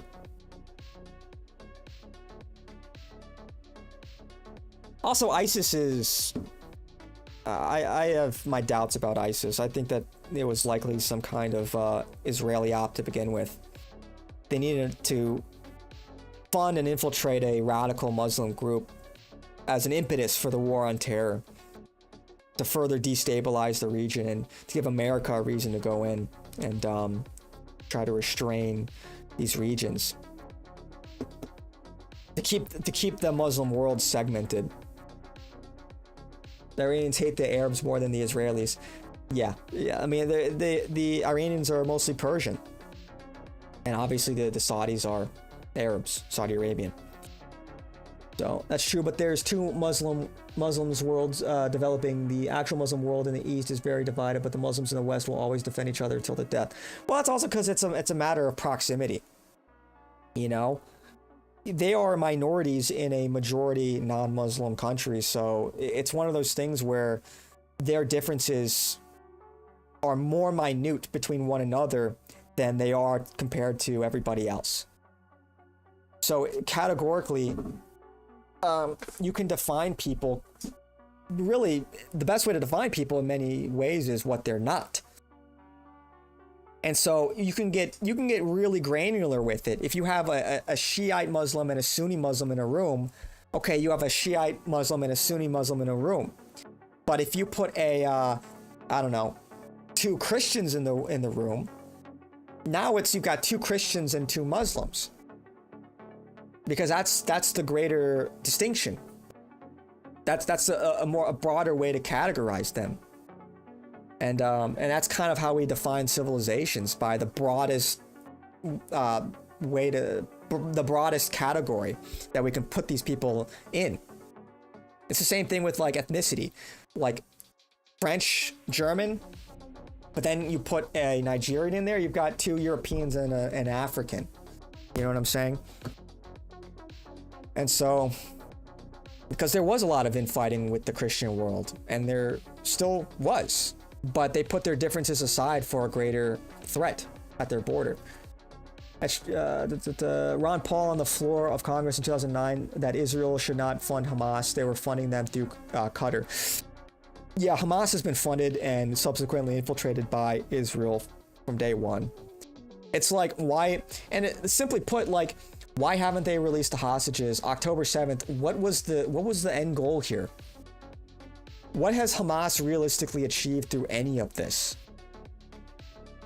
The only thing you could say that they achieved is Palestinian statehood, but that's after their people have been brutally genocided. All the infrastructure is gone. 70% of the buildings are leveled. There's no Palestine left. So Hamas, I think, I think Hamas was an op to begin with. Israel wanted to prevent a united Palestinian state by funding Hamas against the PLO. Yeah, and you know, they're notorious for this. They've been infiltrating all these different groups. That's why I think ISIS was an op to begin with. They never attacked Israel intentionally, and on the 2 occasions that they did accidentally strike Israeli assets, they apologized profusely for it. Kind of hard to believe, coming from what was supposed to be the most radical Islamic group in the whole region, is apologizing for striking Israel. Shouldn't they hate Jews if they're such radical Muslims? It doesn't really make sense. Logically, that just doesn't make sense. So, oy vey. John McCain actively supported ISIS. In what context? Specifically. I mean, it's the same thing like, and you don't have to look far. I mean, look at what happened in Syria. Something like 21 out of the 28 militia groups that were actively fighting the Assad regime were funded through Mayor's Operation Room, which is a joint Turkish and American task force out of Turkey. And they were filled with ex-Al-Qaeda members, ex-ISIS members. So, for decades, Al-Qaeda, ISIS has been infiltrated and influenced by Assad, the CIA. It is not this, it's just simply this radical Muslim group acting on their own volition. It's just that there's obviously more to it than that. They needed an enemy to fight, simply put. And they got it with ISIS, with the Taliban, with Hamas.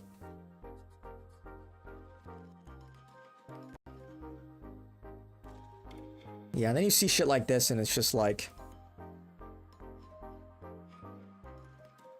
it's just totally depraved, man. Demonic. Yeah, Moloch.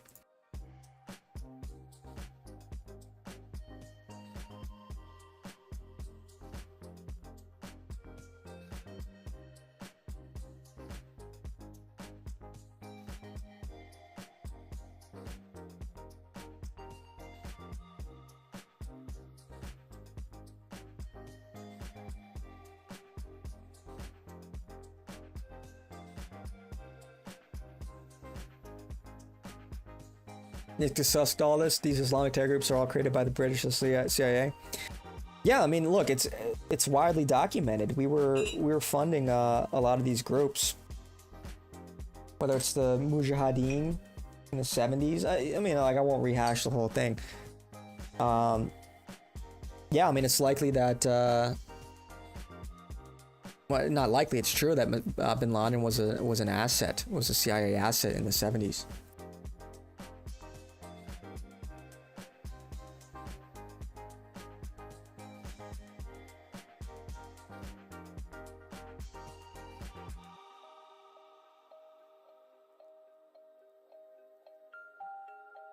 Also, it didn't end well for us to support the Taliban. Yeah, look, the whole thing is just this is point being, it's been a long Israeli op. This Israeli op has been going on for a long time. It didn't start on October 7th. It didn't start with 9/11. It didn't start with, the Gulf War. Yeah, this has been going on for a long time. Yeah, always has been. Always has been. Yeah. Yeah. Always has been. And Zionism has been a core aspect of the Jewish faith for forever. Forever. Since Moses. So. Yeah. Anyway. That was a lot of yapping I just did. My goodness.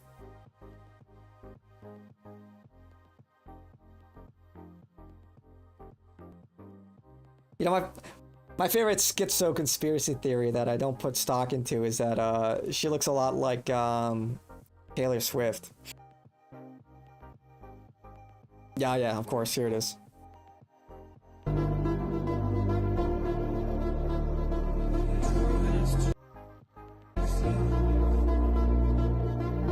It is kind of creepy. If you ever see some of her, like, Taylor Swift's performances, it does look like witchcraft, doesn't it? And, that's not unique to her shows. There's a lot of that shit in Hollywood. But it's weird how a lot of people say they can't remember watching... Like, they can't remember anything about the show that they just attended. Like, they were, all, under some kind of hypnosis. It's really kind of eerie. W-yap. W-yap, just yapping all night long. Yeah, it is also tiresome, isn't it? All right, let's go down the rabbit hole. Why not, right? Like Taylor Swift. Fuck it, dude. We'll just say witchcraft. Let's say witchcraft.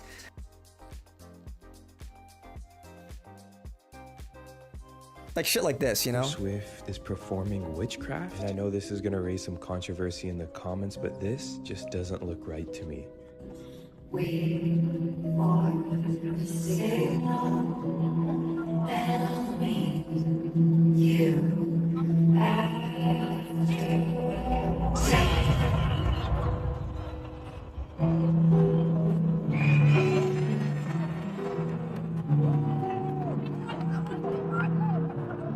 In her most recent... It's just like, what? And the serpent and shit, it's, I don't know, man.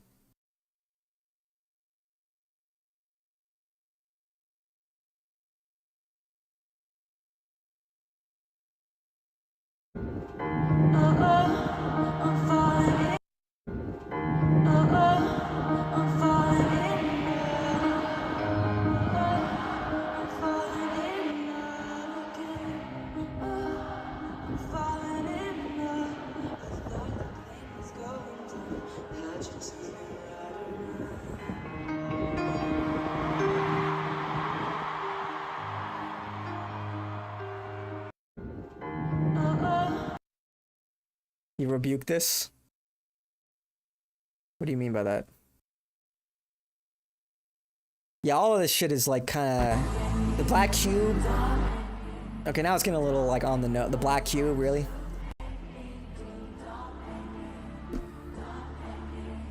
It is creepy, man, isn't it? And there's just enough plausible deniability. It's just like, it's just Hollywood theatrics. It's edgy. It's supposed to, it's art. It's supposed to push the boundaries, I don't know, man. Hollywood is a creepy place. It's dark. It's definitely dark. They've got pedophile rings. They're known for engaging in the occult. Obviously, there's a lot of, Kabbalist magic going on, too.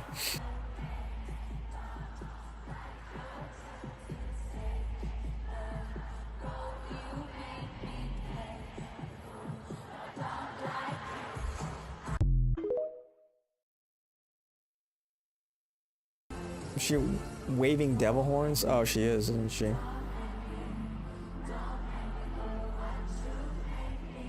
Or like you ever see like LeBron's pregame ritual? LeBron has a rabbi, by the way. Did you know that? Now I don't know how accurate some of this stuff is. Can we learn how to crop our fucking videos, man? Ritual. Jeez. Some Katy Perry shit. Yeah, she bought that convent for witches, right? Something like that. Some haunted place in LA. Travis Kelce really cracking that? For real. LeBron James.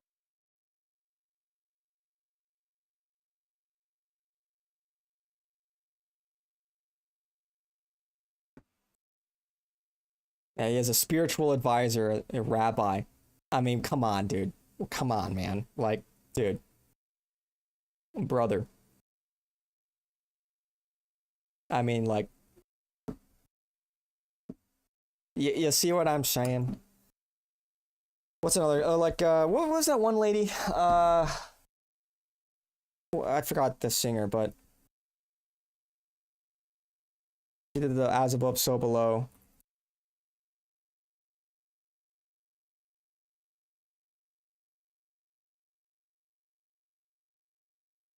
Now we're really dipping into the occult. This is like the...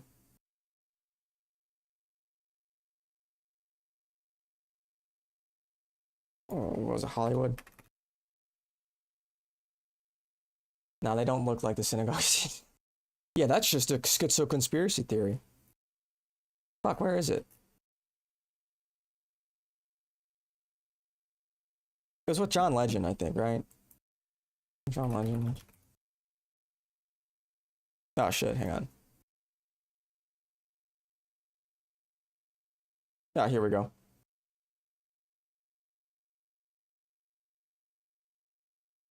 It looks like she wasn't supposed to do that. I don't... It's just creepy shit like this. Life Force Adrenochrome?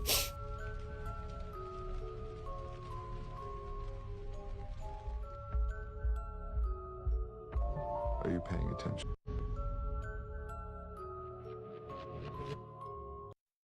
Yeah, creepy, man, creepy. Scientology needs to be outlawed. It's creepy as fuck.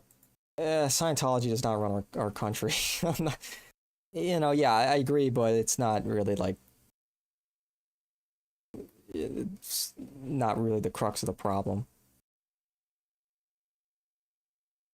It's just like so many creepy little... It's the symbolism, right? There's just enough to say that there's something up, but there's enough plausible deniability where, you know, if you call them out on it, they'll say, ah, you're crazy. You're looking into it too much. It's just a hand gesture. It's not that, you know what I'm saying? It is, it's creepy, but it's part of their karmic retribution, right? They tell you what they're up to, so it gets them off the hook. So now you're in on it. They're corrupting you unwittingly. You're being duped. You're being deceived into going along with their rituals. You know, that's what the devil does. He's the deceiver. He likes to invert morality. That's his whole thing. The trickster is a liar. But if you're in on it, then you're accepting it. It's like allowing it into your soul or into your spirit. Anyway. Yeah, that shit's creepy. That shit's really creepy. There are just too many stories of young actors being told they need some gay stuff, either a part of a movie or a fake boyfriend. Yeah, they make them do gay stuff all the time. The buck breaking shit. People call it like, you know, humiliation rituals. And it could be as simple as like your agent, your Hollywood agent, or the Hollywood producers, you know, kind of subtly nudging these actors, these naive actors, to take on certain roles or to do certain things. Like, this would be good for your career if you do this, you know? And then quietly, like, blackballing them if they don't, like, they just don't get the roles, you know? And so some people they'll just take it. They'll no pause, but maybe literally. So it's sick stuff, man. It's sick. Yeah, I think it's real.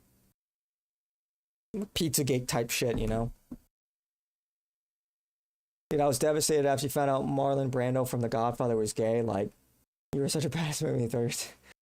Yeah, that's why he's such a good actor, right? You think he's a badass, and then then he's actually sucking dick. I guess he deserved those awards, huh? But then some people take it too far too, and like if somebody like inadvertently like does like the hand in the coat pocket or something like that, you can read too much into things at the same time and find patterns that don't really exist. So that's why this kind of stuff, it's better to err on the side of caution and to be more conservative with your theories rather than like jumping headfirst into it. Because there is a big problem that people are they're totally engaging with the sensational. You found out Kid Cudi was gay? Is he gay? I don't know about that. Crazy. Crazy work. So look, I think evil is real. The devil is real. These people that are running Hollywood, that run in many ways our government, run the West, they are deadly serious about this kind of stuff. That should tell you something. They're into the occult. They're into the mysticism, and they love to promote things like atheism. They want people to believe there is no God. The devil isn't real. Meanwhile, they're crunching the fucking numerology numbers. They're consulting the stars and all of this occult mysticism. They are doing these rituals in many ways publicly, and they're just saying, I don't believe in God. They're deadly serious about these things. They're 100% serious. Again, why does LeBron have a rabbi spiritual advisor?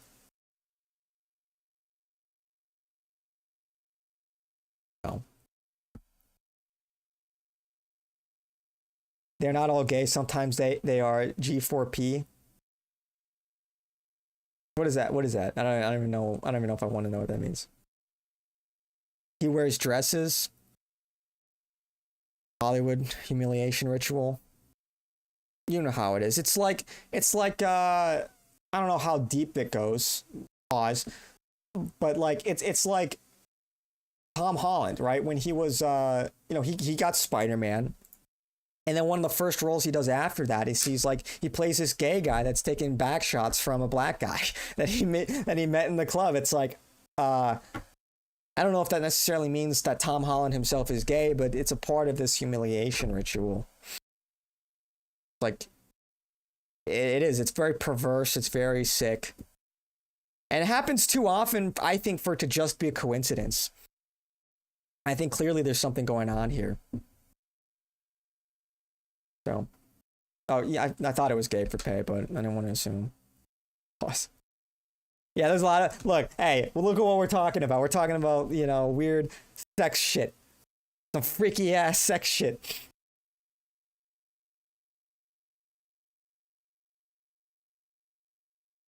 Yeah, if you thumbs this down, you're disloyal. Did I leave my water up here? Yeah, I think I left my water. I must have left it in the other room. Shit.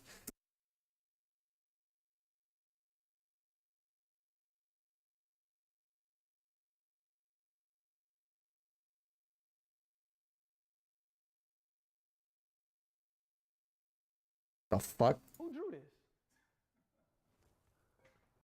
Who drew this?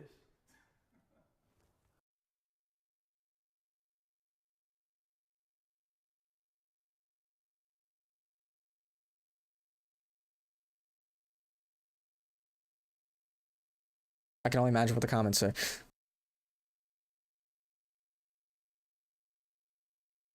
Richard Spencer, yeah.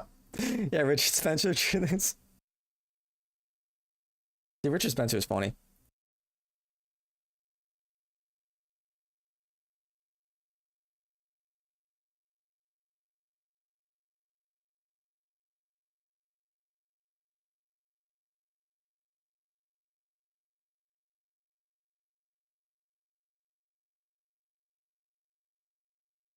Damn, brutal ratio.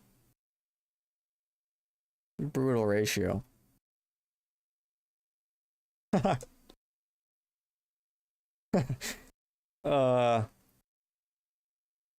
I'm gonna let the liberals take this one. Yeah, you know what? Liberals and leftists, you can have that one. Zio-Nazis, really? Little does he know. What is this a Christian? When you leave your phone at home, I realize it's so. Bro.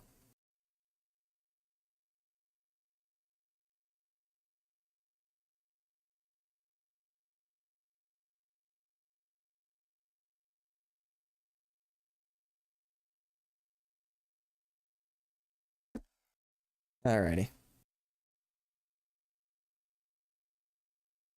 Bro.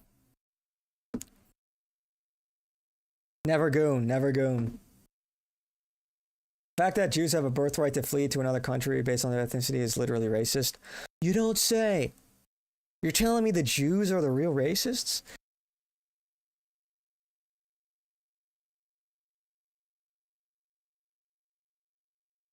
The same group of people that think that they're God's chosen people and the Gentiles don't have souls are racist? No way. The same group of people that publish how white people need to be wiped off the face of the planet are racist? I didn't know that. You're telling me now for the first time.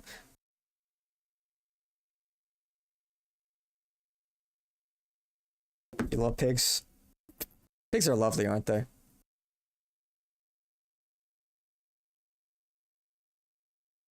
You can eat them, you can... That's crazy, though.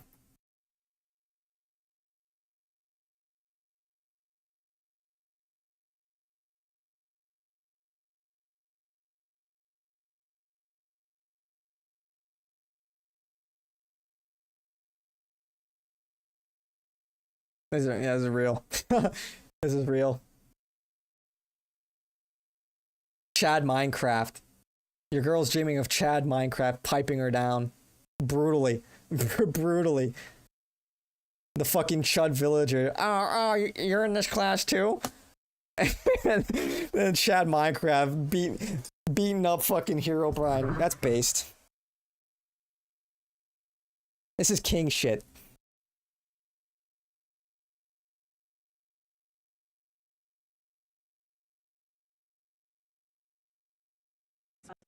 From miscommunications or differences on vaccine policy. So I wonder if you could just say whether or not the president believes that the COVID vaccine should be available to and covered by insurance for all Americans, regardless of age and pre-existing conditions. What I will tell you is that the FDA recently revoked the emergency use authorizations for 3 COVID vaccinations while simultaneously greenlighting 4 new COVID-19 vaccines with 2025 and 2026 formulas. The reason for the revocation of that emergency use authorization is because obviously the COVID pandemic... Any of you get the vaccine in chat? Anybody in chat get the vaccine? Anyone?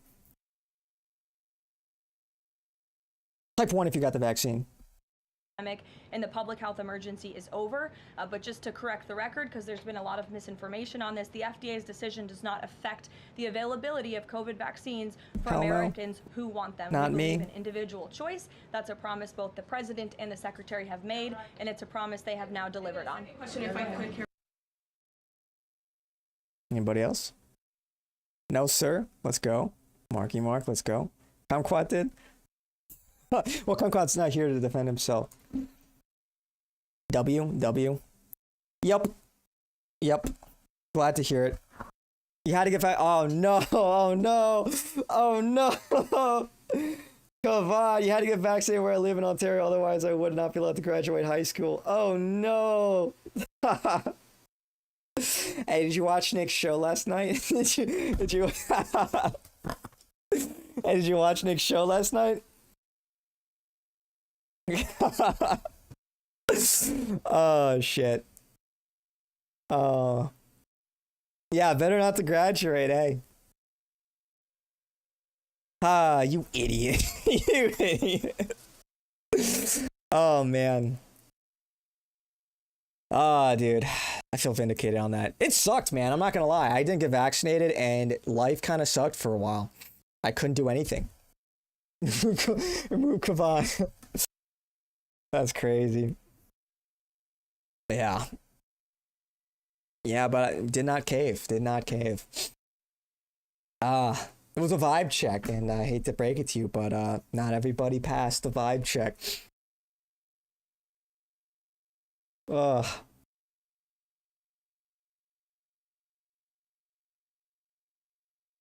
Yeah, man, I was getting ridiculed by family members and friends and peers. You know, I was looked at as some kind of like crazy person. Couldn't go out, couldn't go to the movies, couldn't go to restaurants, couldn't go to the gym.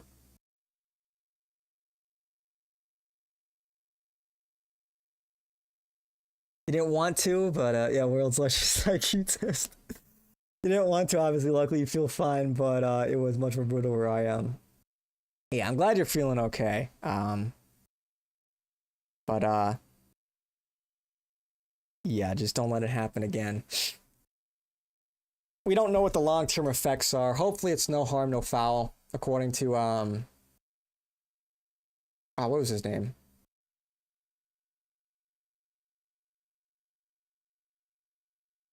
Man, it's been a while since I looked into this stuff. But suffice to say, it probably does some DNA damage, which can accelerate aging, cause other kinds of problems, chronic or otherwise. Create immunodeficiencies. I have a friend who never used to get sick. Now he's kind of sick all the time. My uncle developed this condition right after he got vaccinated. And we don't know what the long-term effects are, but the human body is also very resilient. So it's a good chance that the bad mRNA gets flushed out before too much damage is done. Yeah, don't fuck up a second time. Yeah, until you're shooting blanks. Yeah, who knows? Because that's the dangerous thing of the spike protein. So far, I haven't got any side effects. God willing, I won't anytime soon. Yeah, pray to God that you don't. Yeah. I think Nick said you shouldn't vote or offer to fit in if you failed the proto mark of the beast test. Yeah, what? Hang on. What, I think he said. I'm sure somebody clipped it. Right? It's somebody. This was literally just last night. Surely somebody clipped it, right? Kaiser, maybe?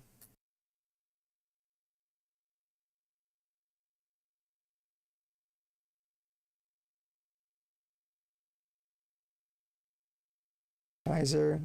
Would it be Kozer, maybe? Maybe Kozer.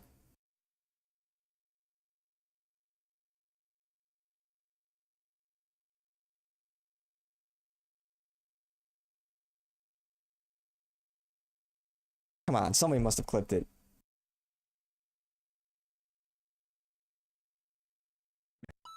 Real Paisan sent $10. Hey Nick, up until this point I haven't gotten the jab, but I needed it for my honeymoon. My soon-to-be wife told me no head unless I get the vax. I feel fine since I've gotten it. Do you think they've ironed out all the issues, or will I die suddenly?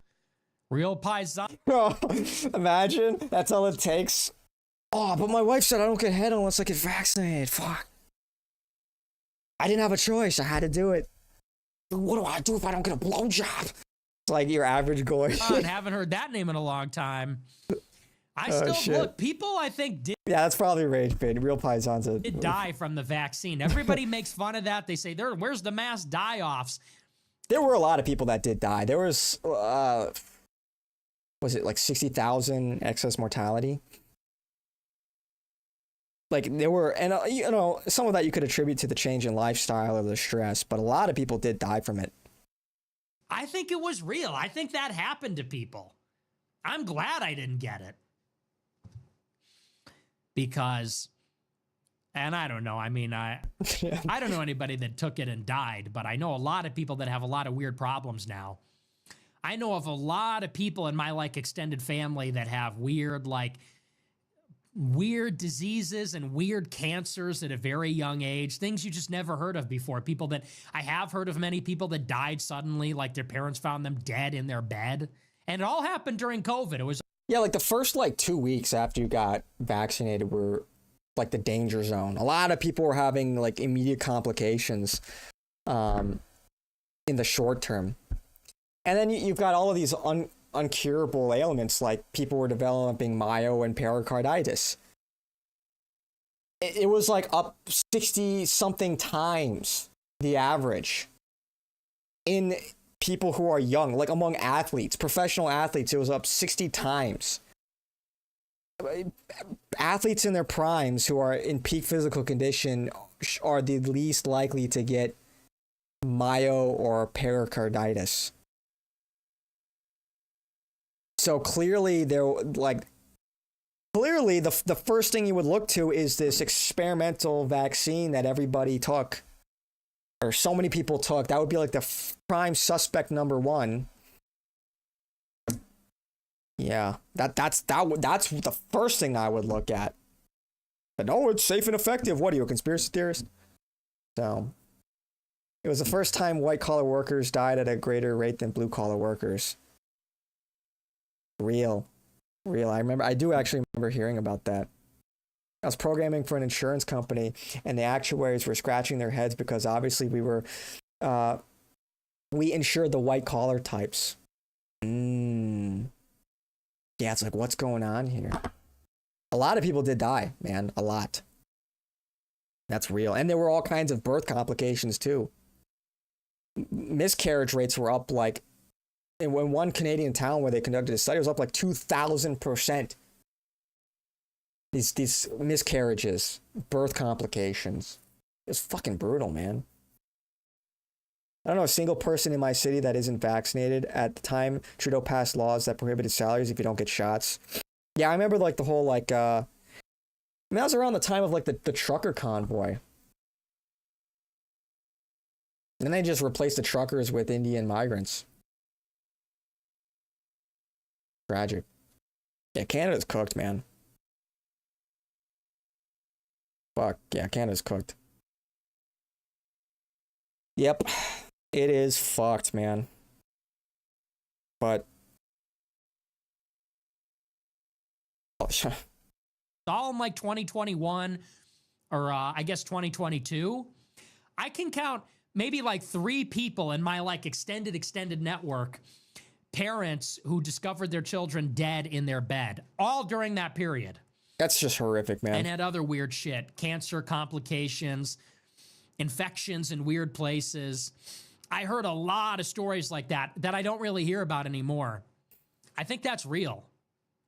So, and I'm fine. And I'm doing great. So, yeah. I think that was real. Nick, whose diet consists of Coke, pizza, like chicken tenders and burgers. Healthier than people who took the vaccine. It keeps seething. Real. I think that was legit. You may not like it, but that's peak physical performance. I was going to say something else, but I forgot. Yeah, anyway, so the died suddenly thing, that definitely happened. Quentin 5 cents. Honestly, $15. at that point, like, just like, get a fake vaccine card.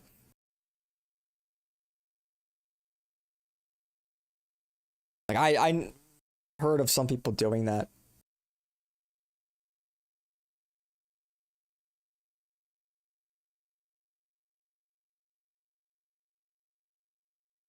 Did really nobody clip that from last night? Crazy. I thought that was such a clippable moment. Pizza is okay if you work out. Everything in moderation, right? Like, you can have burger and fries and, what the fuck?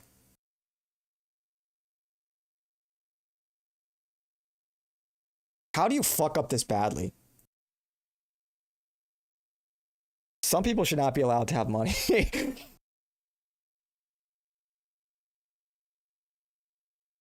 Like, is this fake? Is this surely, right?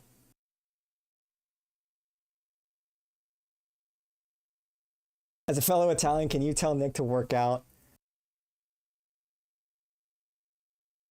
You can't you understand. Nick cannot be told to do anything that he doesn't want to do. You know what I'm saying? Just the act of people telling him what he should do is he will simply resent, and he's gonna want to do it less, just out of spite. Just out of spite. One of the reasons why Nick is so good at what he does is because he is like pretty spiteful. One of his greatest pop-off moments. How many of his greatest pop-off moments were because somebody attacked him and he was responding to that attack? Tucker calling Nick a gay fed led to the unraveling of this multi-generational CIA plot and network. Out of nothing but pure spite, out of rage and spite from Nick. Like that is what gets him going. So the PPC is the only party in Canada that is actually right-wing. There was a schism between cons and PPC. The PPC leader, Barroner, is our last hope. Canadian politics. Whatever. Whatever. Nah, he'll be cool. He won't crouch out, try it. Yeah, I'll just super chat. Hey, I have an idea. I'll be the one to super chat Nick. Hey, Nick, have you thought about working out? It's good for you. Yeah, that's a great idea. I'm sure nobody's thought of this before. Crazy work. Crazy work. For real though, how do you fuck up this badly? This is like, surely not. Surely this is fake, right?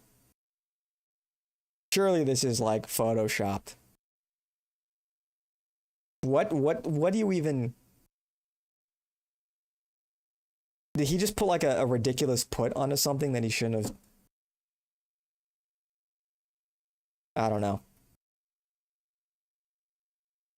Oh yeah, in case you didn't know, Freemasonry is like Judaism for the Goy. Anyway. Crazy work, man. Crazy work.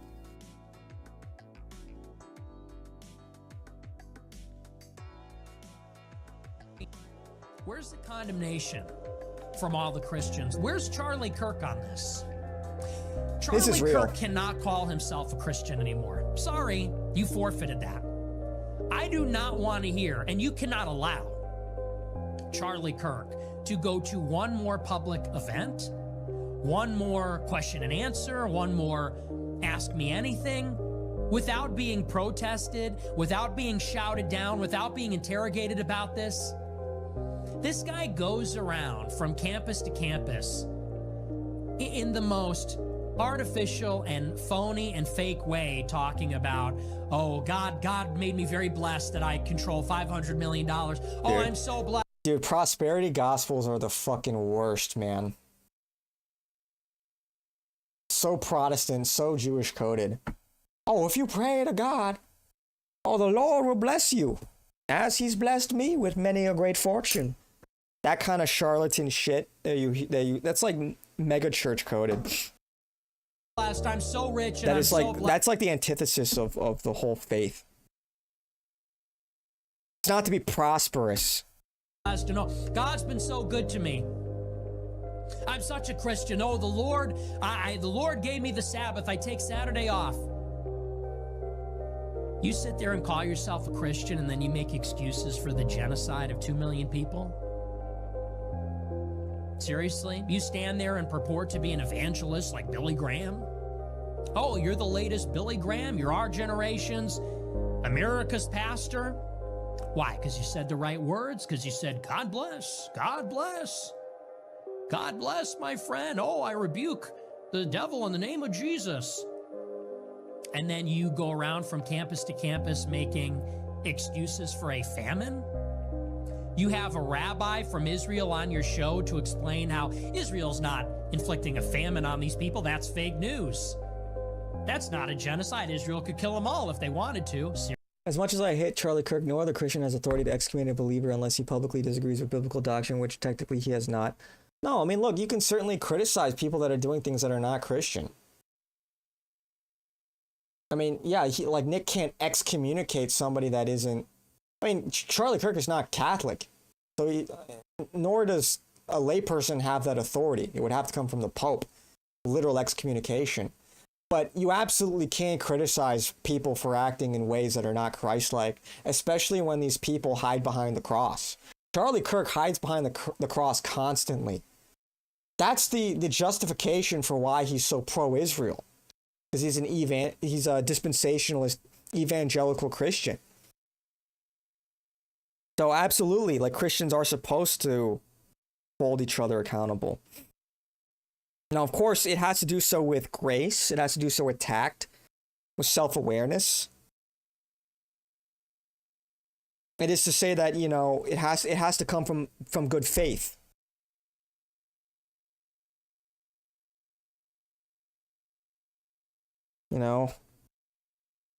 Jesus talks about hypocrisy and double standards.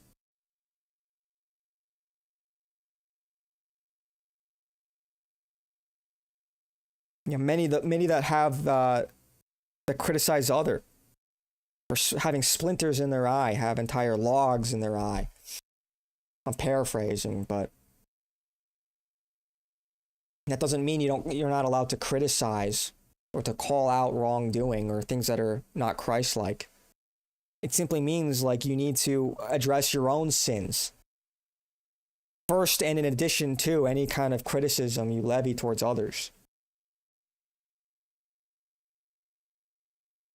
So, yeah, not even a priest can excommunicate. It has to be the Pope. And the Pope does not excommunicate very often at all.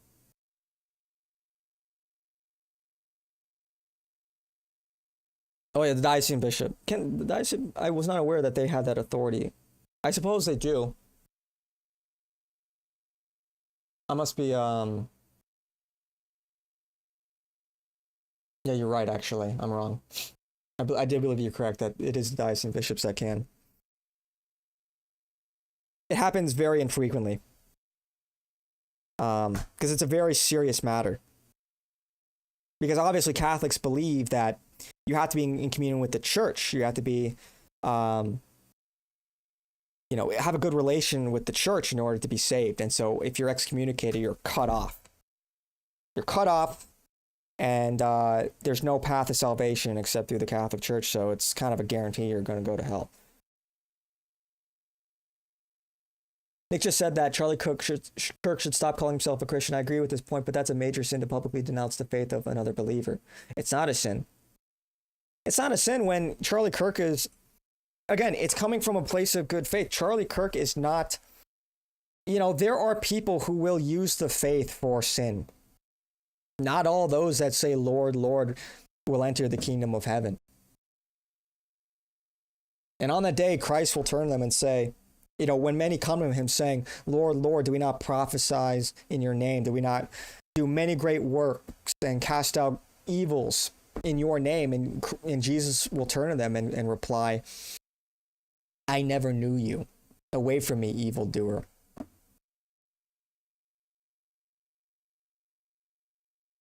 And, when I read that for the first time, that was pretty haunting. Because it's this idea that there are people who have maybe good intentions or not, but are not really following the faith properly. They're not a real representation of Christ. So it's not a sin to call out wrongdoers. And it's certainly not a sin to call out wrongdoers that hide behind the cross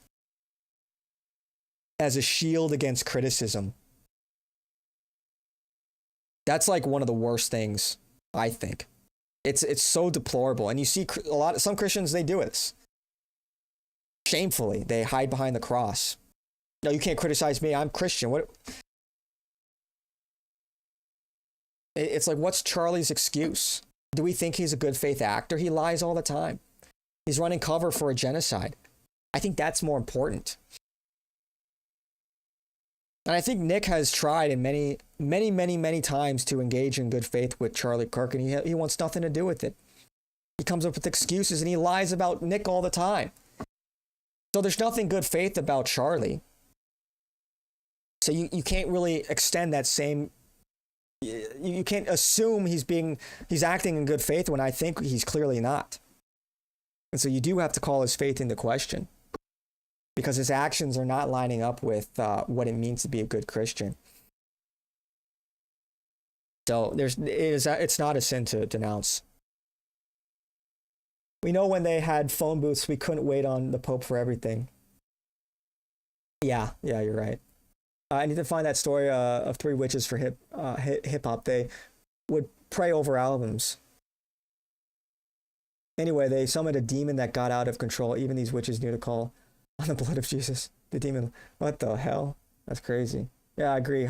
Hiding behind the cross is what Charlie does, but equating him to a disbeliever hold no doctrinal merit is what you're saying. I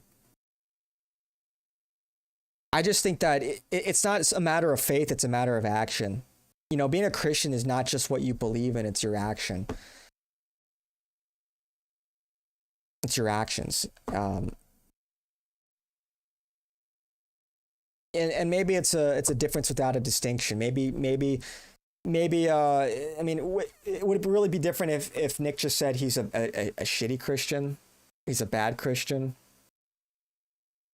Because what I think what Charlie's doing is not Christ-like at all.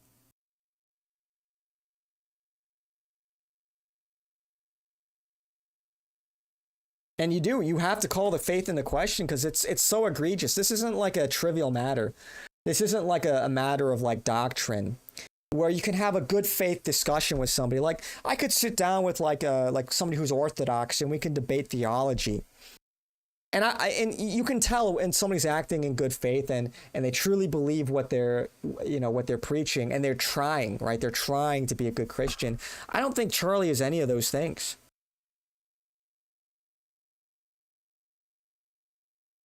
I don't think he's any of those things whatsoever. And so I think there is a strong case to be made that Charlie is just he's not. I don't think he really represents the spirit of Christ. For example, what if the Pope hypothetically never speaks against the wrongdoings of Israel? Would that make him a hider behind the cross? Well, that's a hypothetical that doesn't exist. You know, both Leo and his predecessor both called out Israel. But even then, it's one thing to not talk about something. It's another to run cover for it, to make excuses for it, to sort of invert morality. The reality that Israel is the aggressor, Israel's committing the genocide. Israel is clearly the perpetrator of the greater evil of what's going on there. So much so, look, sometimes wars happen and civilians get caught in the crossfire. That's not what we're seeing in Israel. And Charlie all he does is glaze Israel and run cover for them, obfuscating accountability, trying to redirect it towards Hamas. And it's sickening. It's one thing to not speak on a matter. It's another thing to be on the wrong side of a matter that I think it's cut and dry, I think.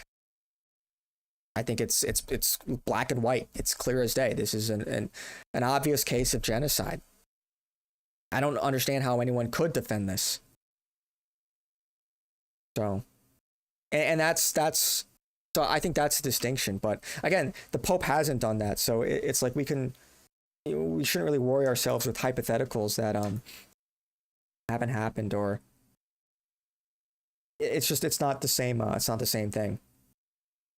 So if the Pope ran cover for Israeli government, that would make him a disbeliever. Again, it is a hypothetical. I know it's not reality. Well, I mean, it's a different context. It could, depending on what the Pope says, because you would have to have some pretty twisted logic to justify what Israel's doing. It could make the Pope a disbeliever. It could. It could be a case of a bad Pope, if that were true. Because again, the Pope is not sinless. The Pope is not devoid of sin. The Pope also goes to confession. But yeah, again, we're not talking about the Pope. We're talking about a commentator, and his whole worldview is built on his justification, his Christian justification for defending Israel, is built on faulty theology. So it doesn't even make sense in the first place. So, yeah, I do think that at best, you could say somebody is confused. They've been misled. At worst, you could say that they're a disbeliever, that they're not Christian. I think there's a spectrum here. And I think in Charlie's case, I think he knows better. I think he knows better also because he's taking money from these people. He's taking money from these Jewish financiers that are Zionists. I don't have the stats, but I think it's over for evangelical Christians. They won't survive this war. Yeah, they're cooked. It's really the boomers that are holding it down for evangelicals. Once the boomers are gone, it's like Israel kind of doesn't have much of a base here in America anymore. So they have a real problem. That's one of the reasons why they're really trying to accomplish their goals within this presidency, because, you know, next president, next cabinet, they might not have the political power in America to really pull, you know, the public sentiment to really pull that off, because it would be political suicide. Like I think Republicans are going to get raped. I think they're going to get raped in the midterms, and they deserve it. They absolutely fucking deserve it. And yeah, I for one will not vote Republican. I'm glad I didn't vote. I feel vindicated in that choice. They're all traitors. They're all of them are fucking traitors.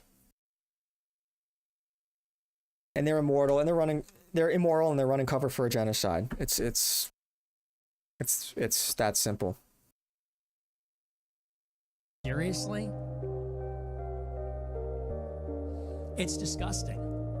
Again, I don't know in what world like a Christian in good faith can justify this genocide, or any genocide for that matter. This is what our country is supporting. And by the way, if any other country was doing this. And it's one thing if you don't know or don't understand.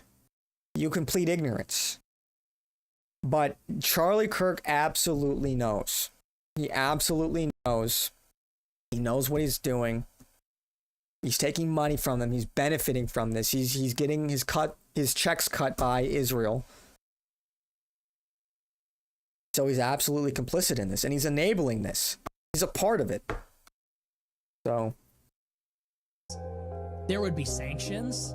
There would be international outcry. We would summon the ambassador from that country. These are subcontractors for Western publications. These are journalists that work for Reuters and the Associated Press being murdered by Israel. Western journalists who are protected under international law, working for, in some cases, American companies, being murdered by Israel in a conflict zone intentionally to cover up their war crimes. Where's America on this? Where's Trump on this one? Where's the Christians on this one? I don't know how anyone can continue to defend this in any way. They say Israel's not the enemy. What would a country have to do to be the enemy, exactly? What would make a country the enemy? What made Saddam Hussein the enemy? What makes China or Russia the enemy? Has Vladimir Putin done anything like this? If running cover for a genocidal government makes Christians disbeliever, would it mean people in Bush's cabinet are not Christian, or does it boil down to intent, not death toll? No, I mean, look, intent matters, the death toll matters, it all matters. It's not that when he's saying he's not Christian, he's not necessarily saying that Charlie doesn't believe in Jesus. But being a Christian is more than just saying, I believe in Jesus. It's to follow Jesus's word. It's to follow Jesus's example, primarily through your actions. What is Christian about using his faith as a shield to try and reframe the moral argument that Christians should run cover for Israel, should support Israel in this? That's what he really means by saying he's not a Christian. Not so much in his belief, but his actions.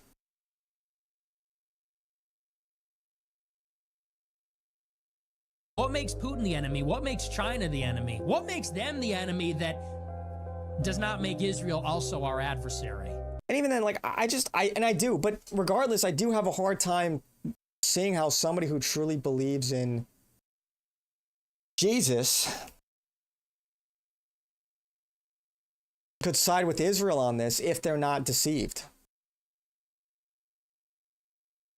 And I don't think Charlie's deceived. I think he's just, look, when he's taking in millions of dollars, I think that's why he does what he does. So I think he's a charlatan. Yeah. So you see the distinction now. And actually a friend that we should continue to support. So it just doesn't get any worse than this. It's just a one layer on top of the next. It's just like, it's just so They're awful, carrying out man. a famine and a genocide. It's just so They're awful. engaged in a cover-up of it. They're killing journalists to cover it up. And how do they kill journalists? They blow up a hospital first to lure journalists in, then murder them in a second strike. And then they lie about it. And then they tell us, well, that's just a tragic mishap. Yeah, like we are the new Rome. We're living in modern day Sodom and Gomorrah. Look at what they're doing to the Palestinians and look at what they're doing to us. I don't know how anyone, when you really like take a step back, I don't know how anyone cannot see that this is a moral war. This is a moral struggle. This is a fight of good versus evil. Always has been, always will be. And that's why it's bizarre. I almost pity a lot of the atheists that are too stubborn to see that. Because it's like, if there's no purpose for life, then what is the purpose of morality? If there's no purpose for life, then there's no purpose for, there's no real reason to maintain it. You'd be indifferent to life and you'd be indifferent to death. To be atheist, it's ultimately, it leads you to nihilism. If you take atheism to its logical conclusion, it leads you to nihilism, where nothing matters. And if you believe nothing matters, we're just a speck of dust, an insignificant dust in this vast universe or whatever, then you're indifferent to life.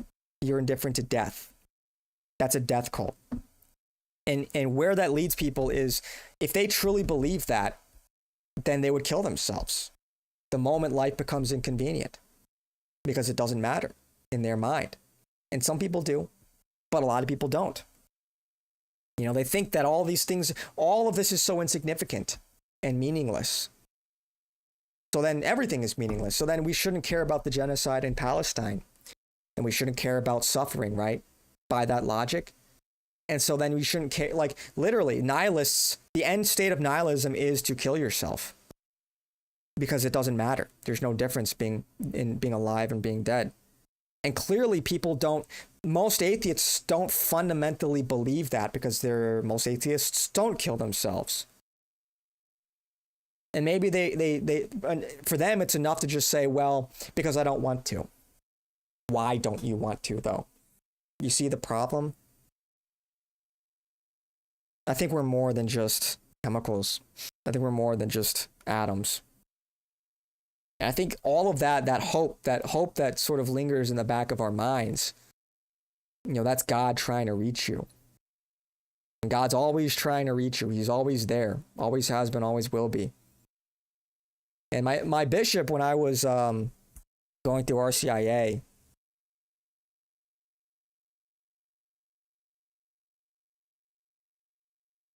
no, it's creation of Adam. What? I cannot type. He pointed this painting to me. And this is what I'll leave on, because my voice is getting very hoarse. Where could people like Matt Walsh fit into the spectrum of running cover or being signed? Oh, he's absolutely running cover for them.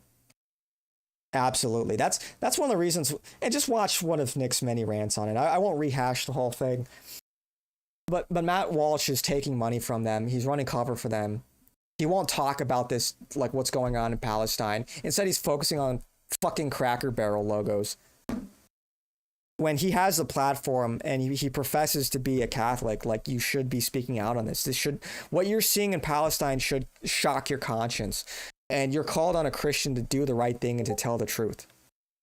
So, anyway, here's the creation of Adam. Yo, what's up, man? Want to debate me and your dad over Israel in Discord? No, I'll be honest, I don't. I don't really want to.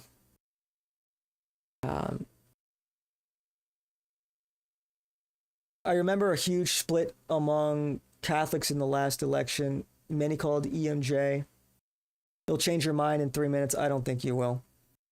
A huge split among Catholics in the last election. Many called EMJ complicit in Trump's Zionism, and EMJ insisted that he had to vote for the lesser of two evils. Yeah, I don't think you have to vote for the lesser of two evils. People hating Israel is insane. No, it's not, dude. It's not insane at all. It's not insane whatsoever, man. They're double tapping civilians. Can you justify that? They're bombing hospitals, and then as the rescue team is going in to look for survivors, they're bombing it again. Yeah, I'm brainwashed. Okay, buddy. Yeah, he's got to be rage baiting. Look, his name is Blue Lives Matter. That's he's trying to rage bait liberals on Twitch, I think. So, but I look at this. The reason why I bring up this painting. This is what I'll end with because yeah, my voice is getting hoarse. And then I'm gonna go play Ashes of Creation with my friend. I'll put you in your place in VC. I'm sure you will. I'm sure you will.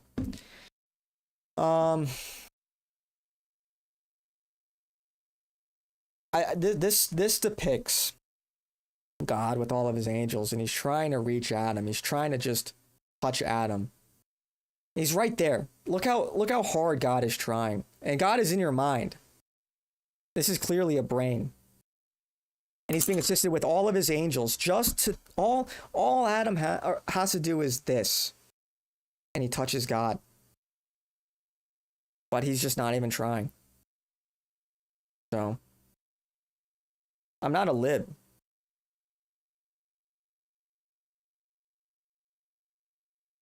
You saw that? Yeah, you've been to the Sistine? Yeah. Yeah, for real. God with his homies. Yeah, I'm not a lib at all, dude. So.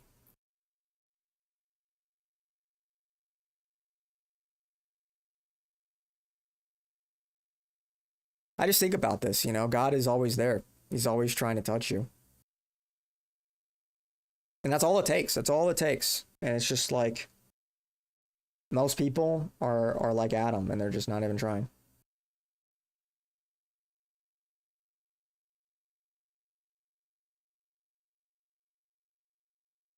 Yeah, Christ is king. Yes, Christ is king.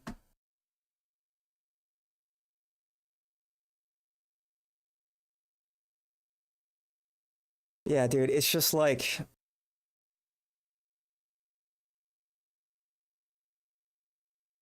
So anyway.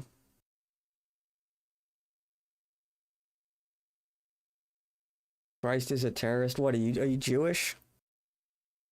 Are you Jewish? Yeah, this is just rage bait, dude. Ah, you are Jewish. Okay. Well, that answers everything. That answers everything. There you go. No, I'm not a Muslim terrorist. But clearly the IDF are the terrorists, man. Oh, yo, what's up? Oh, yeah, I'll hop on in a minute. My friend wants to play, You'll pay to have me taken down? I bet. I bet. Twitch is telling me this is a possible ban evader. Yeah, for real. Twitch is telling me this is a possible ban evader. So.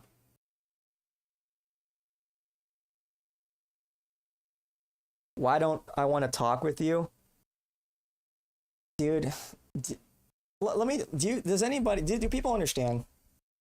I don't know who you are. I don't know what you're, like, I get into a VC with you. It's like, you could just blast whatever. I don't know who the fuck you are. I want nothing to do with you. Scared to be put in check? Yeah. Totally, man. This guy is calling out small hat slamming me too. It's just, oh. Yeah, what's up, Sunrise? How's it going? You're from Israel, you don't know what's going on. Yeah, well, yeah, I don't care for your Hasbara. Fight your own fucking war, dude. Fight your own fucking war. You guys are terrorists. You guys are committing a genocide. Congrats. Congrats. Nobody, like, people do not like you guys. You understand that. You guys are always the victim. Always the victim. Oh, Hamas this, Hamas that. It's just so tiresome. Ugh. Oy vey. Yeah. Anyway. Caught me at the end of the stream. I'm gonna hop off here. I'm gonna go play video games, but yeah, I guess I'll do my shilling real quick. Thanks everyone for tuning in. I appreciate it. Don't forget to subscribe, follow, leave a comment, like all the stuff, you know, like the video. Yeah, I'll be live tomorrow. I'm trying to get earlier. I'm trying to start earlier, but hey, it's the Italian in me getting the best of it. Yeah, have a good night. Bro's probably inbred. Check the inbreeding. That's real. That's real. They have all kinds of genetic problems because of the inbreeding. They always tell you what happened to them, but never why it happened. Very true. Very true. Oy vey. Oy vey. Anyway, I'll talk to you guys later. Peace out.